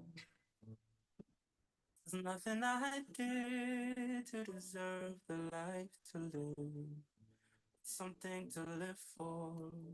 We've been shaken to the core, and what's more, we've been through the weather together. Thoughts are giving up, never weren't perfect, but it's worth it. With my mistakes and yours combined, we'll be forgiving each other for a lifetime. But I'll still say sorry for all the things I tend to do in a hurry. That's not a life I want for you. Don't worry. I know I'll take time, but I'll prove it. Whatever it is, I'll do it. I will do anything for you. I would do anything. I would do anything for you. I would do anything. No, there is nothing I won't do for you. I would do anything for you.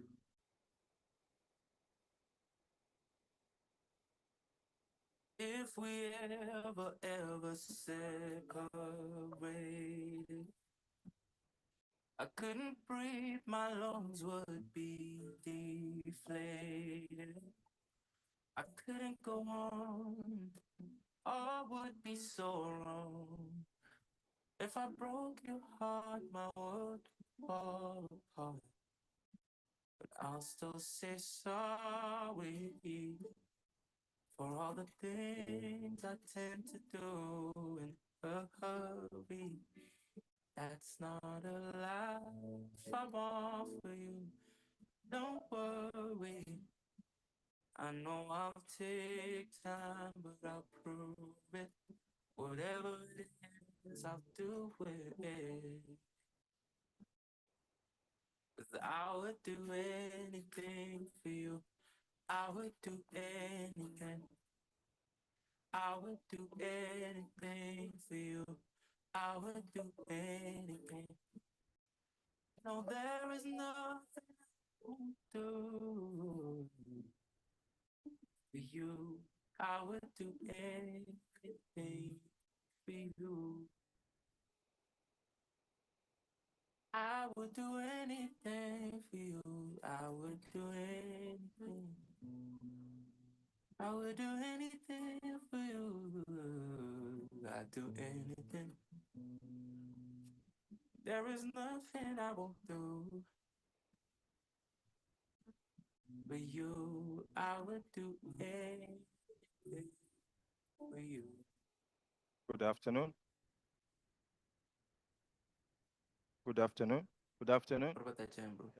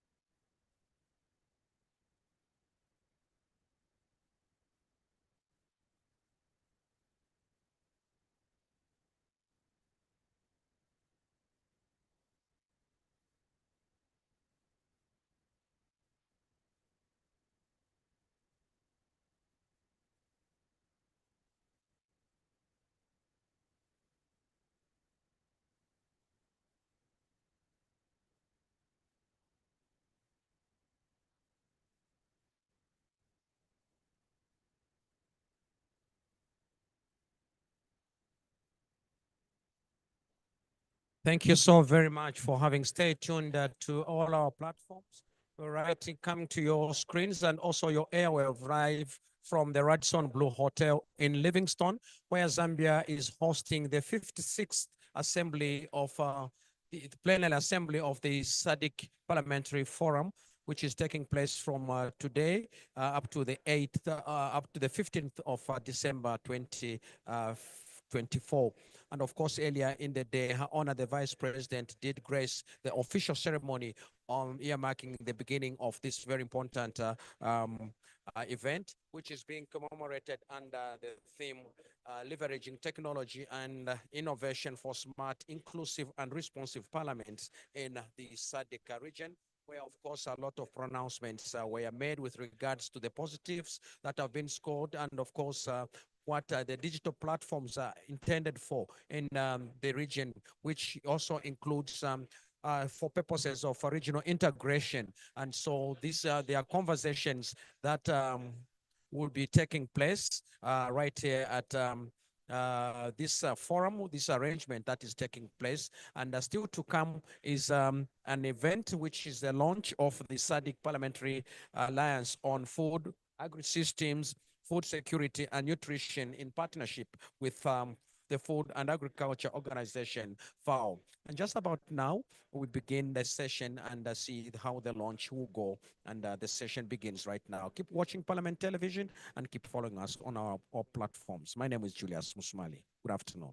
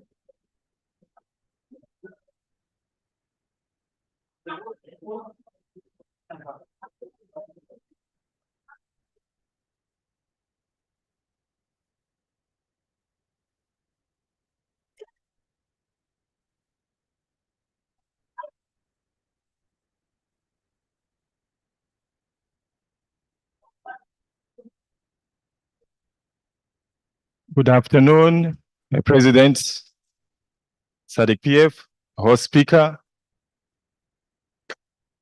representative from FAO, the Secretary General, all the honorable speakers, present leaders of delegation. Good afternoon and welcome back from lunch. We hope you had a good lunch. We are back to continue the business. So at this point, I would like to invite the Secretary General of the Sadc PF, Madam Poemo. A round of applause, please, for her.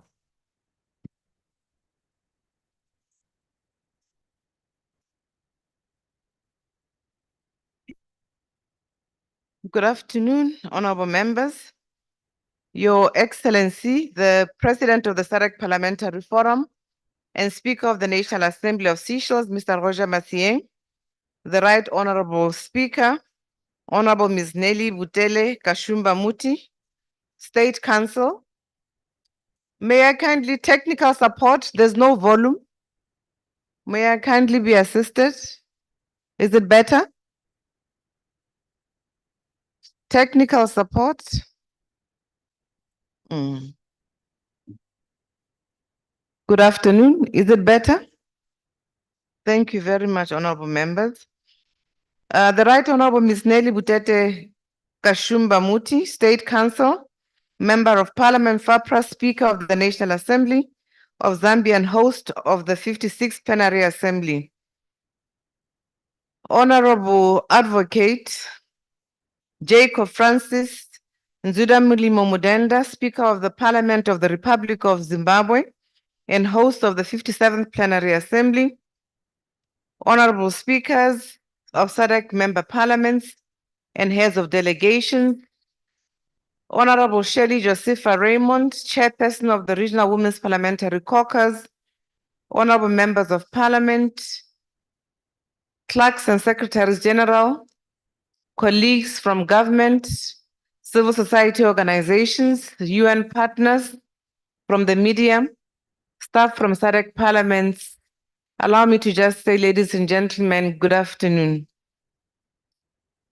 Allow me to welcome you to this launch of the Alliance, which presents a key milestone in our quest towards a hunger-free and resilient Southern Africa.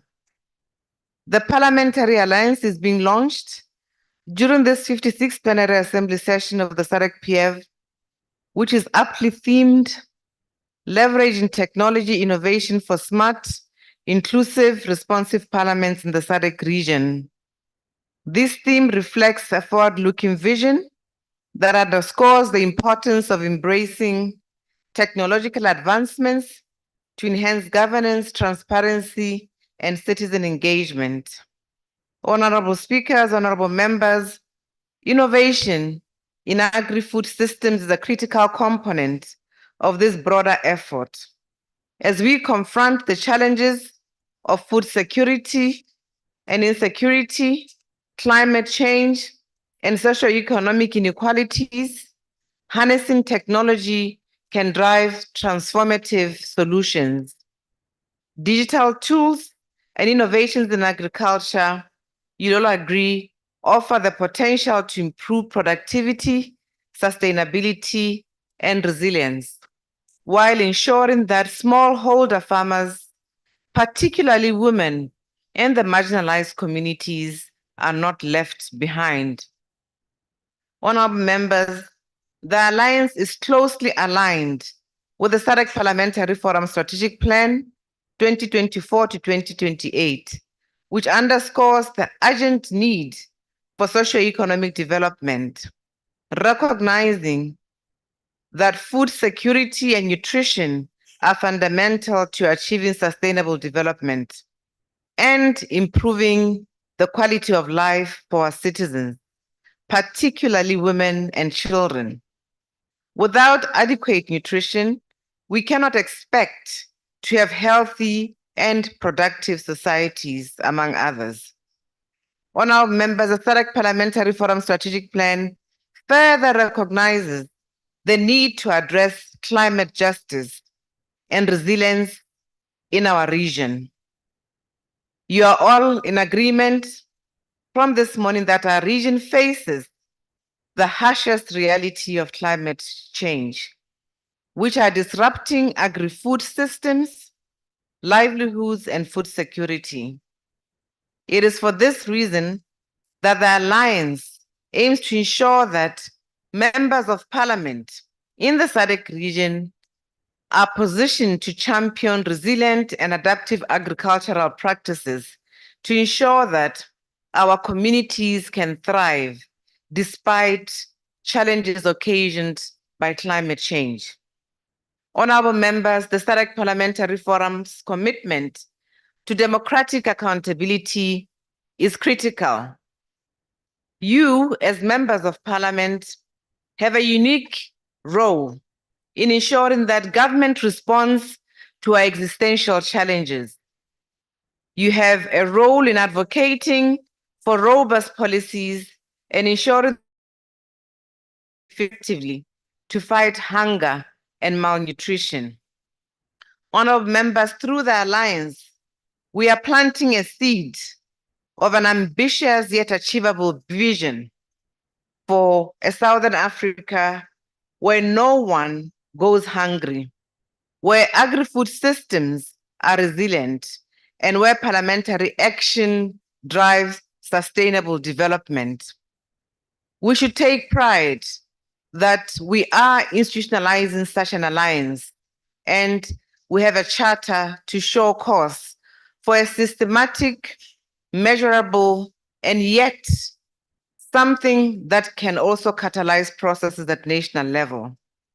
We hope that members of parliament will mobilize and move as many motions based on their mandated roles to ensure that while we speak of no hunger or zero hunger, while we speak of ensuring that the SDGs are implemented, we can equally demonstrate through the 3 mandated roles that we hold in our mandate. For these reasons, honorable members, allow me to welcome you and request you to listen and also contribute abundantly to the outcomes of this particular session. You'll appreciate the diversity of representation that has been pegged to this program. We have those who are working with small farmers. We have those who have experience and have the voice of other citizens in the communities, and those will share what they have already been in consultation and have been able to harvest in the Sadc region. Thank you, honorable members. Let me just say welcome.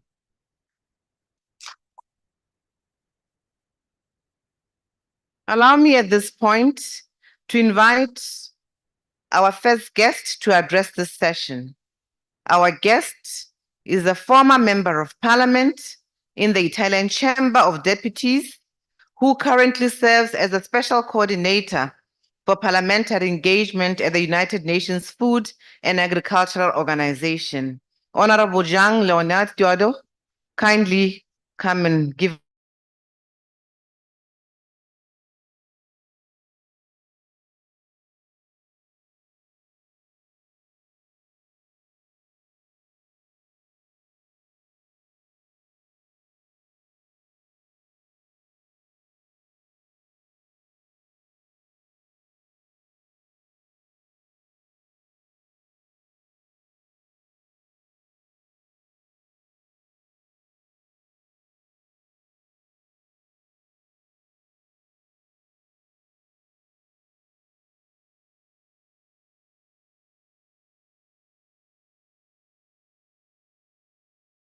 Thank you for your kind words and for hosting us.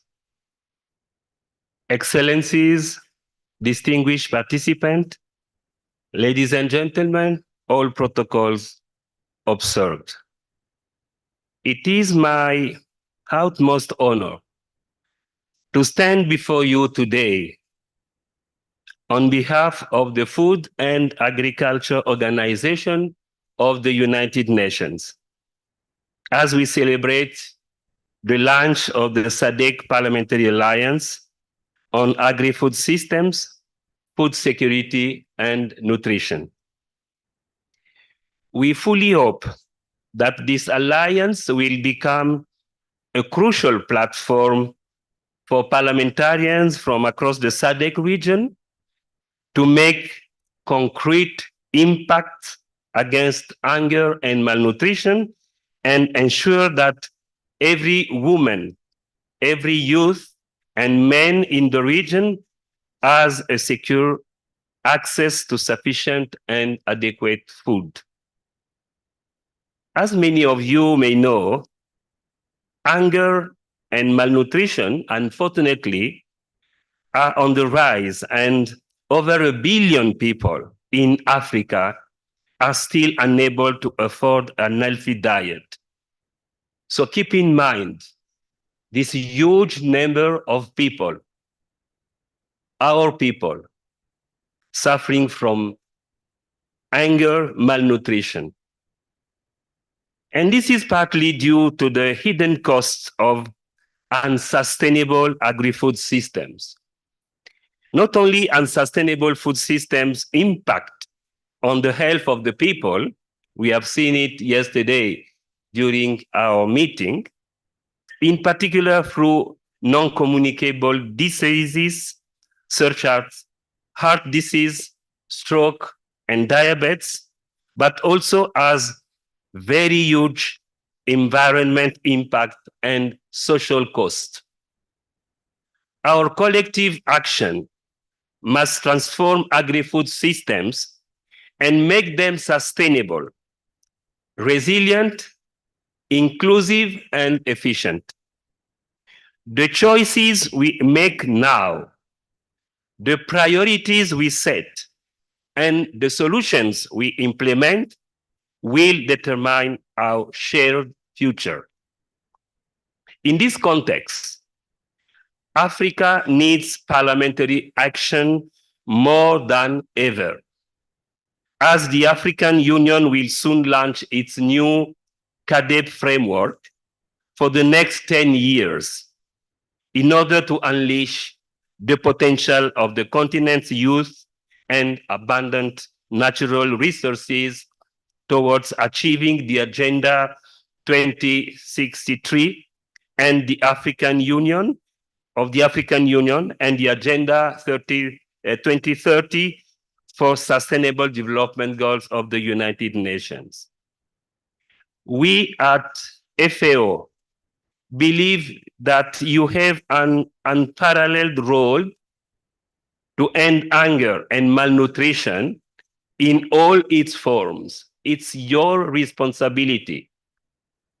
And to put sustainable agri-food systems that support good nutrition and healthy diet for all at the top of national and local agendas. You as parliamentarians have a crucial role in setting political and legislative agendas. You are the ones who enact laws. You have the budgetary and oversight role on public spending and national policies. You represent the people and you are accountable to your people.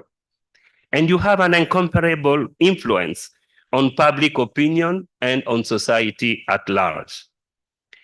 This role and your role is increasingly recognized at global level with the adoption of the 2022 resolution of the UN General Assembly, Resolution 77/159, and the Action 55 of the recently adopted Pact of the Future, which both recognize the essential role of parliaments and parliamentarian networks in accelerating progress towards the Sustainable Development Goals.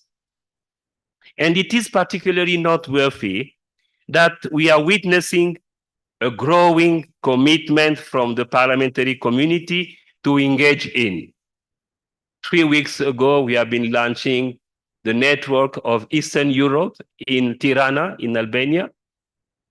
In few days, we will have, as FAO, a meeting in Panama to adopt the model law on agroecology. So really parliamentarian all over the world, and in Asia, the IPA network of parliamentarians will meet the next days in order to make priorities and choices on their work plan for the next year. So parliamentarians are more and more engaging in, and they are contributing to the global efforts for food security and nutrition, as demonstrated with the endorsement last year, and it was a great political commitment from parliamentarians, the adoption of the first ever global parliamentary pact against hunger and malnutrition.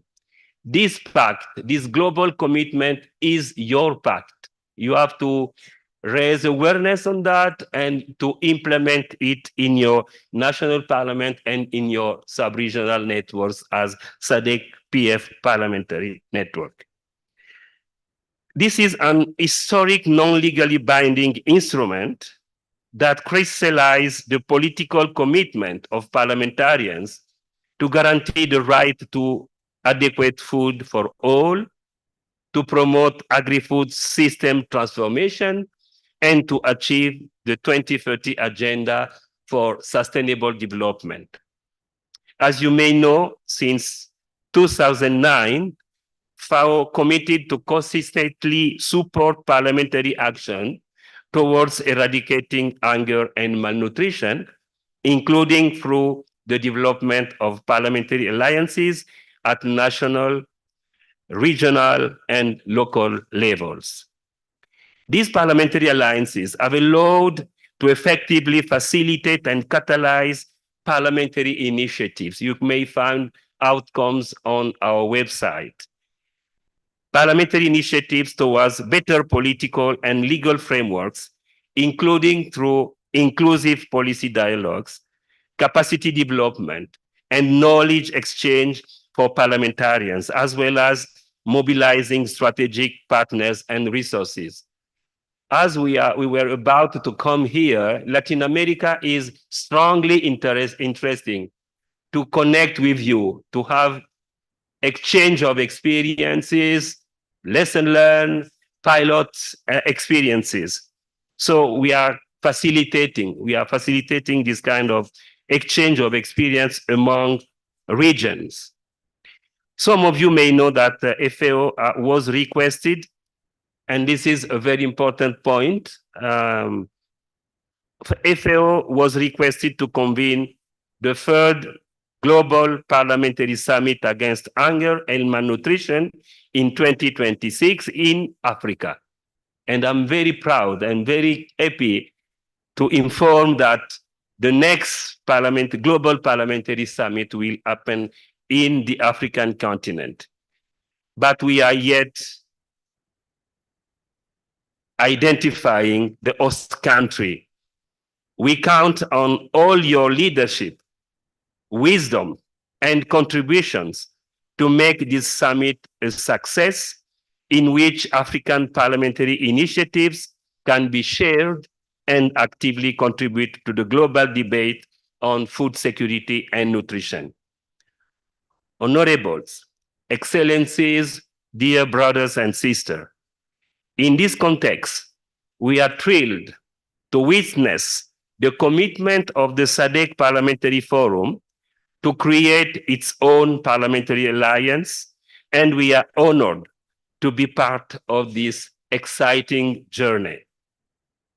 The commitment of the Sadc Parliamentary Forum, the hosting of the third Global Parliamentary Summit on the continent in 2026, the current South African presidency of the G20, the post-Malabo CADEP framework to be launched in January in Kampala, all this provides with the right momentum to create this alliance and to accelerate the impact of parliamentary action in the region. I would like to assure that FAO is ready to support these efforts through our offices in the region, the sub-regional office, our national offices, as well as our technical divisions at headquarters, and we would look forward to working hand in hand with the SADC PF Parliamentary Alliance. I would like to take the opportunity, as we have been stressing the role of digital innovation for Africa and for SADC to fully enter into the new economy. I'm happy to inform you that FAO developed a series of digital tools, e-learning courses, and other innovative tools available for parliamentarians, for advisors, and for parliamentary networks. To conclude, I would like to praise the Secretary General of the SADC Parliamentary Forum, Madame Boemo Segoma. Thank you very much for your support, and all the staff of the Secretariat who made this event possible. In my experience of 10 years working with parliamentary networks all around the world, this is the first time that we have been working with a parliamentary network in absence of a formal commitment, a legal memorandum of understanding. We started working, we started knowing each other, and we are setting our priorities while working together. This is quite a pilot experience, and congratulations for your commitment and our joint effort, according to FAO, will pave the way towards greater parliamentary action for agri-food system transformation in the Sadc region, towards better production, better nutrition, better environment, and better life, leaving no one behind. I would like to insist on that, leaving no one behind, because this is about democracy, social inclusion, because basic needs are basic rights, we use now to be aware of. Thank you very much. Merci beaucoup. Natondi bino mingi, asante sana. Thank you.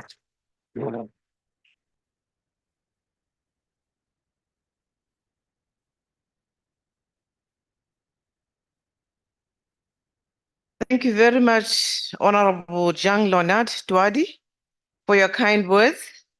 Honorable members, may we kindly give him another round of applause.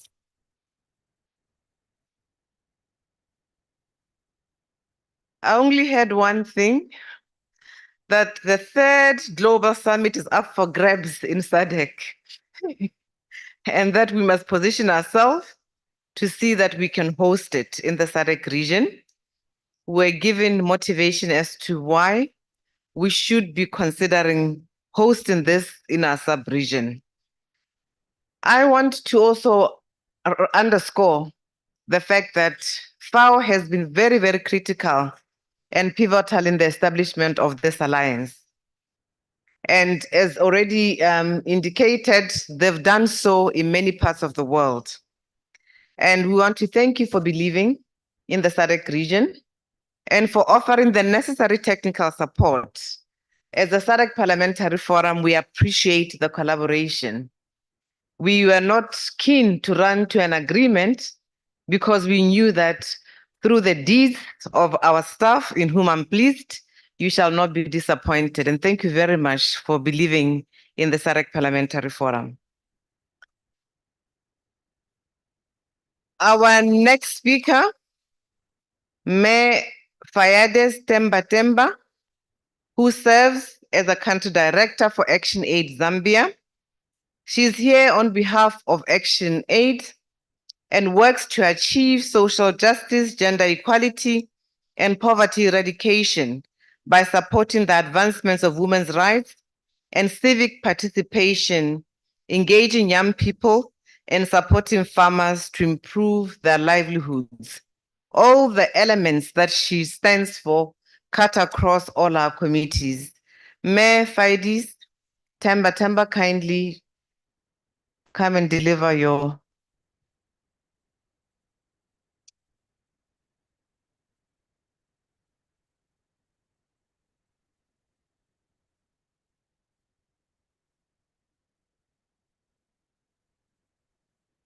Thank you, Mayor. Your Excellency, President of the SADC Parliamentary Forum and Speaker of the National Assembly of Seychelles, Mr. Roger Maseni, Right Honorable Ms. Nelly Butete Kashumbamuti, State Council, MP, FAPRA, Speaker of the National Assembly of Zambia, and host of the 56th Plenary Assembly, Honorable Advocate Jacob Francis Zwidamilimo Mdenda, Speaker of the National Parliament of the Republic of Zimbabwe, and host of the 57th Plenary Assembly, Honorable Speakers of the SADC PF Member of Parliament and heads of delegations, the media, the civil society present in this meeting, may I simply say, distinguished ladies and gentlemen, and all protocols observed. I'm privileged this afternoon to give remarks on this inaugural launch of the Sadc PF Security and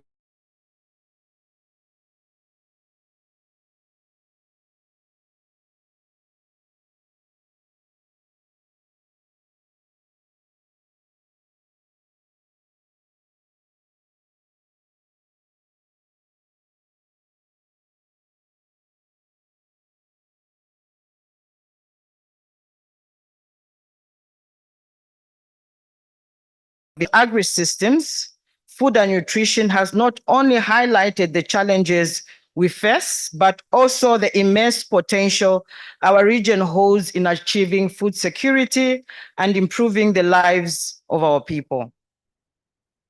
Madam Speaker, the President, the issues of food insecurity and malnutrition remain pressing concerns in many of our countries. However, through our shared commitment and collaborative dialogue, this forum has underscored the transformative power of partnerships. Madam Speaker, I would like to report to you that this project, starting in 2024, we were just phasing out the project last week in Zambia. I would report that we had collaborations and engagement from your office, and I want to believe that even in Southern Africa, it has been the same. However, we note that the alliance, as it comes forth, would want to support to foster accountability in agricultural policies, ensuring equitable resource allocation, and promoting sustainable farming practices.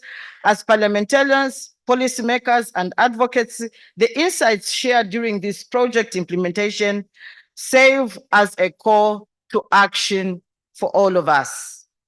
There is urgent need to strengthen our oversight roles to ensure that governments prioritize investments in agriculture, support smallholder farmers, and address systematic inequalities in access to resources. Ladies and gentlemen, I would want to say that enhancing regional cooperation and sharing innovative solutions will be pivotal in tackling cross-border challenges such as climate change and food supply chain disruptions. I therefore wish to express my deepest gratitude to all the Sadc MPs for your active engagement and valuable contributions during the implementation of the project. Your passion exhibited and dedication may have made this project a resounding success. I want to urge all of us to carry the momentum forward, ensuring that the commitments we have made here translate into concrete actions that positively impact our communities. Let us remember that achieving sustainable agri-systems and food security is not just a goal, it is a responsibility that defines the future of our region. Together, through accountability and unity, we can pave the way for a healthy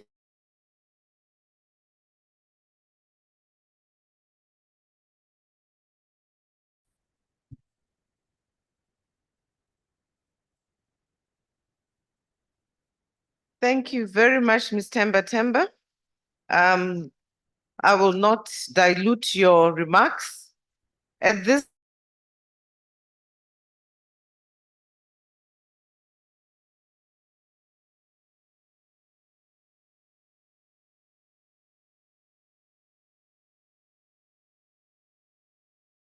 please. Thank you.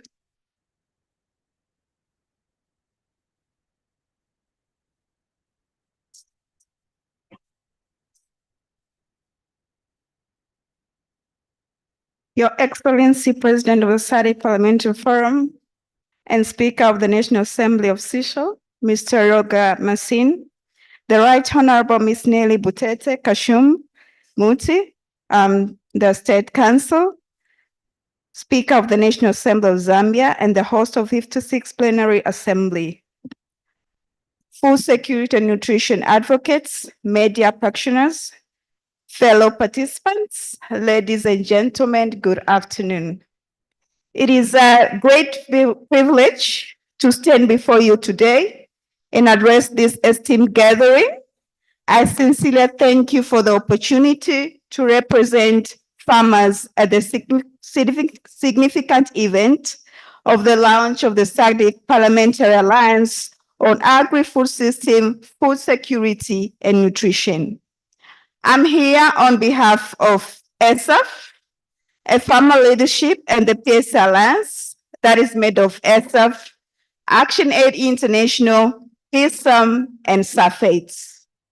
ESAF is a regional network dedicated to advocate for the rights of smallholder farmers, ensuring their voices are heard in policy discussions and supporting sustainable agriculture practices. Today, I stand here not only as a representative of ESAF, but also as a passionate advocate for the transformative role of smallholder farmers play in shaping our agriculture systems. ESAF remains committed in its objective to ensure that smallholder farmers' voices are heard and their challenges addressed at the highest level of policymaking processes. At ESAF, we strongly believe that lawmakers are essential partners in advancing the agriculture agenda. Your leadership in passing motions and allocating resources directly impacts the livelihood of farmers and the food security for our communities. In regions like Nsanje in Malawi, where we had a project as ESAF, parliamentary support has given investment in irrigation schemes. But also in Monza in Zambia, we witnessed that local legislatures have supported agricultural practices. We've seen tangible improvements in agriculture productivity, empowerment, and strengthen food security. These examples highlight the power of your commitment and leadership. Through Sadc Parliamentary Forum, we've witnessed meaningful motions that have been passed, such as a motion on agroecology in 2022, and the call of 10% increase in agriculture funding as outlined in the Malabo Declaration. These motions were critical to accelerate the domestication of the 7 Malabo goals at regional and national level. Despite these achievements, challenges do persist. Climate change continues to devastate crops and livestock, while cultural norms sometimes hinder the adoption of new technologies. We must also address post-harvest losses. For example, in Mtoko, Zimbabwe, smallholder farmers loses as much as 30% of their maize and vegetable harvests due to inadequate storage facilities. Such losses are avoidable with targeted investment in infrastructure and market accesses. The hunger crisis in Southern Africa is another alarming issue. As it was stated yesterday by Ms. Mercy Chokoko from FAO in her presentation during the pre-launch workshop, she stated that according to the latest State of Food Security and Nutrition in the World, the SOF report, approximately 55.7 million people in the region are food insecure. Stunting has affected almost 18.7 million children in the region, with severe cases in countries like Madagascar, with almost 80% of affected children, Mozambique 42%, DRC 41%, and Malawi with over 37%. These figures highlight the urgent need to intensify our efforts. Honorable members, to address the challenges, we as ESAF, we urge the Alliance to prioritize the following. Number 1, increased agriculture financing. Robust legislation and financial allocations are crucial. We have witnessed in our projects in Tanzania, a place called Mvomero, where there was increase in funding in agriculture, and almost 40% of farmers have increased their yields in rice. We need similar investment across the region to achieve the transformative change. Number 2, support for women and youth. Empowering women and youth in agriculture is very critical. In Malawi, a place called Karonga, where women-led rice cooperatives have doubled their incomes. We see the potential when marginalized groups are supported. Number 3, promotion of agroecology. Expanding agroecological practice will strengthen our resilience to climate change. Number 4, market access and trade facilitation. Remove trade barriers and enhancing market linkages will enable smallholder farmers to thrive. For instance, harmonizing policies in Zambia and Zimbabwe has allowed farmers to sell surplus maize across borders, benefit entire communities. And the last, number 5, is digital innovation for smallholder farmers. Simple technologies like mobile weather alerts and e-markets platforms can transform how farmers plan and sell their produce. Let us champion the digital transformation of agriculture. Distinguished guests and honorable members, the launch of this alliance marks a critical turning point. SAF is committed in collaborating with the Sadc-PF Alliance to advance the next CAADP Kampala 6 commitment goals, particular goal number 3, that state on food nutrition.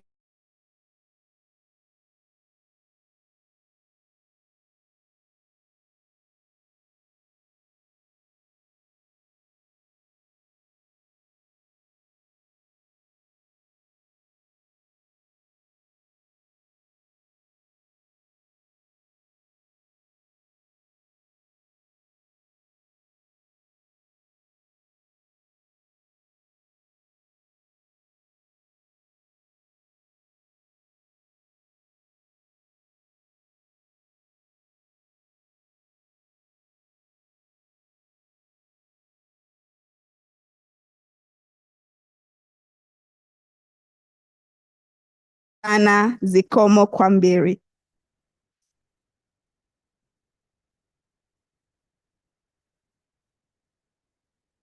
Let's give our 2 lady presenters another round of applause. They've given us what works. They've pointed us to how we can leverage our mandated roles. They've given us ideas of who the key stakeholders are, whom we can even invite to our committees. They've given us figures that one cannot repeat. And I believe that this was quite an impressive presentation coming from the 2 sectors that are representing the citizens out there. Thank you very much for your presentations, and we value the partnership that we have with your organizations across the Sadc region and beyond. Honorable members, I now have the honor to introduce our guest of honor and keynote speaker, Honorable Roger Massieng, the Sadc Parliamentary President and the Speaker of the Seychelles.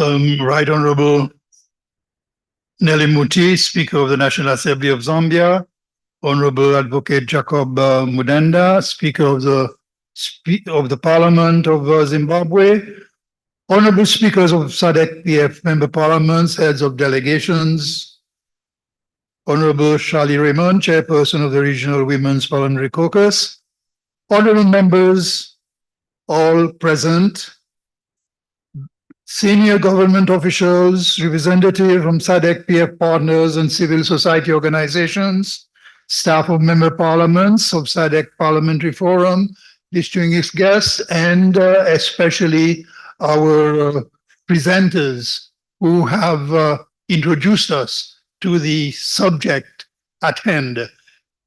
Good afternoon, everyone. I am very proud to be able to address you at the launch of the Sadc Parliamentary Alliance, on agri-food systems, food security, and nutrition.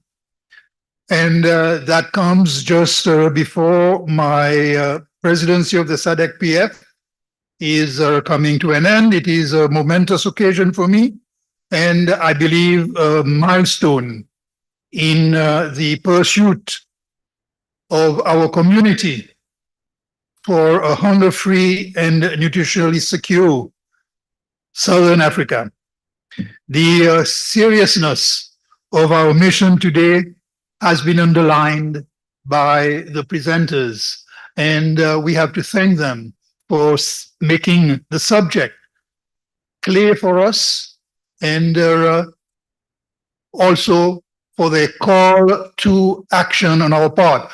All I can hope to do is add the voice of member parliaments, colleagues of the Sadc PF to the discussion.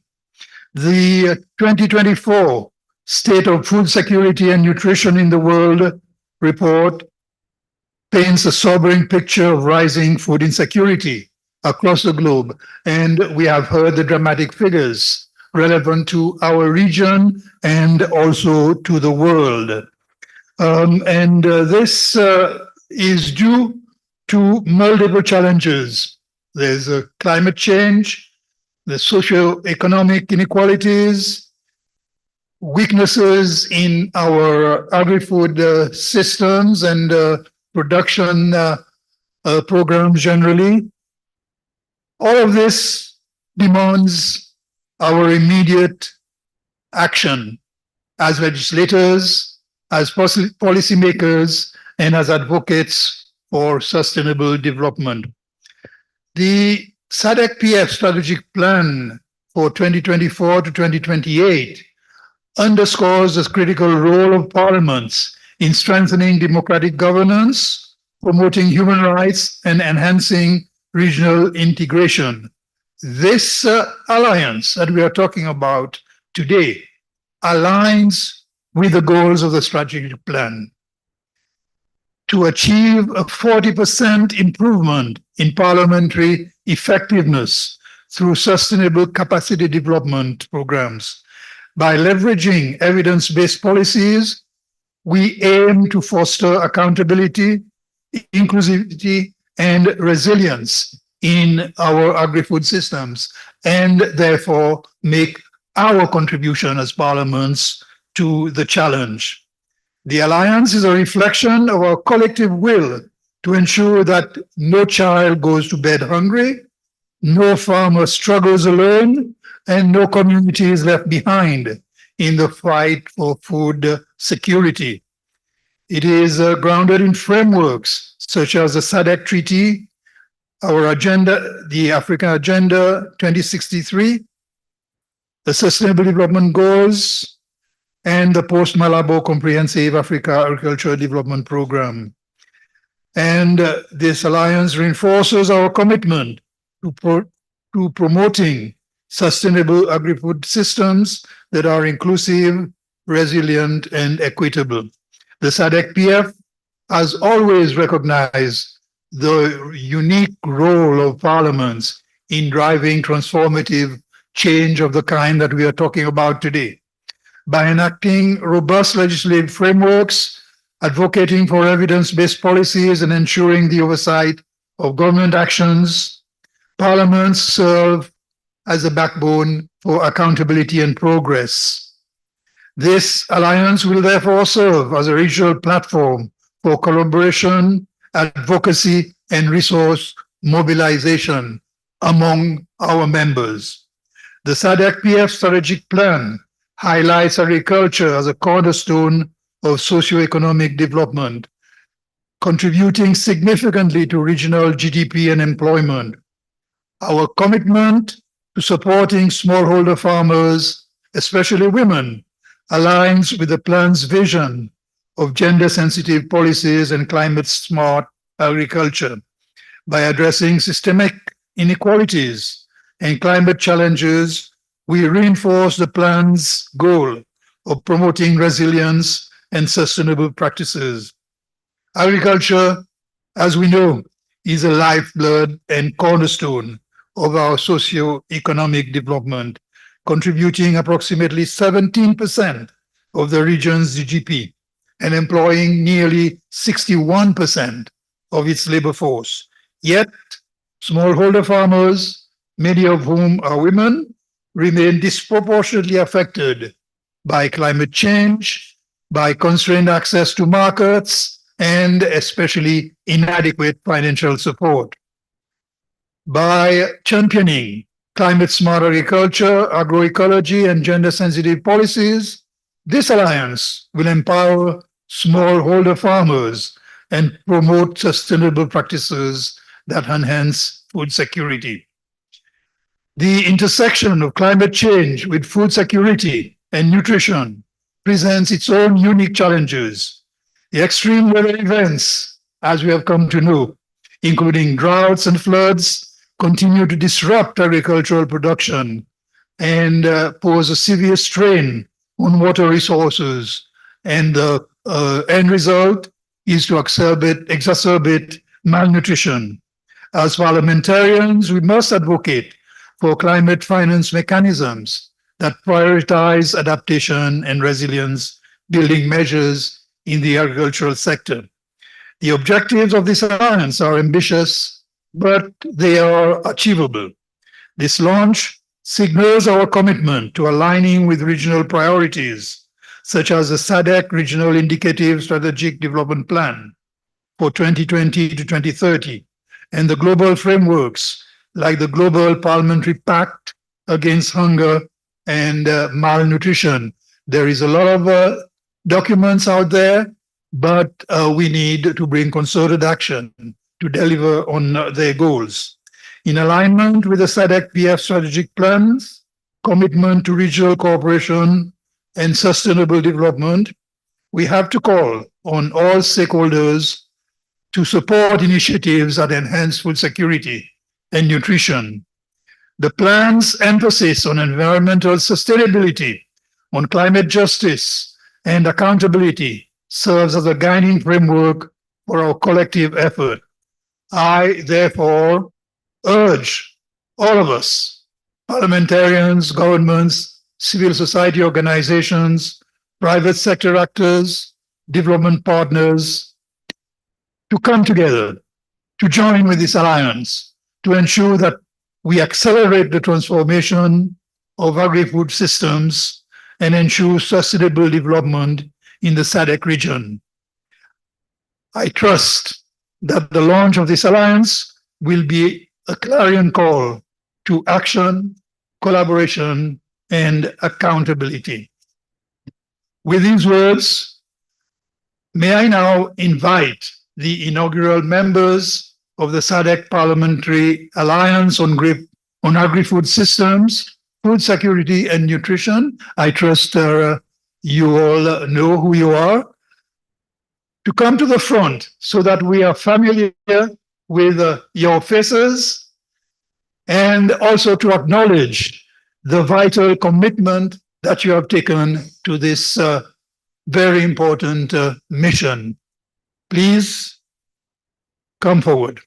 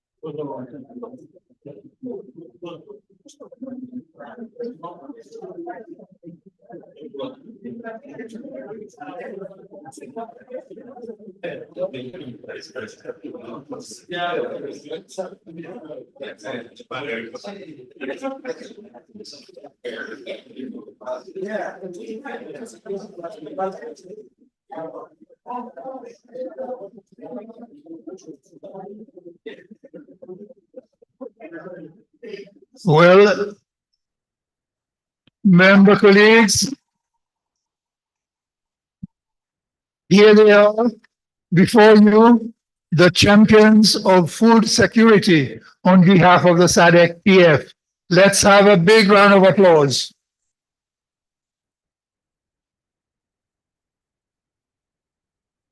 Honorable members, distinguished guests, this alliance is not an exclusive club, but an open and inclusive platform dedicated to the betterment of our agri-food systems, to food security and nutritional well-being across the region. The inaugural members are entrusted with the responsibility of ensuring that the alliance's processes, systems, and frameworks are fully aligned with our collective goals as a region. I therefore extend an invitation to all members of parliament in the Sadc region at both the regional and national level to join this alliance and actively participate in shaping policies and strategies that will eradicate hunger and malnutrition in our region. I call upon our distinguished speakers of parliaments and leaders of delegation to join the inaugural members at the front to receive the Alliance Charter, which outlines the term of reference for the Alliance.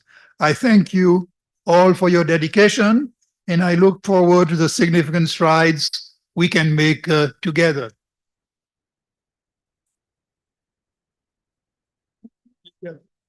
Yeah, the full.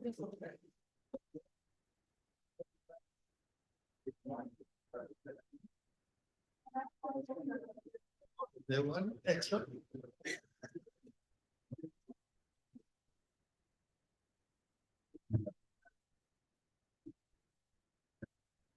Yes. Hey.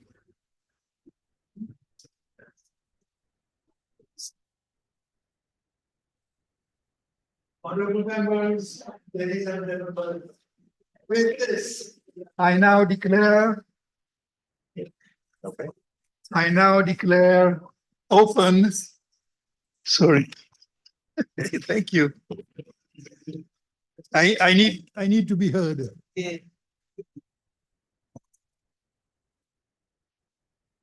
With this, I officially declare the Sadc Parliamentary Alliance on Agri-Food Systems, Food Security and Nutrition launched.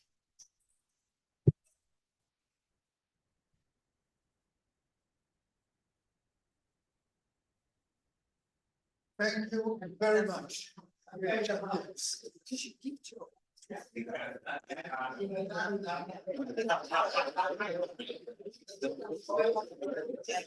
High turnover rate of MPs due to the nature of the parliamentary work, that during elections, many of the members are lost, and we do get more members which do not have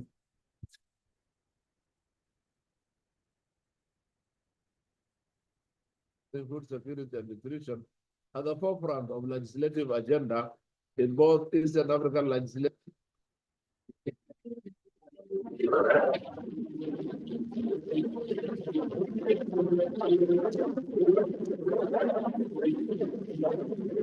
Thank you, honorable members. May we kindly take our seats? This is a very exciting moment, zero hunger. Honorable members, as indicated, order, honorable members. As indicated, honorable members, this is work in progress. We have launched the alliance. It has pillars towards its implementation and consolidation. The members who attended the capacity development were the ones who volunteered and kickstarted the process. The Secretariat has a work plan where we're going to open this up adequately and be able to ensure that all our member parliaments are represented. Ultimately, when we have done so, we will determine the signature process, which will be done at the highest level of each parliament. I thank you, honorable members. Now, Honorable President, thank you very much for the inaugural gesture that you launched before this assembly. And thank you very much those who came forward and pledged their support to the Alliance and what it stands for. You have committed yourselves to this noble cause of zero hunger, among others. Honorable members, we will now receive solidarity remarks from some of our alliance partners on the continent. Our first speaker is Honorable Zulu Moyani, Chairperson of the Africa Food Systems Parliamentary Network of AU AFSPAN. Honorable Zulu, is Honorable Zulu online? He's here, okay. Please come through, Honorable Zulu. Thank you very much. We have also received some video messages. The quality is not that good. We will attempt to try and play it. Otherwise, we'll request for another recording and share it directly in the groups. Thank you. So the chair has given me a position which is not mine. The chair is from Ghana, Honorable Joshua. And our vice chair is Honorable Nema from Tanzania. The secretary is Honorable Isuba from Congo Brazzaville. And I'm the vice treasurer of the organization. The Right Honorable Speaker, Honorable Nelly Muti, MP, Honorable Roger, MP, President of Sadc Parliamentarian, distinguished speakers, Honorable Cabinet Ministers, if any, Honorable Members of Parliament across the Sadc region, Chairperson of Committees, Sadc Parliamentarian Forum, representative of regional parliamentarian present, members of the press, ladies and gentlemen. As I stand here, I'm a member of Pan-African Parliament, and I'm privileged to serve on a committee for agriculture at Pan-African Parliament. And in turn, the AFSPAN network, when it was launched, I was invited to be one of them. And this is a network which is looking at you as parliamentarians to be champions, like what has just happened today, to be champions of agro-food transformation in our continent, Africa. Chair, at AFSPAN, we support this alliance because SADC, I think, is the third in the process now that you have come up with. This is the third alliance because we're also working with East African Alliance and Central African Alliance. They are doing fine. And I'm happy that where I belong to, there is an alliance which has come up. And this is great. And thanks so much to FO who have been there supporting AFSPAN. They've done a tremendous job. There are partners who are trusting at AFSPAN. FO have been there for us. And I'm here because FO FAO really had to make sure that I'm present at this, this function. So what are we looking at as AFSPAN? We seek to build 4 core functions that the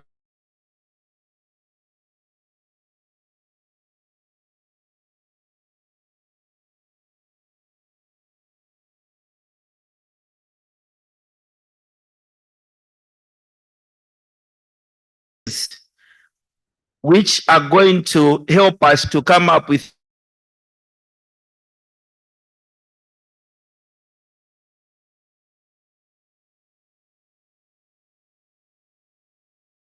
me that few of our countries, if not any of our countries today, are able to meet the CADIP 2023 agreement on supporting food security in our countries.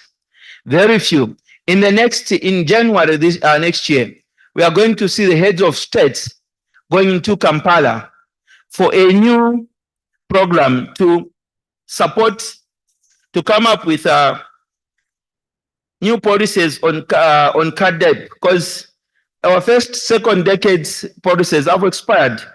In the next 1 month or so, we will be seeing our heads of state in Kampala trying to come up, signing papers, how we are going to handle the food crisis we have in our continent. You agree with me today that Africa is a continent with the most vulnerable people. The issue to do with hunger, the wars in our continent. Today, we are coupled with droughts, climate issues we have in our continent. What is it that we are doing as parliamentarians? What is it that the executive is doing for us to see to it that we fight this hunger we are facing as a continent? At Offspan, we are saying we need to bring in you, the most influential people. People seated here, speakers, ministers, presidents, to tell them that, look, today Africa can feed itself. There's no need for us to be begging countries like Ukraine, which are fighting and are busy going there to seek for food. What is it that they are doing and we cannot do as an African continent? These are the things we are looking at AFSPAN. We're trying to bring in regional alliances like the one launched today at AU level and see to it that we are working as a team. I'm privileged, and thanks to Honorable Speaker, Honorable Nelly Moot, for giving me the opportunity to serve at Pan-African Parliament.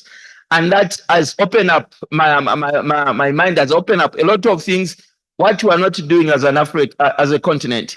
So my prayer and our prayer at AFSPAN is that let's mobilize and coordinate stakeholders, technocrats, those who understand better than us.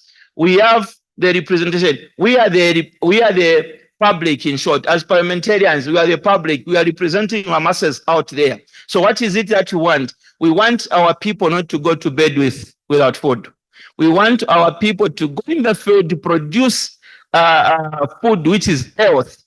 Today, you agree with me that a good number of our indigenous crops or seeds are not there.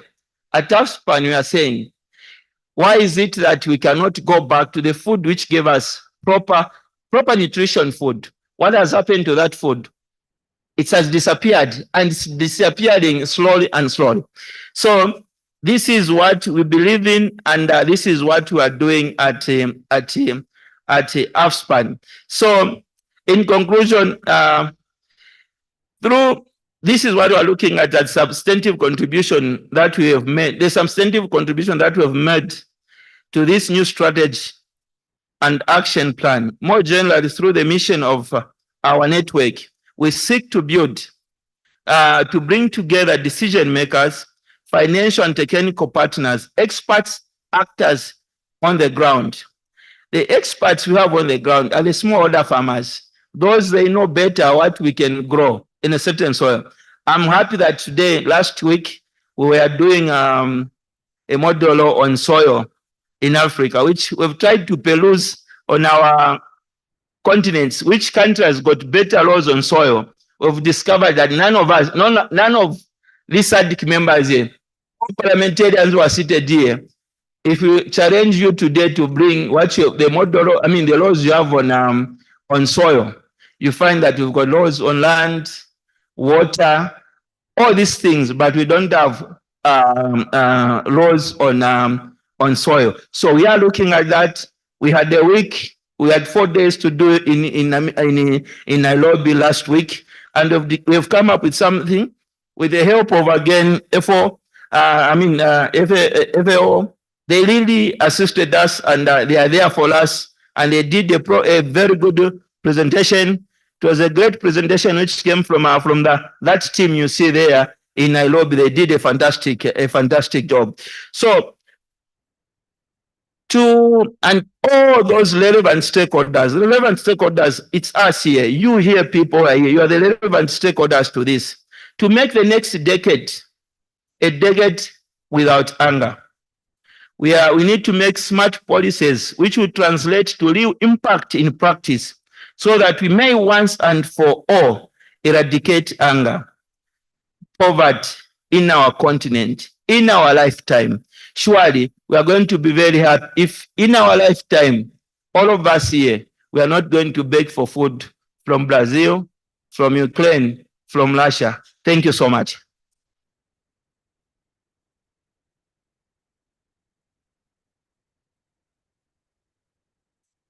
Thank you, Honourable Member, for the call to action.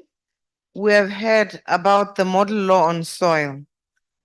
At this point, may I kindly get indication if we can stream other messages of solidarity?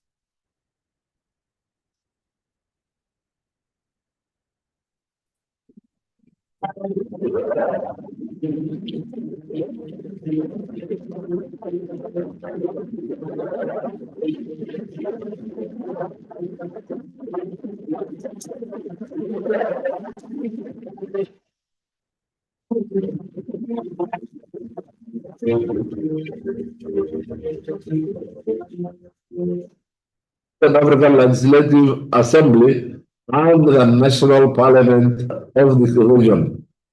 In October 2023, we took a significant step by signing a memorandum of understanding with the East African Community, which has provided us operational support through FAO Technical Cooperation Program. This partnership has been instrumental in facilitating annual dialogue and assemblies and focus on food security and nutrition. We launched the new alliance focused on agri-food system, food security and nutrition in the Sadc region. Let me share several insights and lessons learned from the Eastern African Parliamentary Alliance on Food Security that might be helpful to a long journey. Number one, establishing relationship with other parliamentary alliances to identify shared policy needs, exchange experiences, and learn from one another's success and challenges. This is a very important factor in our learning.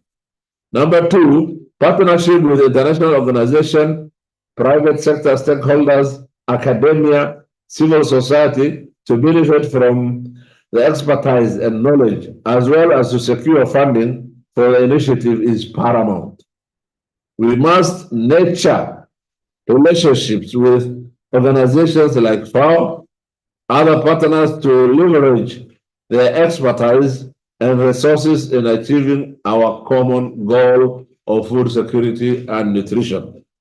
Number three, investing in capacity buildings for MPs on global and regional best practices in food security and nutrition by equipping ourselves with knowledge skills. We can better advocate for effective policies that address food security in our region.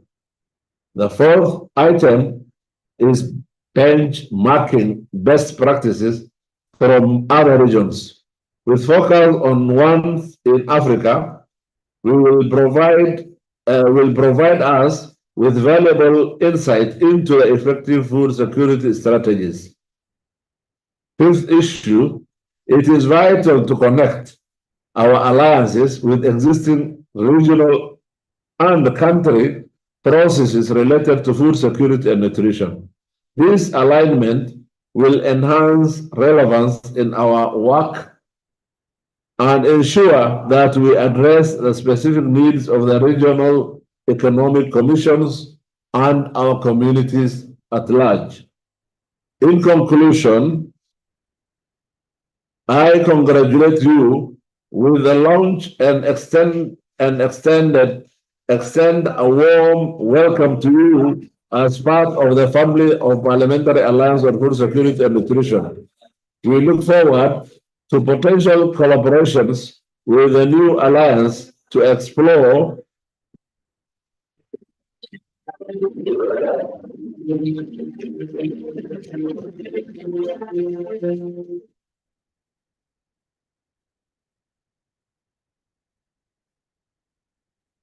Thank you very much, Honorable Member. That was Honorable Adan Haji Yusuf, the chairperson of the Eastern Africa Parliamentary Alliance for Food Security. Honorable members, at this point, may I kindly request that we open up for a few reflections or interventions from the floor on this endeavor, and hope that we'll be able to still be within time to move on to our next activity. May I kindly have indication for any interventions from the floor? Honorable Speaker, Kachavi, yes.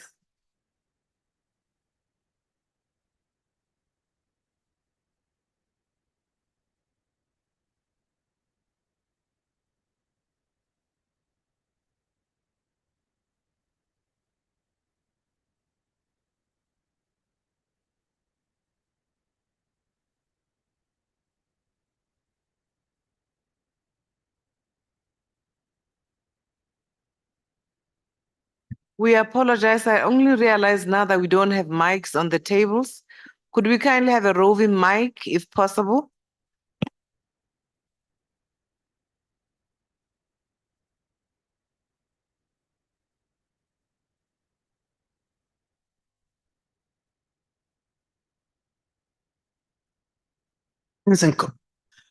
Thank you very much. That said, done. Few comments from our side. Honorable President of our forum, high table, brothers and sisters, let me go straight to the heart of the matter. I rise to congratulate the Sadc Parliamentary Forum for this important initiative. Coming from a country that is surrounded by two major deserts, the Kalahari, Namib deserts, you can imagine that Namibia is in the forefront of supporting an initiative of this kind. So I really want to congratulate the forum, its partners, and the inaugural members of the establishment of Sadc Parliamentary Alliance on agri-food systems, food security, and nutrition. This is a splendid initiative that won the hearts of many. It is no secret that food security insecurity is a grave concern for the Sadc region as a whole, which is experiencing the worst drought in 40 years. Right now, we are talking about drought because this year, it is almost imminent that we are going to go through another major situation of drought. This drought, exacerbated by the El Nino phenomenon and the broader impacts of climate change, has wreaked havoc on our agricultural sector, threatening livelihoods, health, and human dignity. In these trying times, it is our women and girls and children who bear the brunt of these challenges.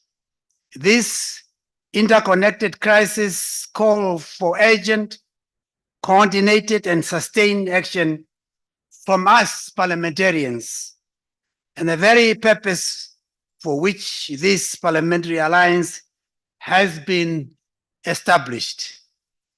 We warmly welcome this initiative. It is a timely move that should win the support of all of us. And there was a direct appeal to us parliamentarians, lawmakers, that we should be in the forefront of supporting an initiative of this kind. It is particularly noteworthy that this alliance has been launched today, on the day when Namibia is presenting its arguments in the advisory proceedings at the International Court of Justice at The Hague. This case, initiated at the request of the UN General Assembly in March 2023, seeks to clarify states' international obligations regarding climate change. Our country, Namibia, as I said earlier, is a drop in the sub-Saharan Africa, is severely impacted by the effects of climate change, leaving a substantial number of food insecure. This is not unique to Namibia, but presents a challenge throughout the region, the whole Sadc region. The effects of climate change are highly pronounced in our region, yet we have contributed to it least. In other words, we are not the polluters, but the other people who cause the impact of climate change much more than the rest of us in our region, or even the whole of the African continent.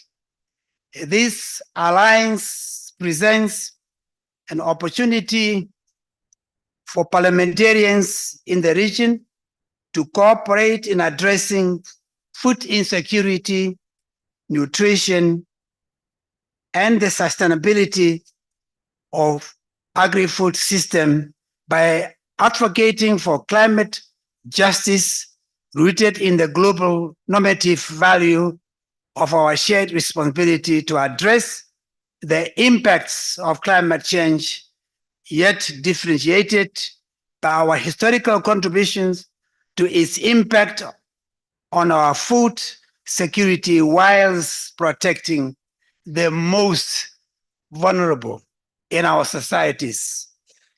May this alliance serve as a symbol of regional solidarity, empowering parliaments to lead with foresight, innovation, and particularly being inclusive in this important undertaking.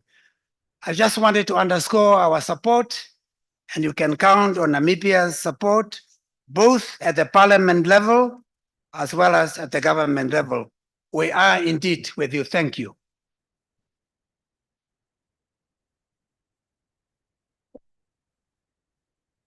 Thank you very much, Professor, Honorable Speaker Katavivi.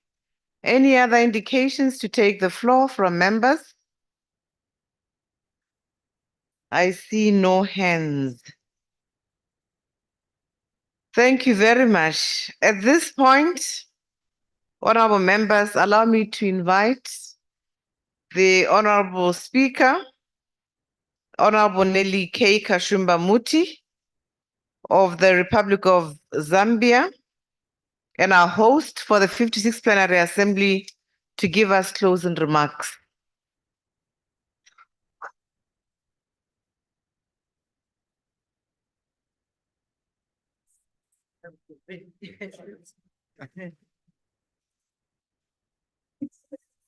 Thank you very much. The Right Honorable Mr. Roger Masen, President of the Sadc PF and Speaker of the Parliament of Seychelles, the Chairperson of the Regional Women's Parliamentary Caucus,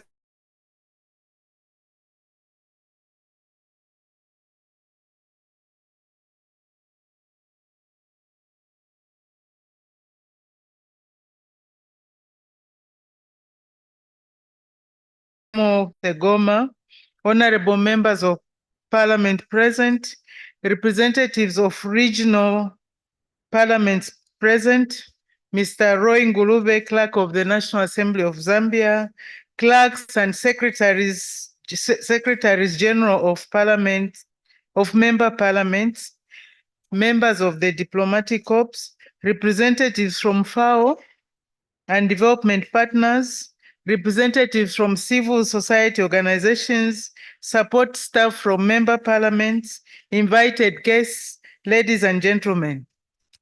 The launch of the Sadc PF Parliamentary Alliance on Agri-Food Systems, Food Security and Nutrition marks an important step towards addressing one of the most pressing challenges of our time, eradicating hunger and improving nutrition through the development of resilient agri-food systems and ensuring sustainability in our food supplies across the Sadc region. The launch of this alliance, therefore, reaffirms the critical role that parliaments play in advancing food security, promoting climate resilience, and ensuring sustainable agricultural practices. As legislators, we carry the immense responsibility of translating the aspirations of our people into concrete actions. Through this alliance, we have created a vital platform to harmonize efforts, strengthen laws, and hold governments accountable for delivering on their commitments. For Zambia, the issues addressed today resonate deeply as we are facing the worst drought on record due to the ongoing effects of El Nino, with some regions receiving less than 50% of the usual annual rainfall. This is affecting food production and natural resources with a knock-on effect on food security. Ordinarily, this period we are in should have been raining heavily. However, there are fears that some parts of the country in the region may experience similar challenges. Zambia's 2 million smallholder farmers are extremely vulnerable to such climate shocks, as they predominantly depend on rain-fed agriculture. They also face limited access to high-quality imports, climate and post-harvest management information, sustainable markets, and financial services. In February 2024, His Excellency President Hakainde Hichilema declared a state of food emergency, noting that the country had experienced a dry spell at a critical time for our farmers. The drought impacted 84 of Zambia's 116 districts, affecting over 1 million farming households. These issues are not unique to Zambia and impact many of the countries in our region. Our countries are confronted and grappling with adverse impacts of climate change, which have disrupted agricultural production and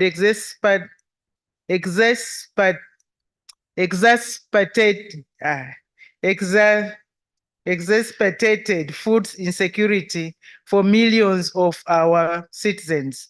As a region, we must remain committed to addressing these challenges through collaborative efforts, innovative solutions, and evidence-based policies. This alliance provides regional framework for us to work together, sharing best practices and resources to build resilient agri-food systems that benefit all. The Zambian parliament has demonstrated resounding leadership in addressing food security. Having established Parliamentary Alliance on Food Security and Nutrition, enactment of the Food Safety Act of 2019, the Food Reserve Act of 2020, the Food and Nutrition Act also of 2020, and most recently, the establishment of the Zambian Parliamentary Caucus on Post-Legislative Scrutiny. The caucus recently conducted a scrutiny of the Food Reserve Agents Act of 2020 to assess whether its implementation has been adequate. The work of the Zambian parliament, together with the establishment of this alliance at regional level, presents opportunities for the sharing of best practices and advancing parliamentary action on the challenges affecting our region. Honorable members, ladies and gentlemen, as we reflect on the objectives of this alliance, let us remember that our work does not end here. This launch is the beginning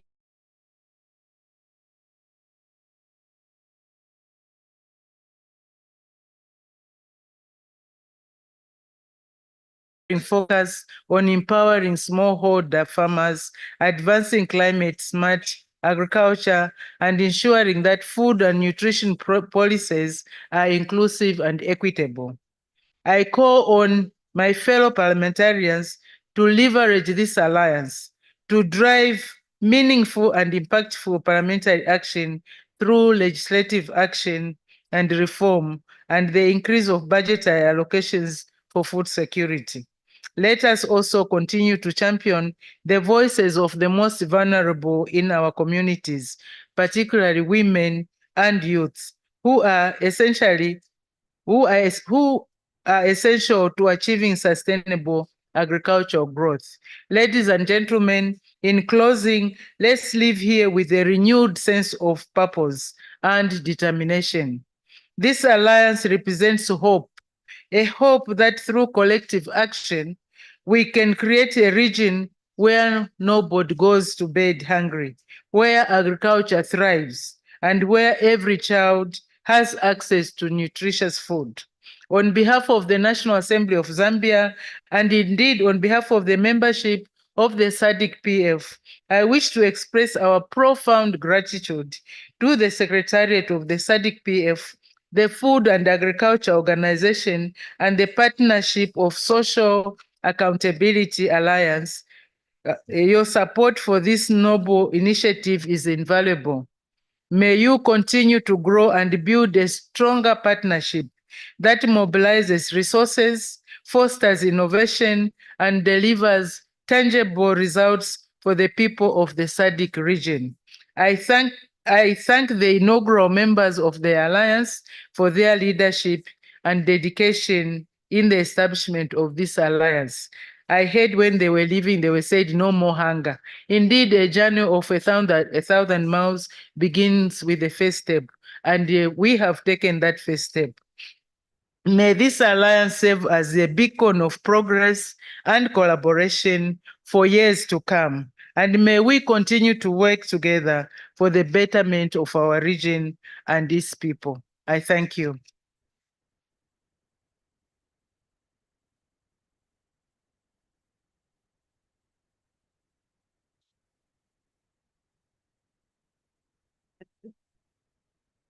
Thank you, Honorable Speaker. Another round of applause, honorable members.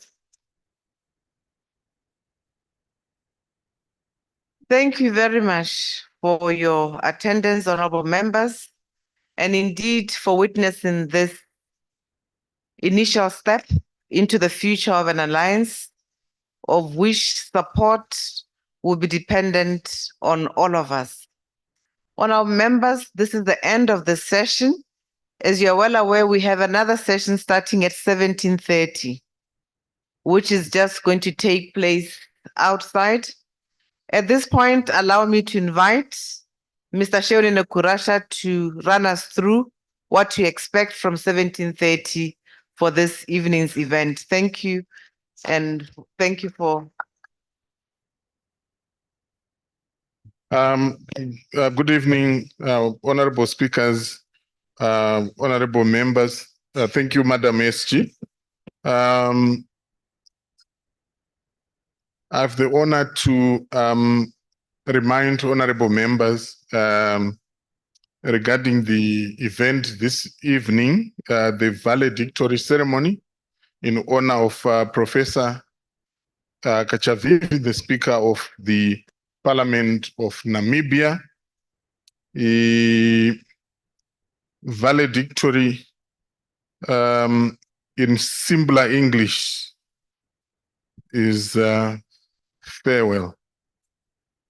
So the event is in essence an event where honorable speakers will lead the 56th Plenary Assembly in honoring Professor Kachavivi, who is the host for the Sadc Parliamentary Forum, who will be retiring in March 2025.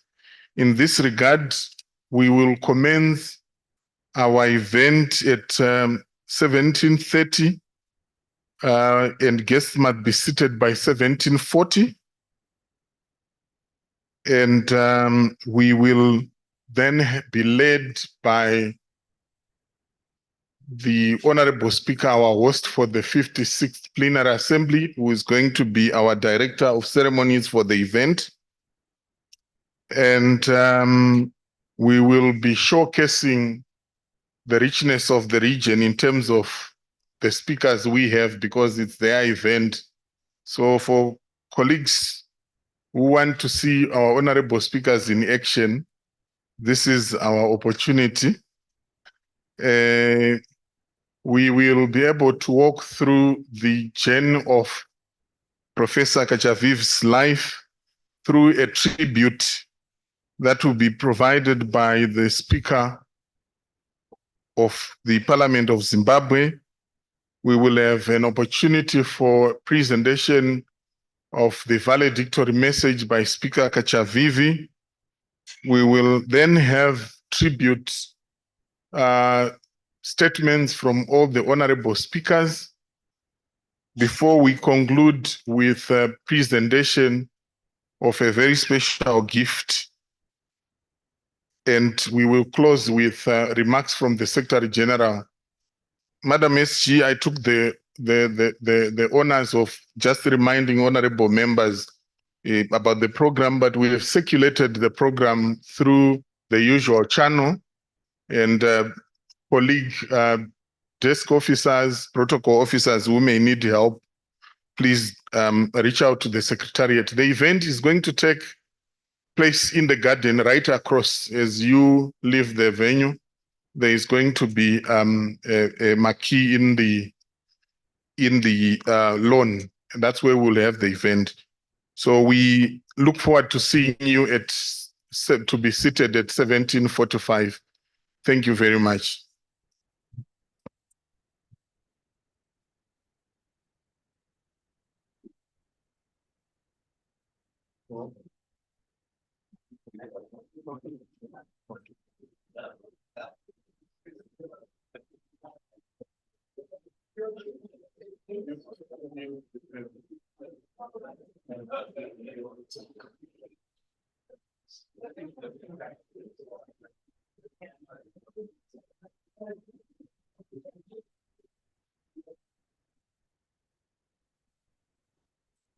Honorable members, we allow the high table, the president and the host to lead first, and thereafter we follow. Thank you.